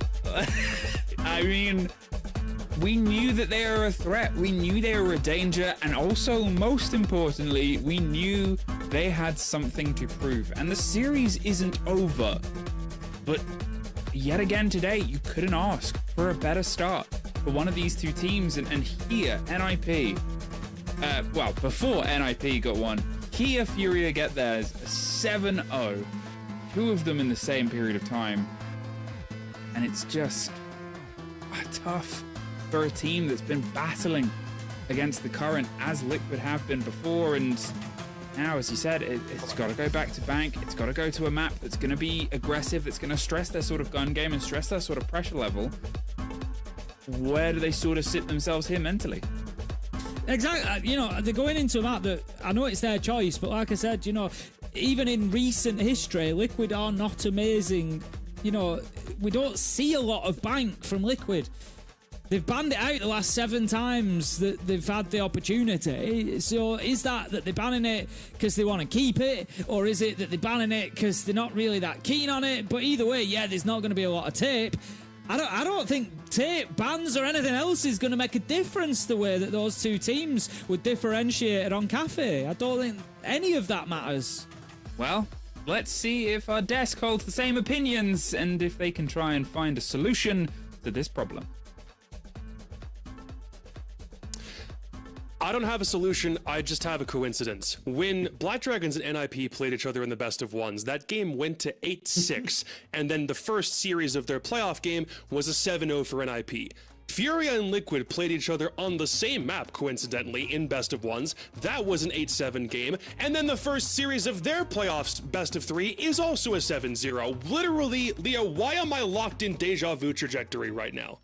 Listen, I said before this match started, I said I can't believe Liquid is starting in attack. I just could not believe it. Because I told you before, Cafe is defender-sided. What's the best side for Furia ever? Defense. Always has been. Yeah. At the same time, 7 win streak on this map, and you want to go and challenge them and start in attack? Really? Yeah. And so it was a consistent story of not only losing every gunfight, look at JV, almost never dying during the whole map, but also whatever they tried. Jack, I saw them try multiple things. I saw them go for full clear. I saw them go for rushes on the reading bomb side. They pick shields, like this splits rush, for example. But every single time, whatever the pace is they're trying, whatever the operators they're trying, they do not use the utility to put themselves in favorable gunfights. On the side of Furia, they're always ready to trade, and so whatever happens, Furia collapses and wins every gunfight and take the round. We came into this game kind of setting up the expectation that Furia were really going to step it up in terms of it being a best of 3, in terms of it being online, in terms of just the environment and the occasion, and that this game actually matters a lot more than the best of ones to get to this point. That's exactly what they did. I also kind of floated the idea that maybe things would get real for Liquid again, and maybe we would start to see that pressure mount and those cracks appear. And I think, again, I've never actually been a bit upset that I was right in that one, because I think, you can say it comes down to individual gunfights, Leo, and it does, but then what makes a person lose an individual gunfight so consistently, and a team lose individual gunfights so consistently? It's confidence, it's pressure, it's nerves. Yeah. And that comes back to the fact that, once again, it's got real for Team Liquid again, and that's what it feels like. Obviously, this map is great for Furia. You said 7 win streak, Leo. It's now 8 win streak. They've loved this map for the longest time. They won Reload playing this map consistently. It's a great map for them. Surprised Liquid let it through. I understand why they needed to ban their permaban and ban away the border. But surprised that they've gone on it. And in reality, you give Furia one of their better maps in this environment, they're going to do so well. And that's exactly what happened. And I will say, still waiting for him to come alive, because Herds was bottom of the scoreboard for them with a 3-7 scoreline. So again, 4 versus 5, 4 versus 1 for a long time, because it was just Furia against Nesk. So does Herds wake up? I mean, it was already a 7-0. Once Herds finally gets back into the lobby, can we have a game that goes faster than what we just saw? Because JV comes in and grabs 11. Again, to get 10 kills in a game or 10 plus kills in a game that lasts for only 7 rounds is an achievement on its own. Yeah. Liquid tried setting the tempo though. 3 opening kills in the first 3 rounds, and it looked like they were punishing positions that Furia had, or maybe an overextension or a roam that they could take advantage of, and it did not matter because it was still man advantage in going Furia's way in the back half of the round that ended up mattering over and over again, and Liquid just did not have a counter. That first half, Jack, that might have been one of the more abysmal first halves we've seen in SAL so far. Yeah, I think so. I would agree with Leo. Why Liquid chose to go attack? And there's a school of thought that used to go back to banning phases when you were playing, Leo, where if you chose attack, you could dictate the bans a different way around. But that's not even applicable with CGX anymore. It fundamentally doesn't make sense. I think they had a game plan in mind, because Ask kept calling, I know I've said it already, but he kept calling different things. We've seen rushes, we've seen the sense being used, we've seen full clear, and most of them actually work, at least at the beginning, with opening engagements. But like you said, they take the opening kill. Problem is, either it gets traded, either they're facing other strongholds in a setup of Furia, and the rest of the push is extremely predictable.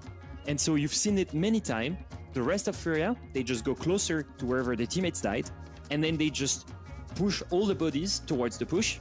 And because it's very one-directional, it's really easy to counter. And so it was very readable. And on top of that, literally, when in round 3, only 3 players still don't have a kill, I mean, at some point, you know, like it's an FPS. It's just gonna end like this. There is a very slight saving grace still for Liquid because that was Furia's pick and they demolished on it. So in the case of the first BO3, that was Black Dragon's pick on Lair and they didn't win a single round. So there may still be a chance, but it's not looking too good. We'll see what happens with the other part of the series when we come back from the break.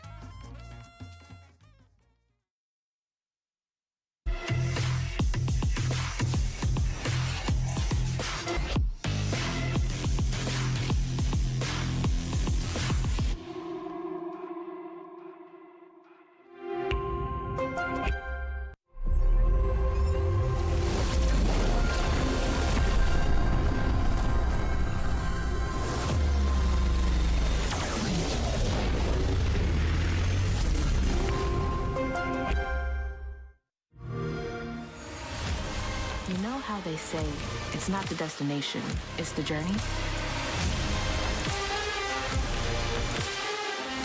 And the journey of 1,000 miles begins with a single step. And you know what? They're right.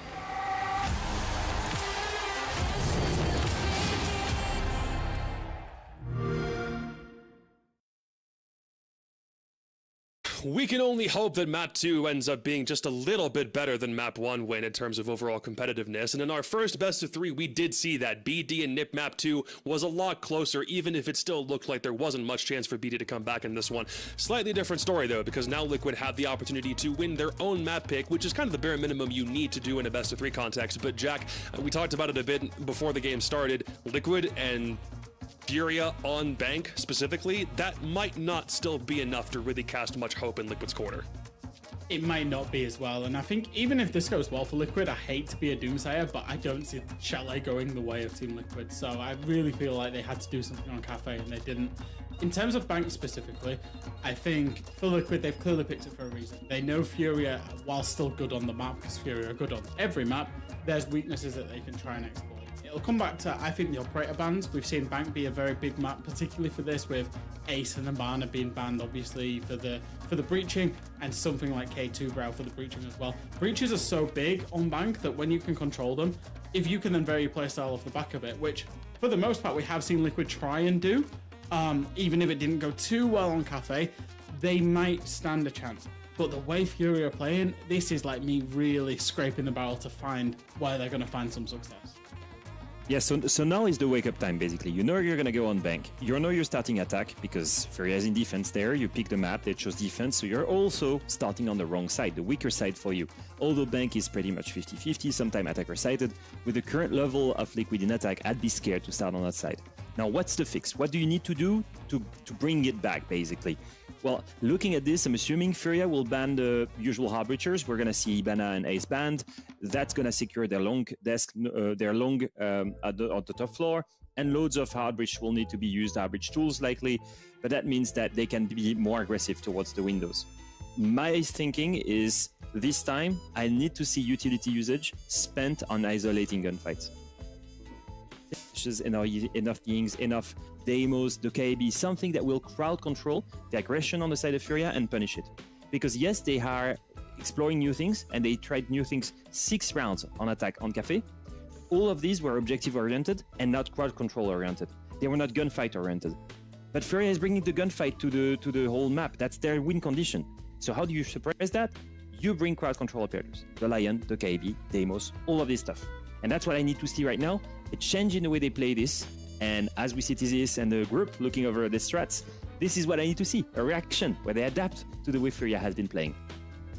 This is one of those maps that Liquid over the BO1s in the round robin did not play so far. Furia have played this twice, but they've only won it once. The first time they did was Playdate 2. They lost 5-7 to NIP. Ultimately, it wasn't the end of the world because they did come back and win it later on the stage, but it was an 8-6 to 9Z So their track record on Bank, just in a BO1 context, is not fantastic. But again, Leo, it's Furia on land. You would assume, especially given map 1, that this one should be considerably closer.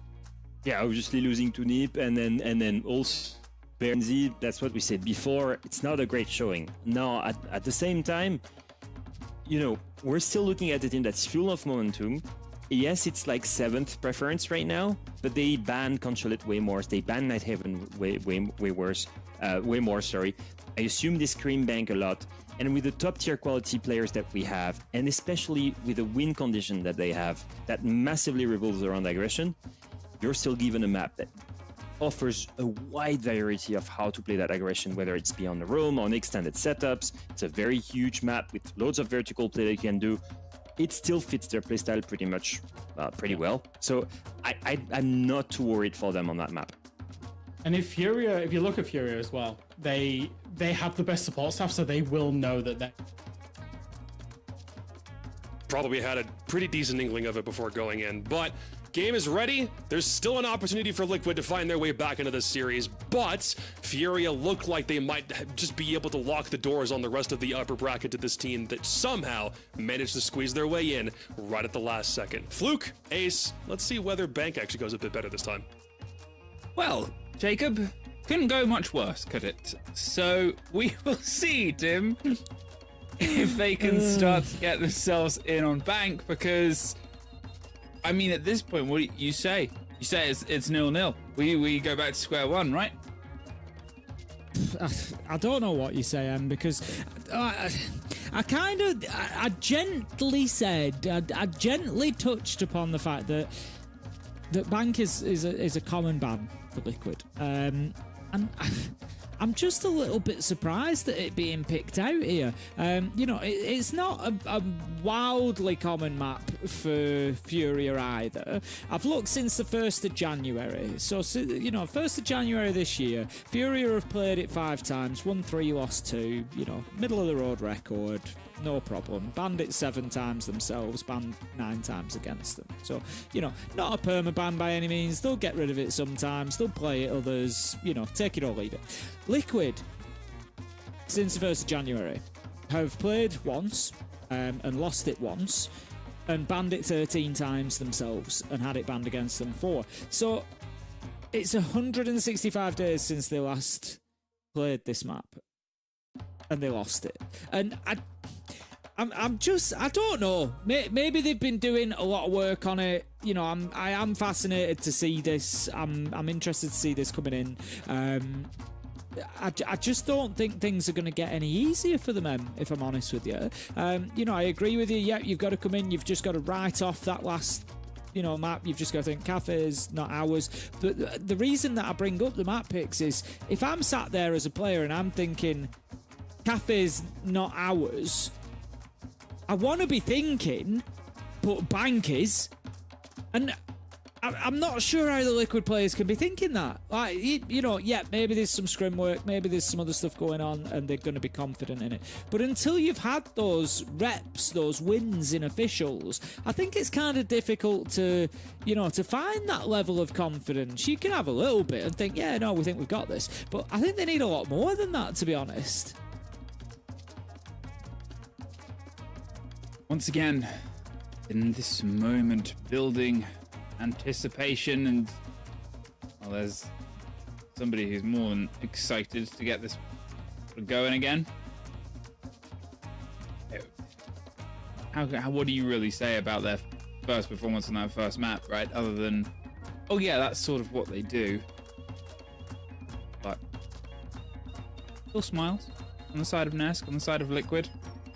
As we build in towards Bank again, it's a map that does play itself very well with aggression on the defense. I know that I like the way that you sort of phrased it, which is a shame because you said that it's something that Des says about those high fantasy plays of Oryx or whatever. This is a map to me where those are more likely to happen. I'd agree. Yeah, I can agree with that.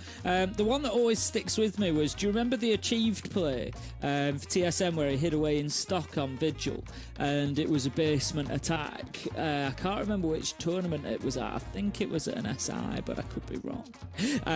But he timed it perfectly, flanked top square, and just absolutely opened them up like a tin of beans down in server. It was beautiful stuff, and it's those sorts of plays that I think feel much more possible on Bank.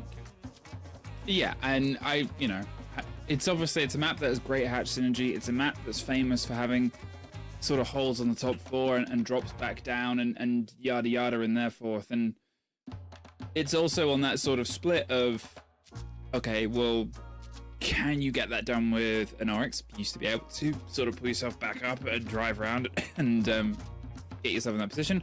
Could you do it with a Skopos? Yes, they're actually really, really good at doing it. As long as you have some dedication and don't get caught out by it at that sort of swing, you can have a Skopos sort of sitting in janitors, and then you don't have to open up the hatches. You don't have to do the teardrop thing because, well, you could just pull the Skopos back when you feel the sort of encircling pressure get a bit too much. And then what that does is it removes them having to do the catch stuff around open, or they might still have to do it. It's really hard to approach a dangerous player with a dangerous operator on this map.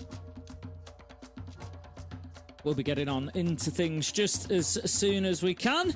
We believe our players are almost there, so we shouldn't hopefully be too long. I think Fury are going to be absolutely itching to get into this one, given the performance on Cafe.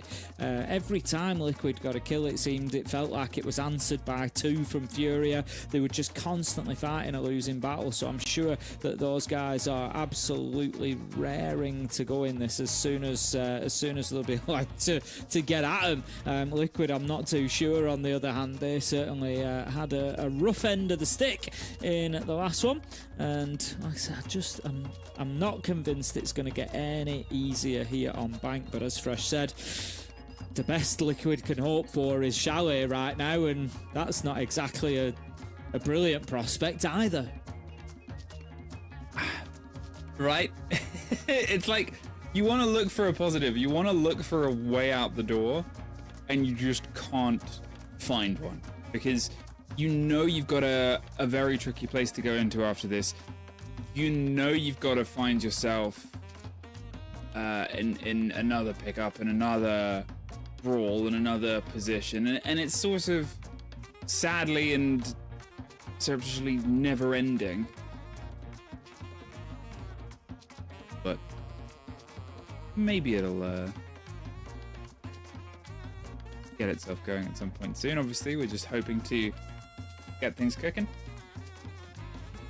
And yeah, it also does this sort of time, this pause before, doesn't really help Liquid in any manner. Obviously, Furia went into the first game with more of a break than this, and they were as white hot as ever.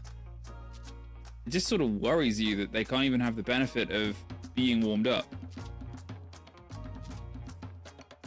Yeah, exactly that. You know, they need to really come into this as hot as, like you say, as quick as they can, as aggressive as they can, and take the fight to Furia immediately, so that they know that they're not going to be, going through a 14-0. But yeah, it's certainly not going to help, is it? No, it's tough. It's really sort of tough at that split. I like how we can see that they're showing a very fun video of, but we unfortunately don't speak Portuguese, so we could watch a video like that and then not understand anything at this point. But, well, maybe as they've sort of done, as they get things set up, we go to a very quick break. Again, apologies for this. Well, hopefully that guy's taking a selfie in the bottom right. We'll hopefully be back to this in just a moment.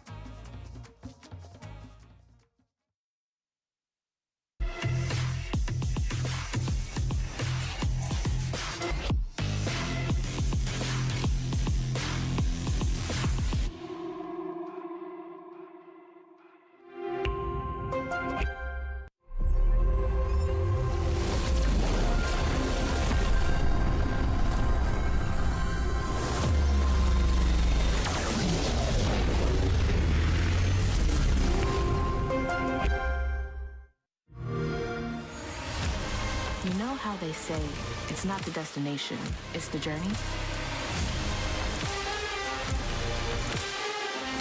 And the journey of 1,000 miles begins with a single step. And you know what?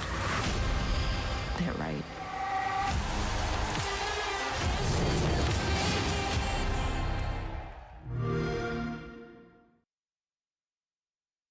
Pode virar uma bagunça bem bonita. What's up, everybody? Ike here, your analyst from the Brazilian channels. So, just like Muzi, you guys were definitely missing the LAN vibes. That beautiful moment when our pros square off face to face, trash talk a bit, and entertain us with those hilarious, sometimes offbeat reactions, right? Well, that LAN setup is back in the regional Siege competitive scene, making players and fans go crazy. Or not. First off, that single map deciding the match is out the window. Yeah, we're back with the good old best of threes, meaning no more excuses. The most prepared team takes the win, and the loser can't whine anymore. Secondly, we got double elimination in the mix, so the teams still in this arena can drop at least one match and still have a shot at moving forward in the playoffs. With all that said, let's hear from the big shots of Rainbow Six. Did LAN return at least warm up the cold hearts of our cyber athletes? Pô, muito legal estar de volta no presencial aí, depois de um ano. Faz uma diferença muito grande jogar online. Acho que é muito da hora você jogar contra outro time, assim, olho no olho e tal. Tem aquela atmosfera diferente. Acho que tanto pra quem acompanha, tanto pra quem joga, assim, dá aquela adrenalina a mais. E, pô, bem legal. Acho que eu consigo ajudar a galera ainda, por mais que eu esteja parado com alguns insights, assim, de LAN e tudo. Muita saudade aí de jogar uma LANzinha. Eu vou falar a verdade, jogar de casa é bom, todo mundo curte jogar do seu conforto, mas, pô, jogar LANzinha, galera vendo, você gritando, batendo mãozinha, é maneiro. É 1000 vezes melhor do que jogar de carro. Eu tava com saudade de jogar online ali. É até bom, confortável, né? Jogar do office e tal, mas não traz aquele espírito de tipo, pô, hoje tem jogo, hoje é uma parada diferente. Tá todo dia ali no office, meio que cai na rotina. É importante aí pra gente voltar, né? Faz tempo que a gente não joga aí desde o Rio. É um presencial, de frente a frente com a galera. Acho que vai ser bem legal. Oh, nice call, Hertz. LAN back means we're getting back to Siege traditions. And you wanna know why? Furia's star shared his thoughts on Reload, but the truth is, in regional champs, we haven't seen in-person matches since the Brazilian Premier Finals last December. If we talk sequential matchups, the last time players went face-to-face was September 2024 during the second split of the Brasileirão. Back then, the 6 teams that made the playoffs were Liquid, W7M, FaZe, E1, Furia, and NIP, a lineup that's almost the same as today. Which brings up some questions. How much does LAN actually change things? Are there teams that can really leverage it? Jogar presencialmente, dependendo das circunstâncias, é melhor, porque é tudo igual. Às vezes tem jogador que joga muito online e chegando lá fica com medo. Então é muito melhor pra mim, porque principalmente é igual pra todo mundo, não tem muita diferença, não tem problema de, às vezes, PC, às vezes no online você consegue escutar mais porque você tá usando o fone. Então é todo mundo igual ali na LAN, todo mundo usando o Intra, é melhor. Não vou falar por todo mundo, mas assim, no nosso time, pelo menos o mental pra jogar tipo uma LAN é muito tranquilo. Ninguém afoba, ninguém fica com o mental mais baixo, ou tipo até a comunicação. Às vezes algum time tem uma comunicação mais baixa, o nosso não tem isso. Acho que de vantagem, acho que não tem muita coisa de vantagem. Talvez players que são mais antigos já estão acostumados contra players novos, mas geralmente quem vai aos playoffs, mano, já tá acostumado com presencial, então eu acredito que não vai ter muita vantagem não. Well, for sure, whether LAN gives you an edge or not, one thing's clear. It brings moments packed with that pure sportsmanship spirit, let's say. By the way, one of the legends who showed us what LAN is all about is back. I'm talking about the kid who kicked off this video, Muzi. Remember how he went all out celebrating in the first 2023 LCQ final, trying to psych out his opponents? So let's check out a clip of that iconic moment and see if Black Dragon's star has anything similar in mind for this playoff run. Eu acho que o hype ele pode vir de acordo com a partida, sim. É claro que não vão ser todos os mapas e todas as partidas, porque senão o coração não aguenta do homem, né? O homem tem que dar uma respirada, pô, uma relaxada. Mas acho que dependendo do teor da partida ali, pode dar uma bagunça, pode virar uma bagunça legal. Okay then, so hoping for a cool mess, to quote Muzi himself, I'll sign off here. Hope everyone at home gets hyped and goes wild. Peace out, squad. See you next time.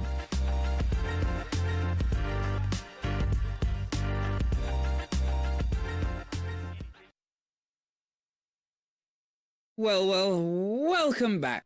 And we find ourselves stepping in and closer towards our game, our second map of our second showdown, maybe our last of the day, Tim. Could well be if Furia get this win. For anybody joining us, have already taken a 7-0 victory on Cafe in this best of 3. Next map will be Bank, which was Liquid's choice. A little bit of a funny one, as we've said. Bank usually being a permaban of Team Liquid, 160 days, so nearly 6 months since they last played it, which was a loss. So it's not looking great for them. They certainly stood on the precipice at the minute, just waiting for Furia to give them a little nudge. But it's not one of Furia's best maps either, to be fair. It's one that they'll play. The recent record since January is 1-3, lost 2, so kind of middle of the road for them. But the bigger point here is the manner in which Furia won that first map. It was so confident, so controlled. They really were looking at their sparkling best in many ways. Very cool, calm and collected. And if they come in and play Bank like that, I think they're going to be leaning towards improving that win-loss. But if they don't get it done, it will go to map 3. The decider would be Chalet between these two. But we've got Bank to play, and I think the reactions we're getting from the players there tell us that we are going to be on the way in, MA. Round 1 coming up. It's Bank, it's Furia versus Team Liquid, and we'll have our banning phase. Oh, it is all go, go, go here. And I guess it's one of the things, again, you know, Liquid leading in on their attacks, trying to get some of the control. Is it going to be that sort of haunt that carries on from Cafe, right? Because it started with some defenses, but it started with Liquid having a couple of snappy moments on their attacks, right? They were able to put some pressure in, there was a bit of back and forth, but then it just got a bit out of hand. I have the worries that we sort of discussed about last time, about a team starting on their defense after going through that, because they could theoretically, and I'm not saying this is going to happen, they could theoretically play what is 14 rounds of Siege today, and 12 of them are on defense. I've just gone back even...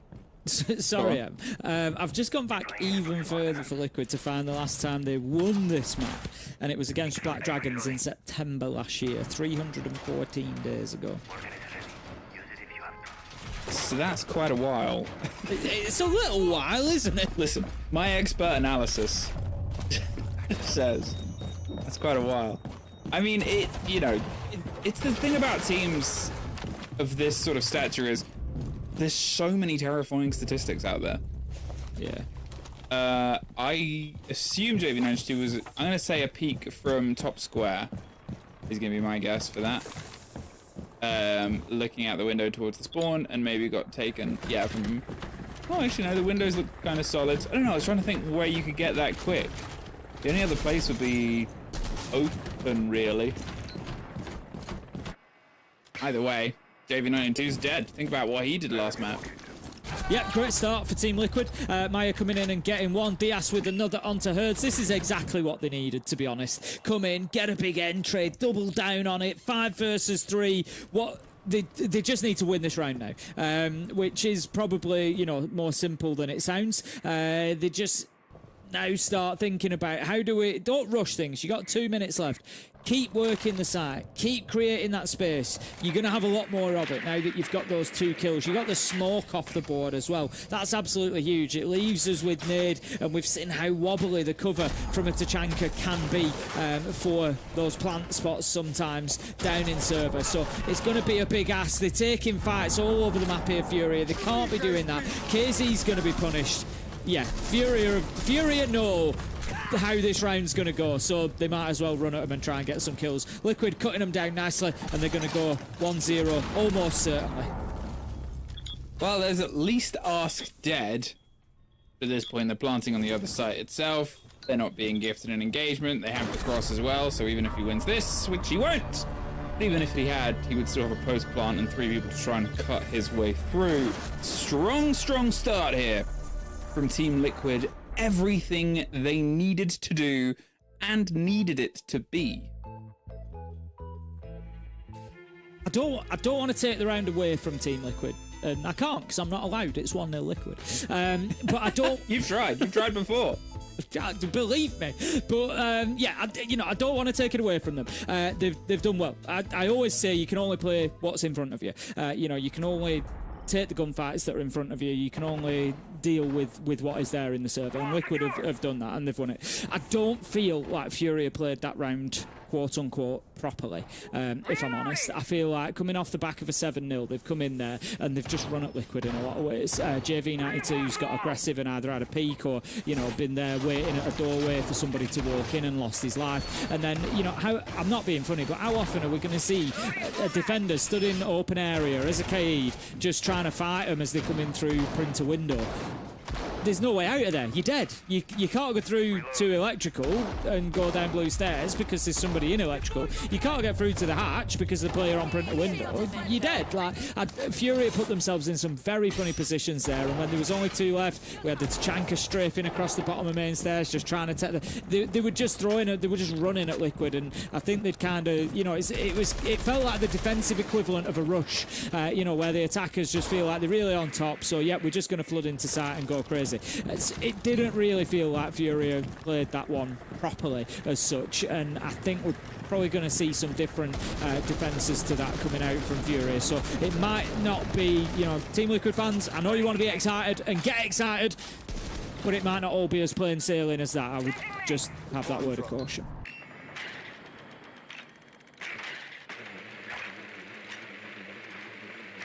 So they haven't given them either of the 2 engagements that were sort of gifted onto Liquid in the previous one. This time Furia pulled themselves and peeled themselves further back towards it, and some steady destruction happens within the construction of the site itself. Here's the Deimos on the drive on a track on... Doesn't matter if Herds is tracked, there's somebody underneath him. He'll just kill him. Track away, track all you want, if that is going to be the response. There's a clash on the side here as well, and I'm just looking at what possible responses they've got to that at the minute, and it's not too much. They've got 3 nades left in pocket, so the nades are going to be really critical when it comes to dealing with that. Oh, Herds, that is absolutely disgusting. Just on his way back into the mirror, he'll do it again. Don't tempt him, he'll do it again. I mean, that's it, right? And now so they've got the clash with the pressure and the control over on top square, just pinging and reading all of this out to the approach. I assume there's some protection on towards stock as well, which is why Nade is so comfortable playing this deep. And then they just have the aggressive mirror window, so you're gonna, toe-to-toe there with the clash, try and force them forward, but there's the cover of stock I talked about. They're in. They're not quite knocked out, but it doesn't matter. KZ! His Herd's got himself the 3rd. KZ was just like, oh, the grenades mean I have to go forward. I will go forward.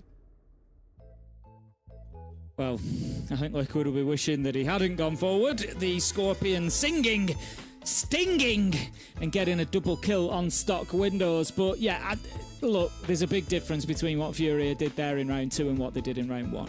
And that was, as I suggested, round 1, much more aggressive, more of a sort of a defensive rush almost. Didn't play in a lot of positions or a lot of ways that we would expect from a basement defensive hold. that was much more textbook, wasn't it, from Furia? They had the mirror window inside of Janitor. They had the clash protecting the player inside of Janitor. They had everything that you would expect from a top floor defense there, and it really paid dividends for them. It looked so much easier than round one for Furia. So Liquid now know that they're in a bit of a game, and we will continue our rotation. Furia will move us down to open area for round 3, but Liquid, those are the rounds that they need to start finding a way to win.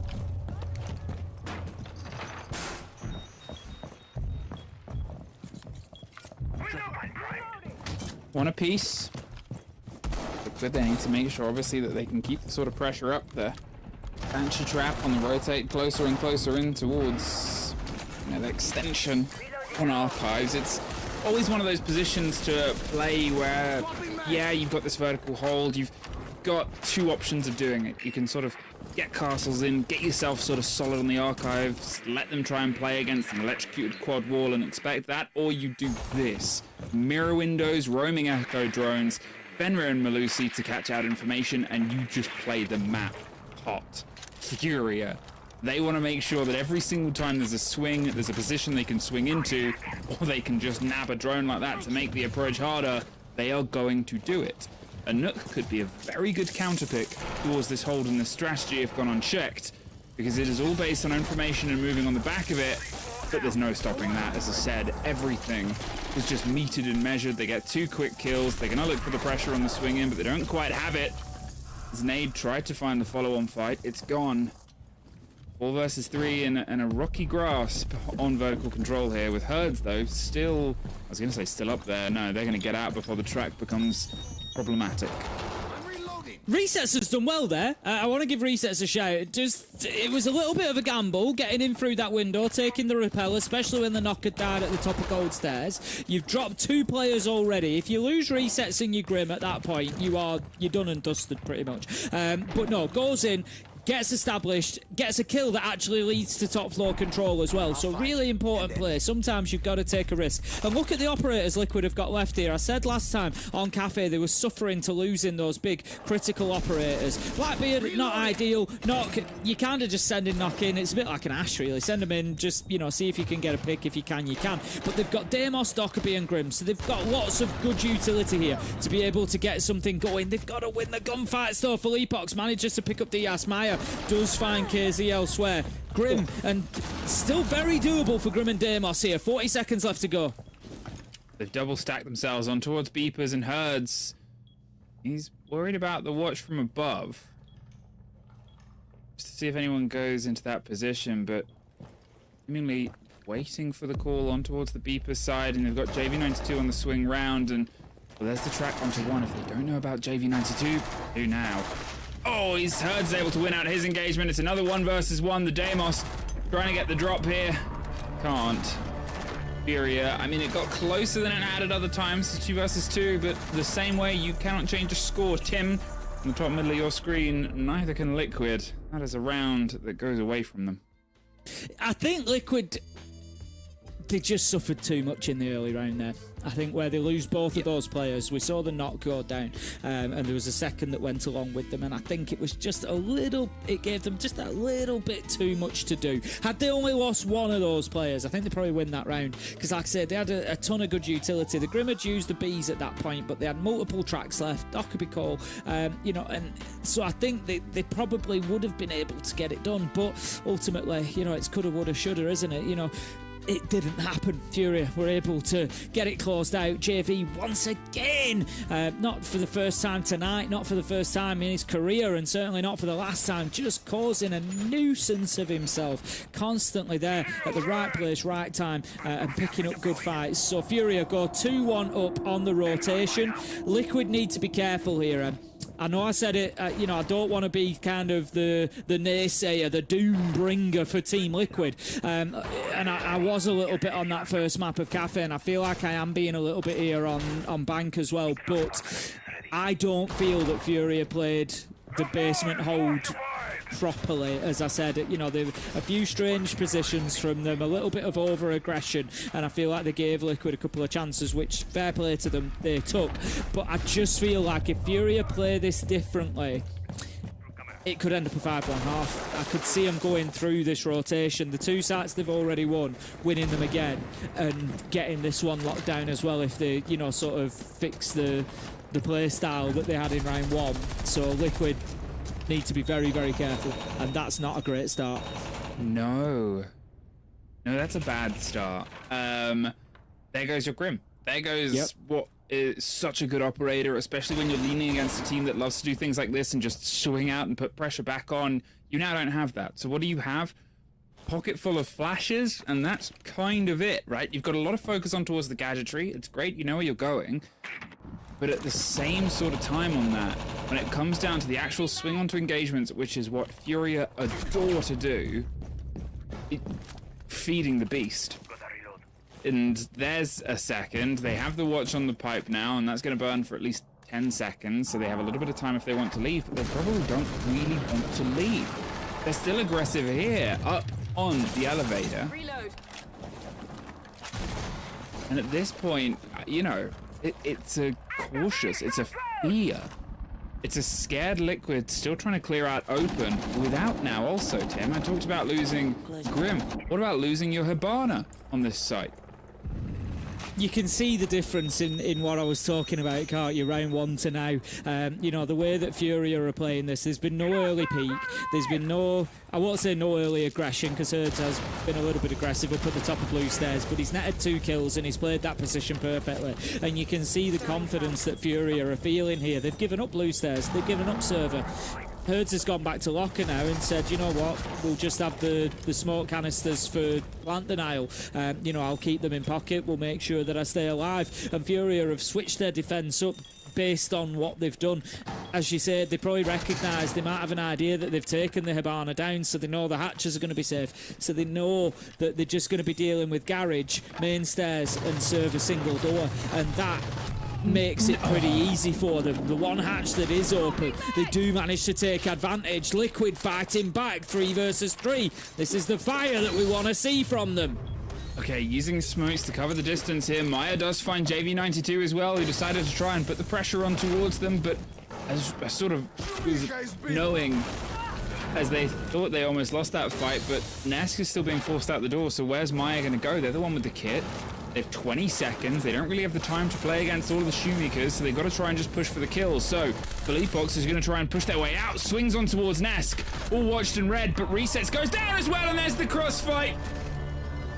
Oh, they were doing so well to dig themselves back in, but Tim, I just think the limitation of not having the Hibana, not having the hard breach, not having the coverage as well, ultimately you've still got to try and run into a rough site. Yeah, I mean, they got maximum value out of the hatch that they did have, did Liquid. You know, I think they got 3 kills from it. They got at least 2. Absolutely, you know, great stuff. But, like you say, it's that same situation again. It's just not with operators this time, you know, where I say, yeah, you can end up in a 3 versus 3, but one team can have lost a lot more than the other, you know, depending which operators have gone off the board. And it was kind of the same situation. Liquid, yes, you got a couple of kills, yes, you leveled things up and gave yourself a chance in the round, but ultimately Furia had already done the damage because they knew that you could only push from certain points. You could only push from that hatch, garage, or from server single door. Philippox made a killer decision there. I'm going to take the fight onto the man in server so that I can actually get out there into server. I assume maybe had a Yokai drone left, could play with that if needed to deny a plant, or has the angle to kind of fight back into site. Love that from him. But yeah, Furia again just able to find the way, have the answers. 3-1 and looking a very, very comfortable. I don't think anybody is going to want to play this Furia side in this bracket.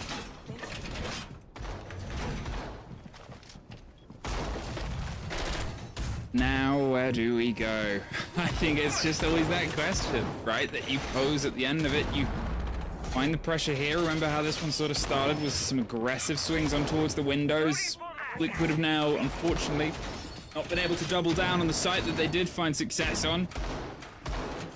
And they've just got to try and solve the problems of the ones before they couldn't.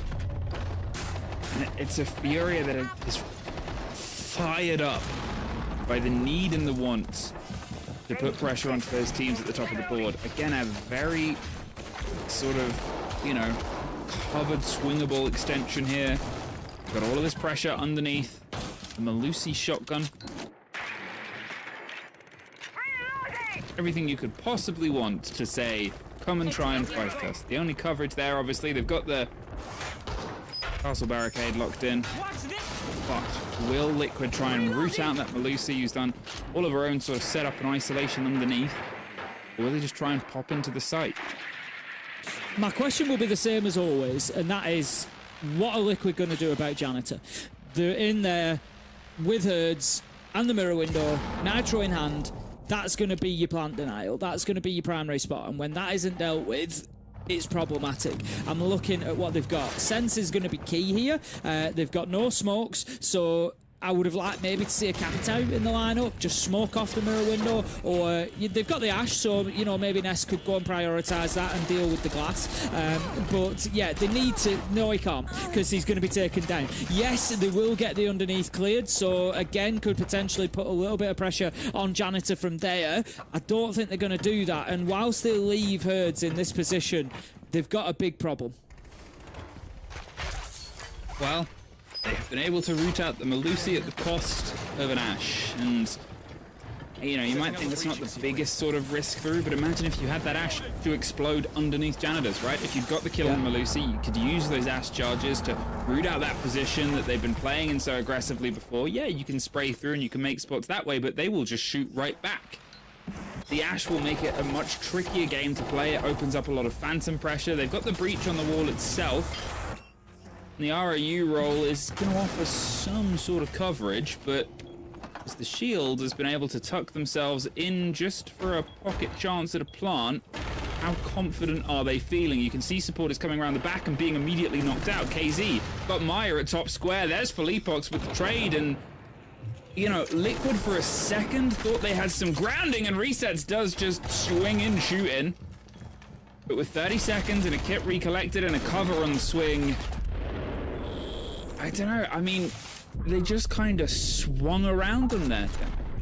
Yeah, it feels a lot of the time to me, when I was watching that round, it feels like Fury are kind of 20 seconds ahead all the time, maybe 10 seconds ahead. Like, there was a couple of swings that you saw, like the last one was a good example where he just swung out onto top square and got the kill there. And the Liquid players just kind of running into him. They're not ADS, they're not ready for the fight, they don't know anybody's going to swing from there, they're not prepared for anybody swinging from there, and it's like Fury already know that Liquid are going to move up from top square towards Janitor, and so they swing and they get aggressive onto it, and they just seem to be ahead of Liquid at every single point. And that 5-1 that I spoke about, you know, where I was kind of theorising, it's starting to look like a very real possibility now.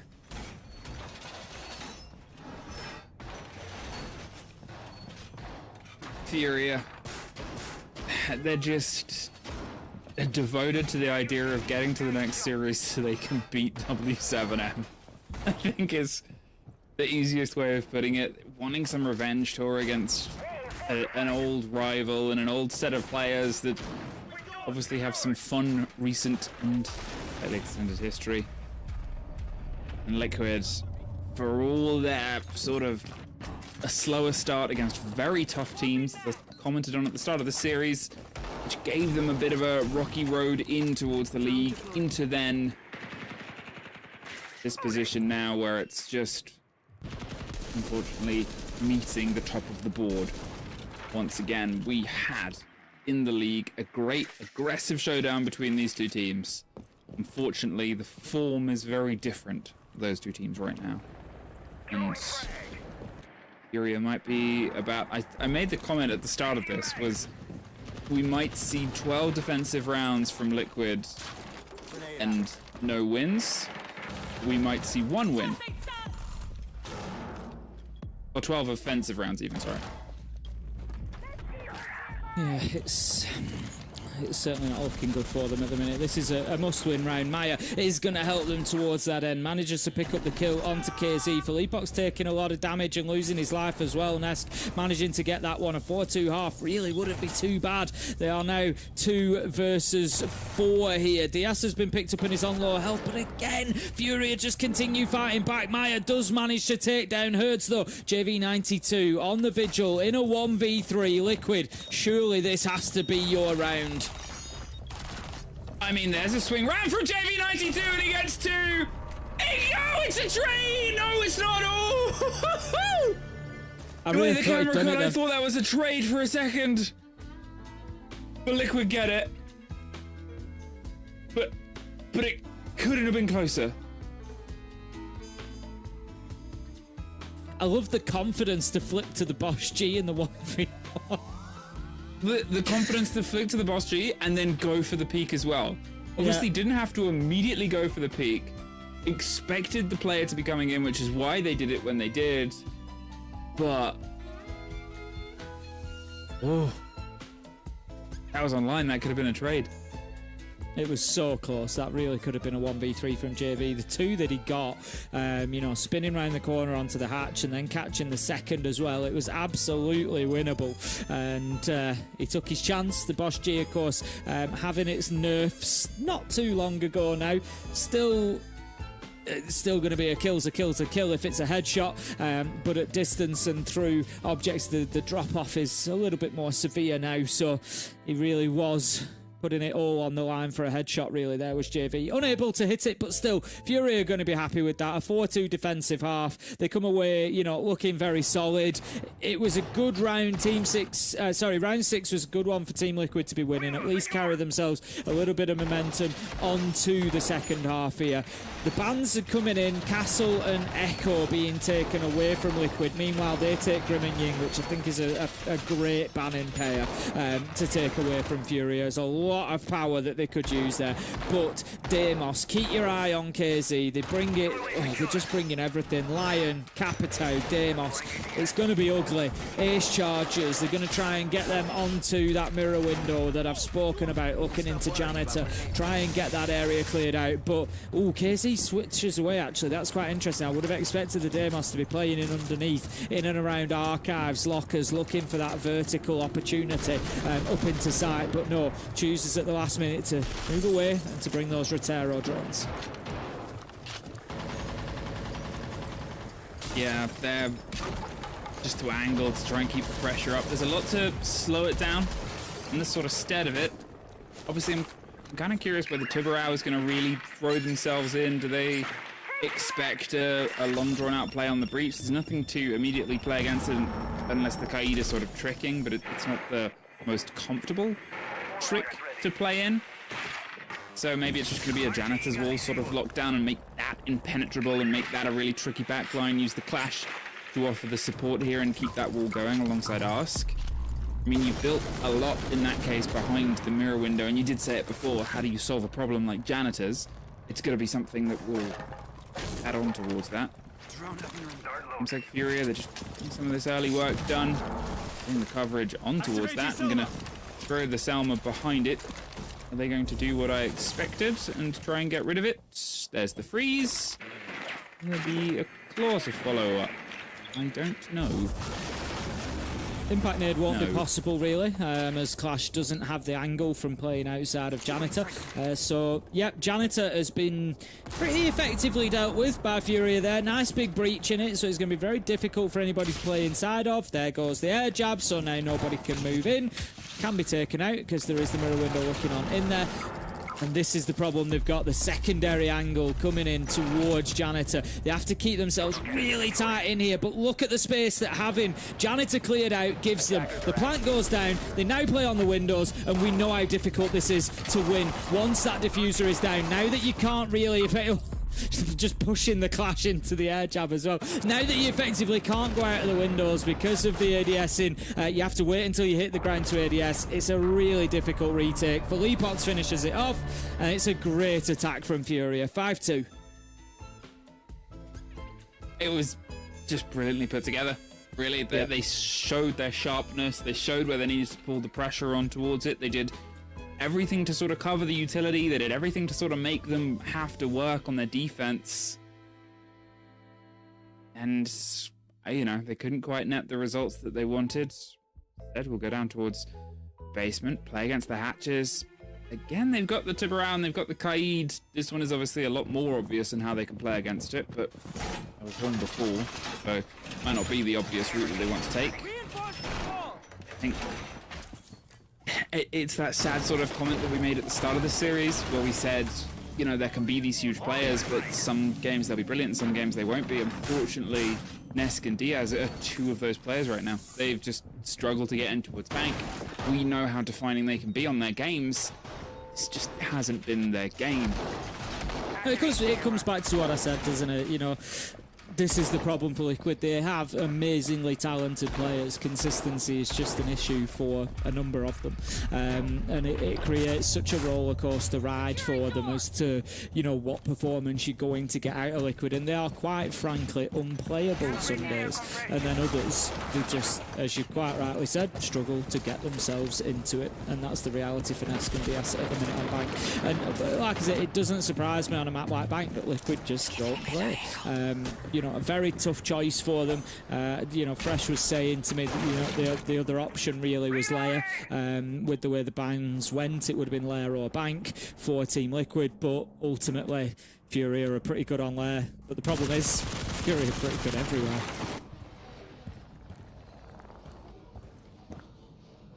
So the Nook of Herds want to try and just get themselves up directly into the fight and the fray. There's at least some reveal, but there's nobody to catch yet as the drones roll on past. Resets might be the first victim here.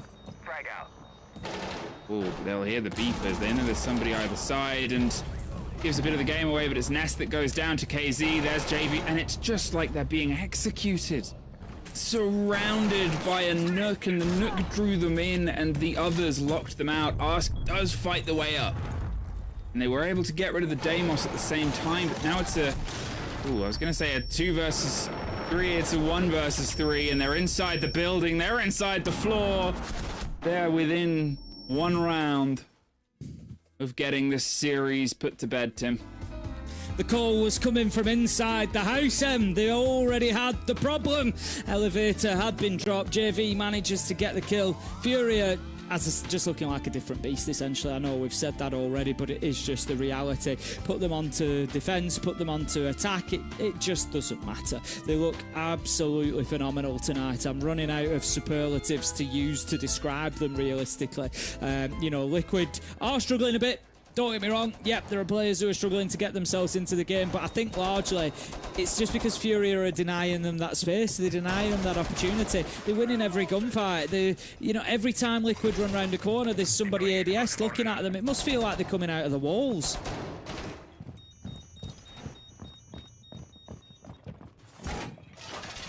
At this point, Liquid, how much of this is just running this into its inevitable end here? How much of this has just been the pressures of today, and how much of this is... God, do you remember how good Fury are at LAN? Yeah, I remember. I saw it every single time. They are just a different beast, a different animal when they get to this sort of situation, and, you know, it always reminds you of the class of this roster, and it's a strange thing to say based on the accolades this roster has, but... when they fall a little bit and you go, okay, you know, they're maybe struggling against them and they did this, and then they get to this stage and are like, oh no, yeah, this is why they are one of the best teams that has touched the game. Anyway. Basement attack coming up from Fury. Let's see how good they are on another basement attack. I think I'm going to hedge my bets and say very good. They're going to open up the top of the line onto the top of blue stairs so that there can't be any aggression up there. I ask who is going to be playing on the smoke. We saw the damage that Herds was able to do from that position himself. Hatches be 45 seconds in and hatches are already being opened. Fury really are not messing about here. They want an early night. They want this done and dusted 7-2. Imagine a world where coming into this I had said, I mean, I don't think you'd probably ever really question a possibility for Fury because we know how good they are. But coming in saying Liquid we're going to lose 14-2. I don't think I'd have bought it. No, and you know, it's just it's the nature of the beast as well. You think about how close some of these rounds could have been, but only really the ones that Furia didn't win, right? It's some early, all the way back at the start of Cafe. For a second, I thought they were just going to group hot drop the hatch there. But it's the play here against the Tiburao. Yeah, you just can't really put it past Furia at the minute, can you? It's any opportunity for aggression they seem to be taking. You know, they're just willing to go in and get those fights, but they are remaining structured with it. You know, and being cautious at the same time. They don't want to give anything away for free. 58 seconds left to go. Still working on the hatches here, so a little bit slower than last time for Furia. They haven't got themselves into a position to be putting a diffuser down or anything just yet. They do have the sense gadgets, of course, remaining. 40 seconds left, though, to make something work, and it is still 5 versus 5. They did that breach on the wall a little bit high. I guess they're not just going to try and duck their way through. Instead, make it a hop and use it for angles later. Going to deploy the fuse, get rid of anything on the other side. But to be honest, at this point, they have more than enough utility because they also have, you know, the chance for all these canisters. There's the first kill on KZ is dropped. The hatch itself is going to turn into the drop, but the RAU just didn't offer enough coverage. A shotgun waiting to catch anybody who dares find the fight, but they did get a bit of damage done to us. There's the pickup, there's the swing round, but it's a 4 versus 1 at this point, and Herds is separated by fire. Liquid, oh, it won't be 14-2, but might still be 14-3, and that's the problem, right? Yeah, the problem is it feels like it's delaying the inevitable. It was a good round from Liquid. Let's, you know, look at the positive. They were very, very solid inside of sight. Furia never really got them moving, even when they got the hatches opened. And Furia were far too slow about getting those hatches open. I suppose it's, you know, always going to be part of the problem of playing with the Maverick to do that job. But yeah, it was like only 35 seconds left by the time the hatches were open. And the thing is, they started it off really quickly. Actually commented at the beginning of the round saying 40 seconds in, we're getting a hatch open, they're not messing about it. And then they just seemed to take an inordinate amount of time doing not very much.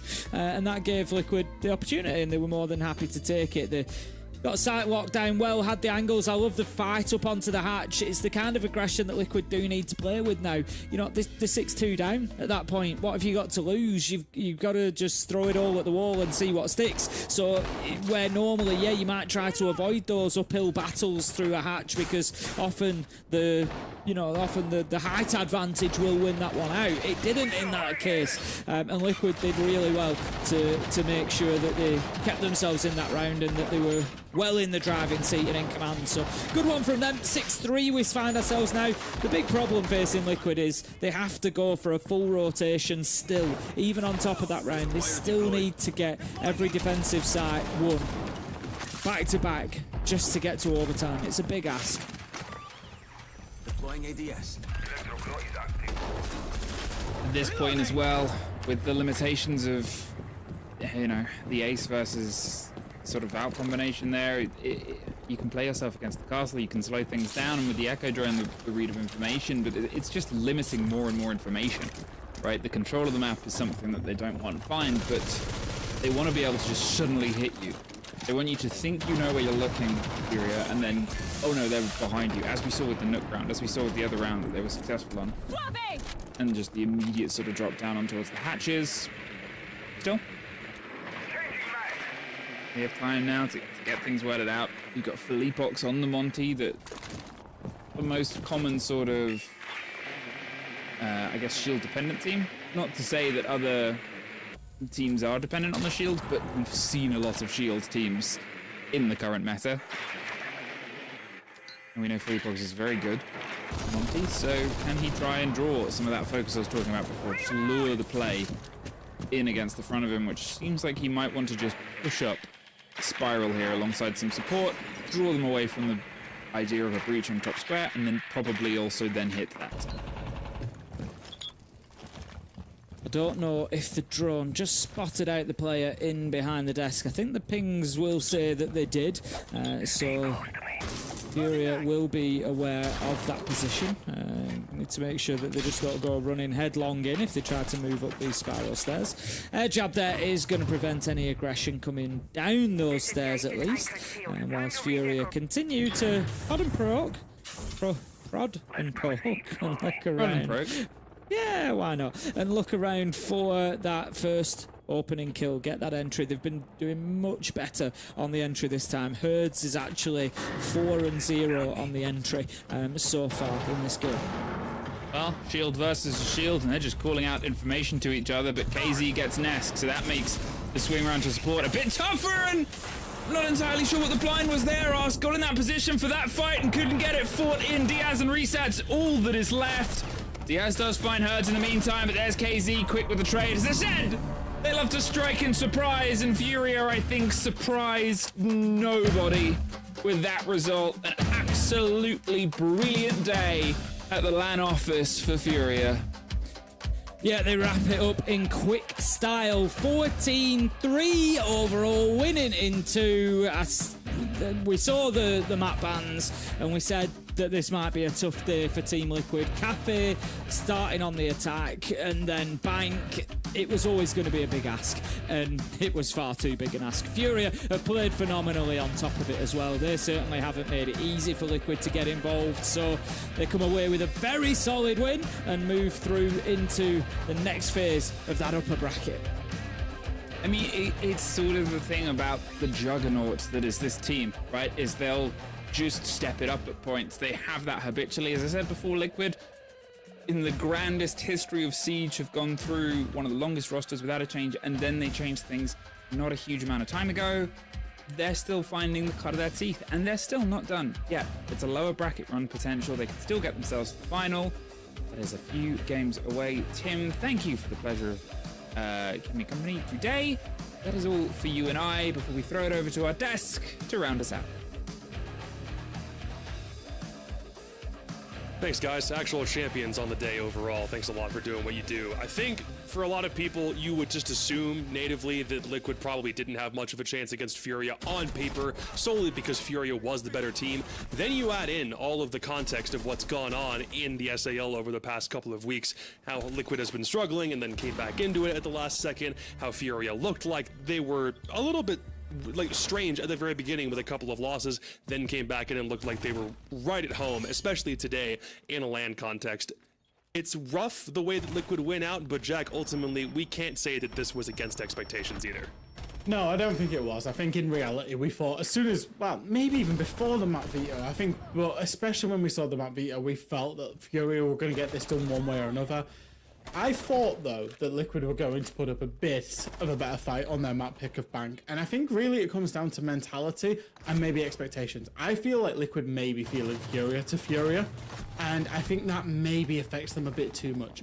Even in terms of the map pick, because, for example, you know, there are various maps such as Lair that they could have gone for, which is Liquid's #1 map pick. They didn't. They went to Bank. They wanted to try and get on a map where they thought, maybe we're better than Furia. Let's find a map where they've looked shaky on the stage. And in reality, it wasn't really a contest. I'm not sure I understand the game plan here, Jack. For me, it's not only the map veto, it's within the map veto. So we take Bank, for example. Remember what I called before the map started? I'm going to say, okay, Furia are just going to ban the Harbiters, Hibana and Ace, and they're going to play around these bans in the Harbiters that are so strong in Bank. What did they ban? Ying, Blitz, Blackbird. None of the Harbiters. At any point, did Liquid bring these Harbiters? Only the Hibana and only on the basement mob site. On every single setup where you have an extended room on the top floor, whether it is on tellers, whether it is on open space, or whether it is on this very bomb site at the top floor, did they bring Ace or Hibana when it was opened? No. Look at this round. Nate brought the Ace. It's the reason why they opened the Genitor Worlds, and it's the reason why they were able to execute. Why didn't Liquid bring a single time a range Harbinger when it was opened? Because they don't adapt. They play rehearsed strategies, and you could see the huge between these two teams during the match. It's not only about kills, it's also about strategy. And we've got to praise Hertz, by the way, because we said he was dropping the ball. He also dropped the ball in the first map. He was the one involved in the most opening engagement in that map. Won 4 opening engagements for his team, not a single opening death. And 3 of those opening kills in the early rounds in defense were on the AGL of Ask. 3 rounds in a row, by the way. I feel like he's the one that fundamentally benefits the most from being online. I think I said it earlier. Like, he really is the one that takes the risks on this team, and when those risks come off, it is very high reward. But that happens so much more online. And again, on bank, he was phenomenal, like you say, Leo. I think the weird thing is this was probably one of the first maps I've seen in a hot minute where every single round had a successful entry conversion. So Liquid opened up on 3, only won 3. Fury opened on 7 and won 7, especially for how the rest of this series went. JV, we'll see him with the MVP graphic later on, but he just kept that momentum rolling from one map into the next and made things really count. And I look at this Liquid team and think that there are some ideas that may end up working in future overall for me, Leo. I'm not sure about you, but I feel like this is an early stage version of a new Liquid lineup that could make noise eventually, but against higher up teams, it's still going to take a bit before they really click with each other. Yeah, I think once they get out of their own heads, I genuinely believe that. I think once they get out of their own heads, maybe we can see a Liquid. And I just want to say a quick note about JV as well, because I genuinely think JV is like one of the smartest Siege players. And I think if you look at the kind of front 3 that Fury put out, they have Hertz, who's this kind of high risk, high reward player. Then they have KZ, who's kind of a really, really smart player. And then it's JV who kind of links the two. And he's not afraid to get amongst it and just go a little bit risky, that Hertz playstyle. But also he makes such smart plays when he needs to as well. He really is kind of truly flexible in the way that he operates. Not sure about some of the Maverick play, I will say that. But apart from that, like in terms of the fundamental FPS and how he links in with his teammates, he's so good. And I'm not surprised to see him get high KDs because he reads situations so well. The reality he was bamboozled because initially on the Mav, he did it very well on round 8, and then he had to play it again, and his teammates dropped the ball because they didn't bring enough hybrid shields. So that's why he was left with not enough gas tank. But I mean, when you have his skills and when you have his fragging power, nothing matters. I mean, 20 kills, 60 death. I mean, it's absolutely insane. And that's the beauty of Fury, honestly, is that even on a day where someone is not playing well, you have so much firepower in Hertz, in KZ, in Felipox and Nade. And when JV kicks off, that team is just unstoppable. So for me, the summary of today, and that explains why we've been at 14 round wins and only 3 losses. I will say it's on the back of strategy, but also on the fact of pure talent. And that team on LAN is just unbeatable. Tons of credit also goes towards Fury's coaching staff for ensuring that the bans went the way that they did. We were talking a lot in pregame. Liquid are going to have a really tough time getting through this ban phase, and sure enough, they did. Fury put them into a box, and they were able to capitalize on just not looking like they were themselves today, but also the maps were definitely not, there were just no favors earned for Liquid in that entire ban phase. Let's see if we've got interview ready here in a hot second. I can hear Felipox. I can definitely hear Felipox. He's definitely there. I heard a 10 count. Might have him in a sec. Let's bring him in real quick. Let's put him in the interviewer's chair if he's standing there waiting for us. Hey, we hear you too, man. Congratulations on the win.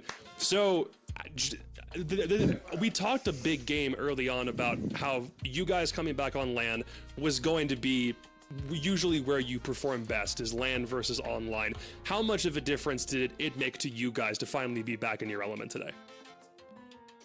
Yeah, it makes a big difference. We are a team that had always liked to play on LAN.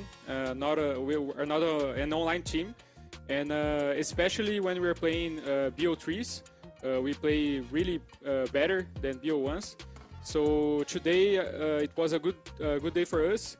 They picked Bank, which was a map that we were thinking about picking it. So I don't know why they did that, and it made it easier for us.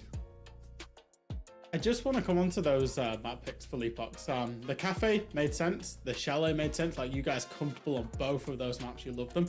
Do you just think that it was a case that in reality you would be happy to play them on any map? Because the way that I read it, I kind of felt Fury are better than Liquid on most maps. And do you think they thought that as well? Yeah, I think you're right.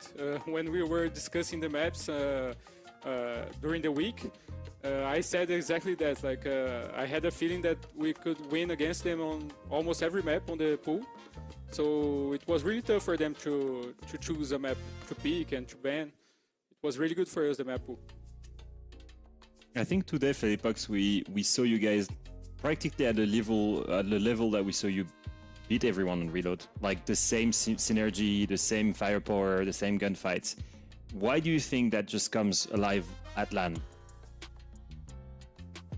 I don't know. I think it's the mentality, like the game day is really different. I think Casey said in the interview, like we play the game days when it's online on the office, where we practice every day. So I don't know, I think unconsciously you have a feeling that you are just on another scrim day, another game day, and when we are playing LAN, it's just really different for us. I don't know.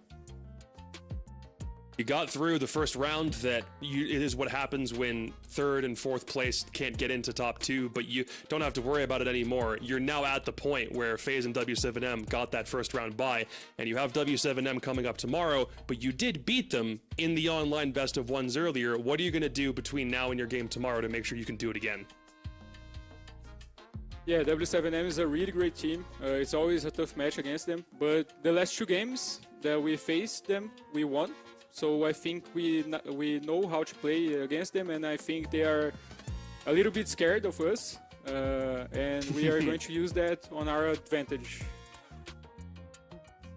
Will be a great game tomorrow when it finally comes up, dude. Again, congratulations. Hopefully we'll see you in the interview chair again tomorrow, dude. Thank you, guys. Standing on business, man. Both teams today that get 2 0s.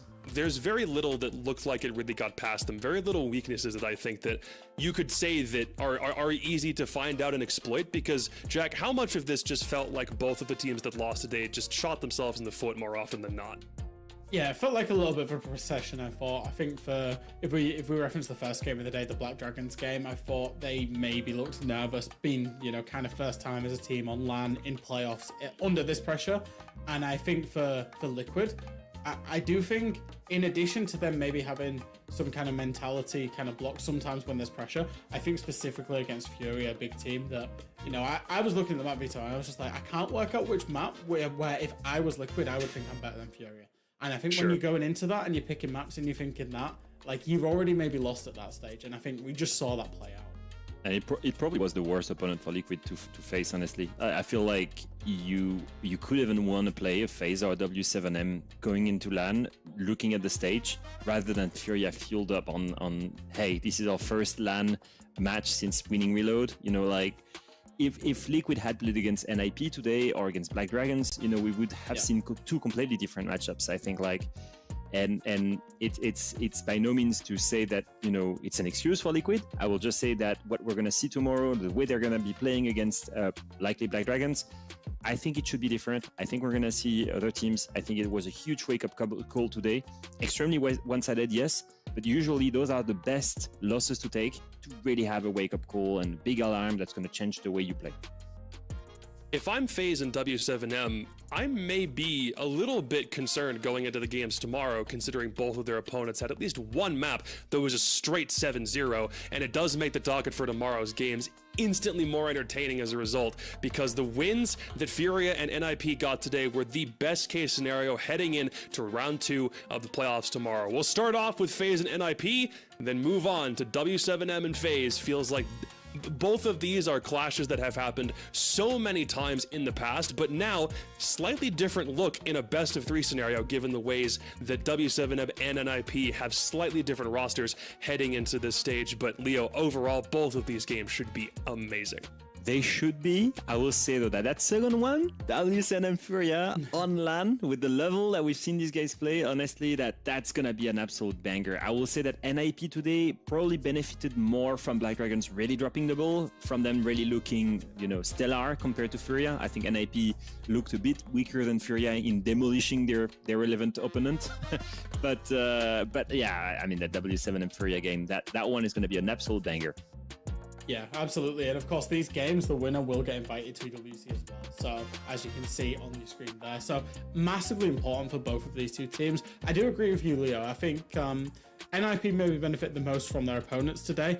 However, they also did get to play today. With W7M, with FaZe, they've had the day off. They've had a little bit of time off. So you've got teams coming into it hot with momentum and ready to go. And again, can't just say this enough. That W7M Fury game is going to be incredible. And in reality, if FaZe win, whoever plays against FaZe in the upper bracket final, and then likely the grand final, is going to be incredible, because these are some of the best teams in the world.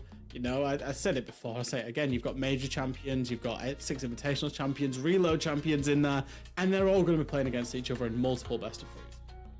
Liquid and Black Dragons did catch a great break, though, because if you were going to lose your last tournament life before you face an elimination, at least you don't have to play another game the day after you've already played some of the... How do we put this politically in a nice way? Some of the... not great, you know what, I'm not coming up with a word. Some of the not greatest Siege you're ever going to see them play ultimately happened over the course of those BO3s.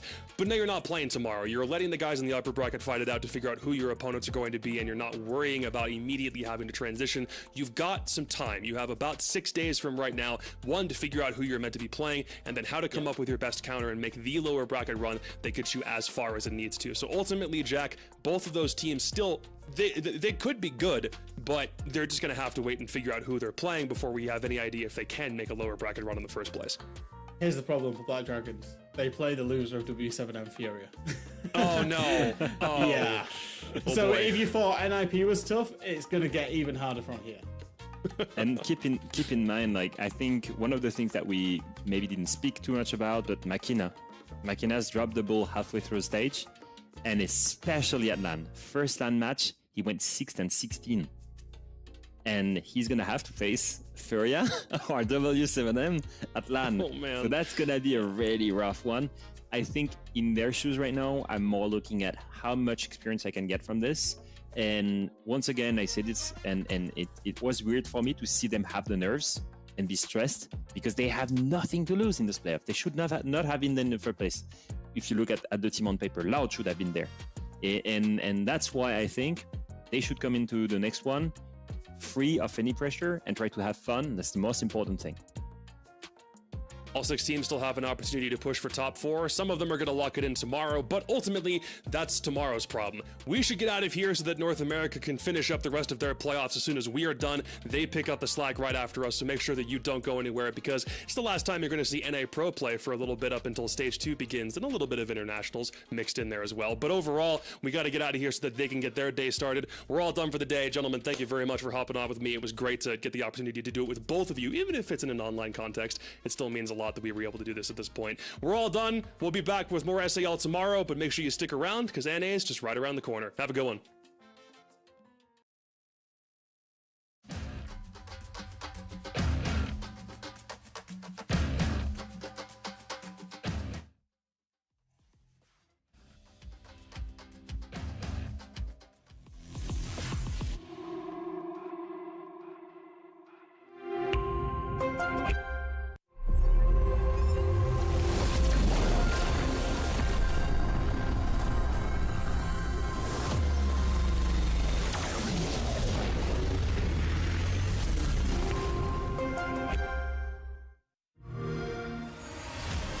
You know how they say it's not the destination, it's the journey?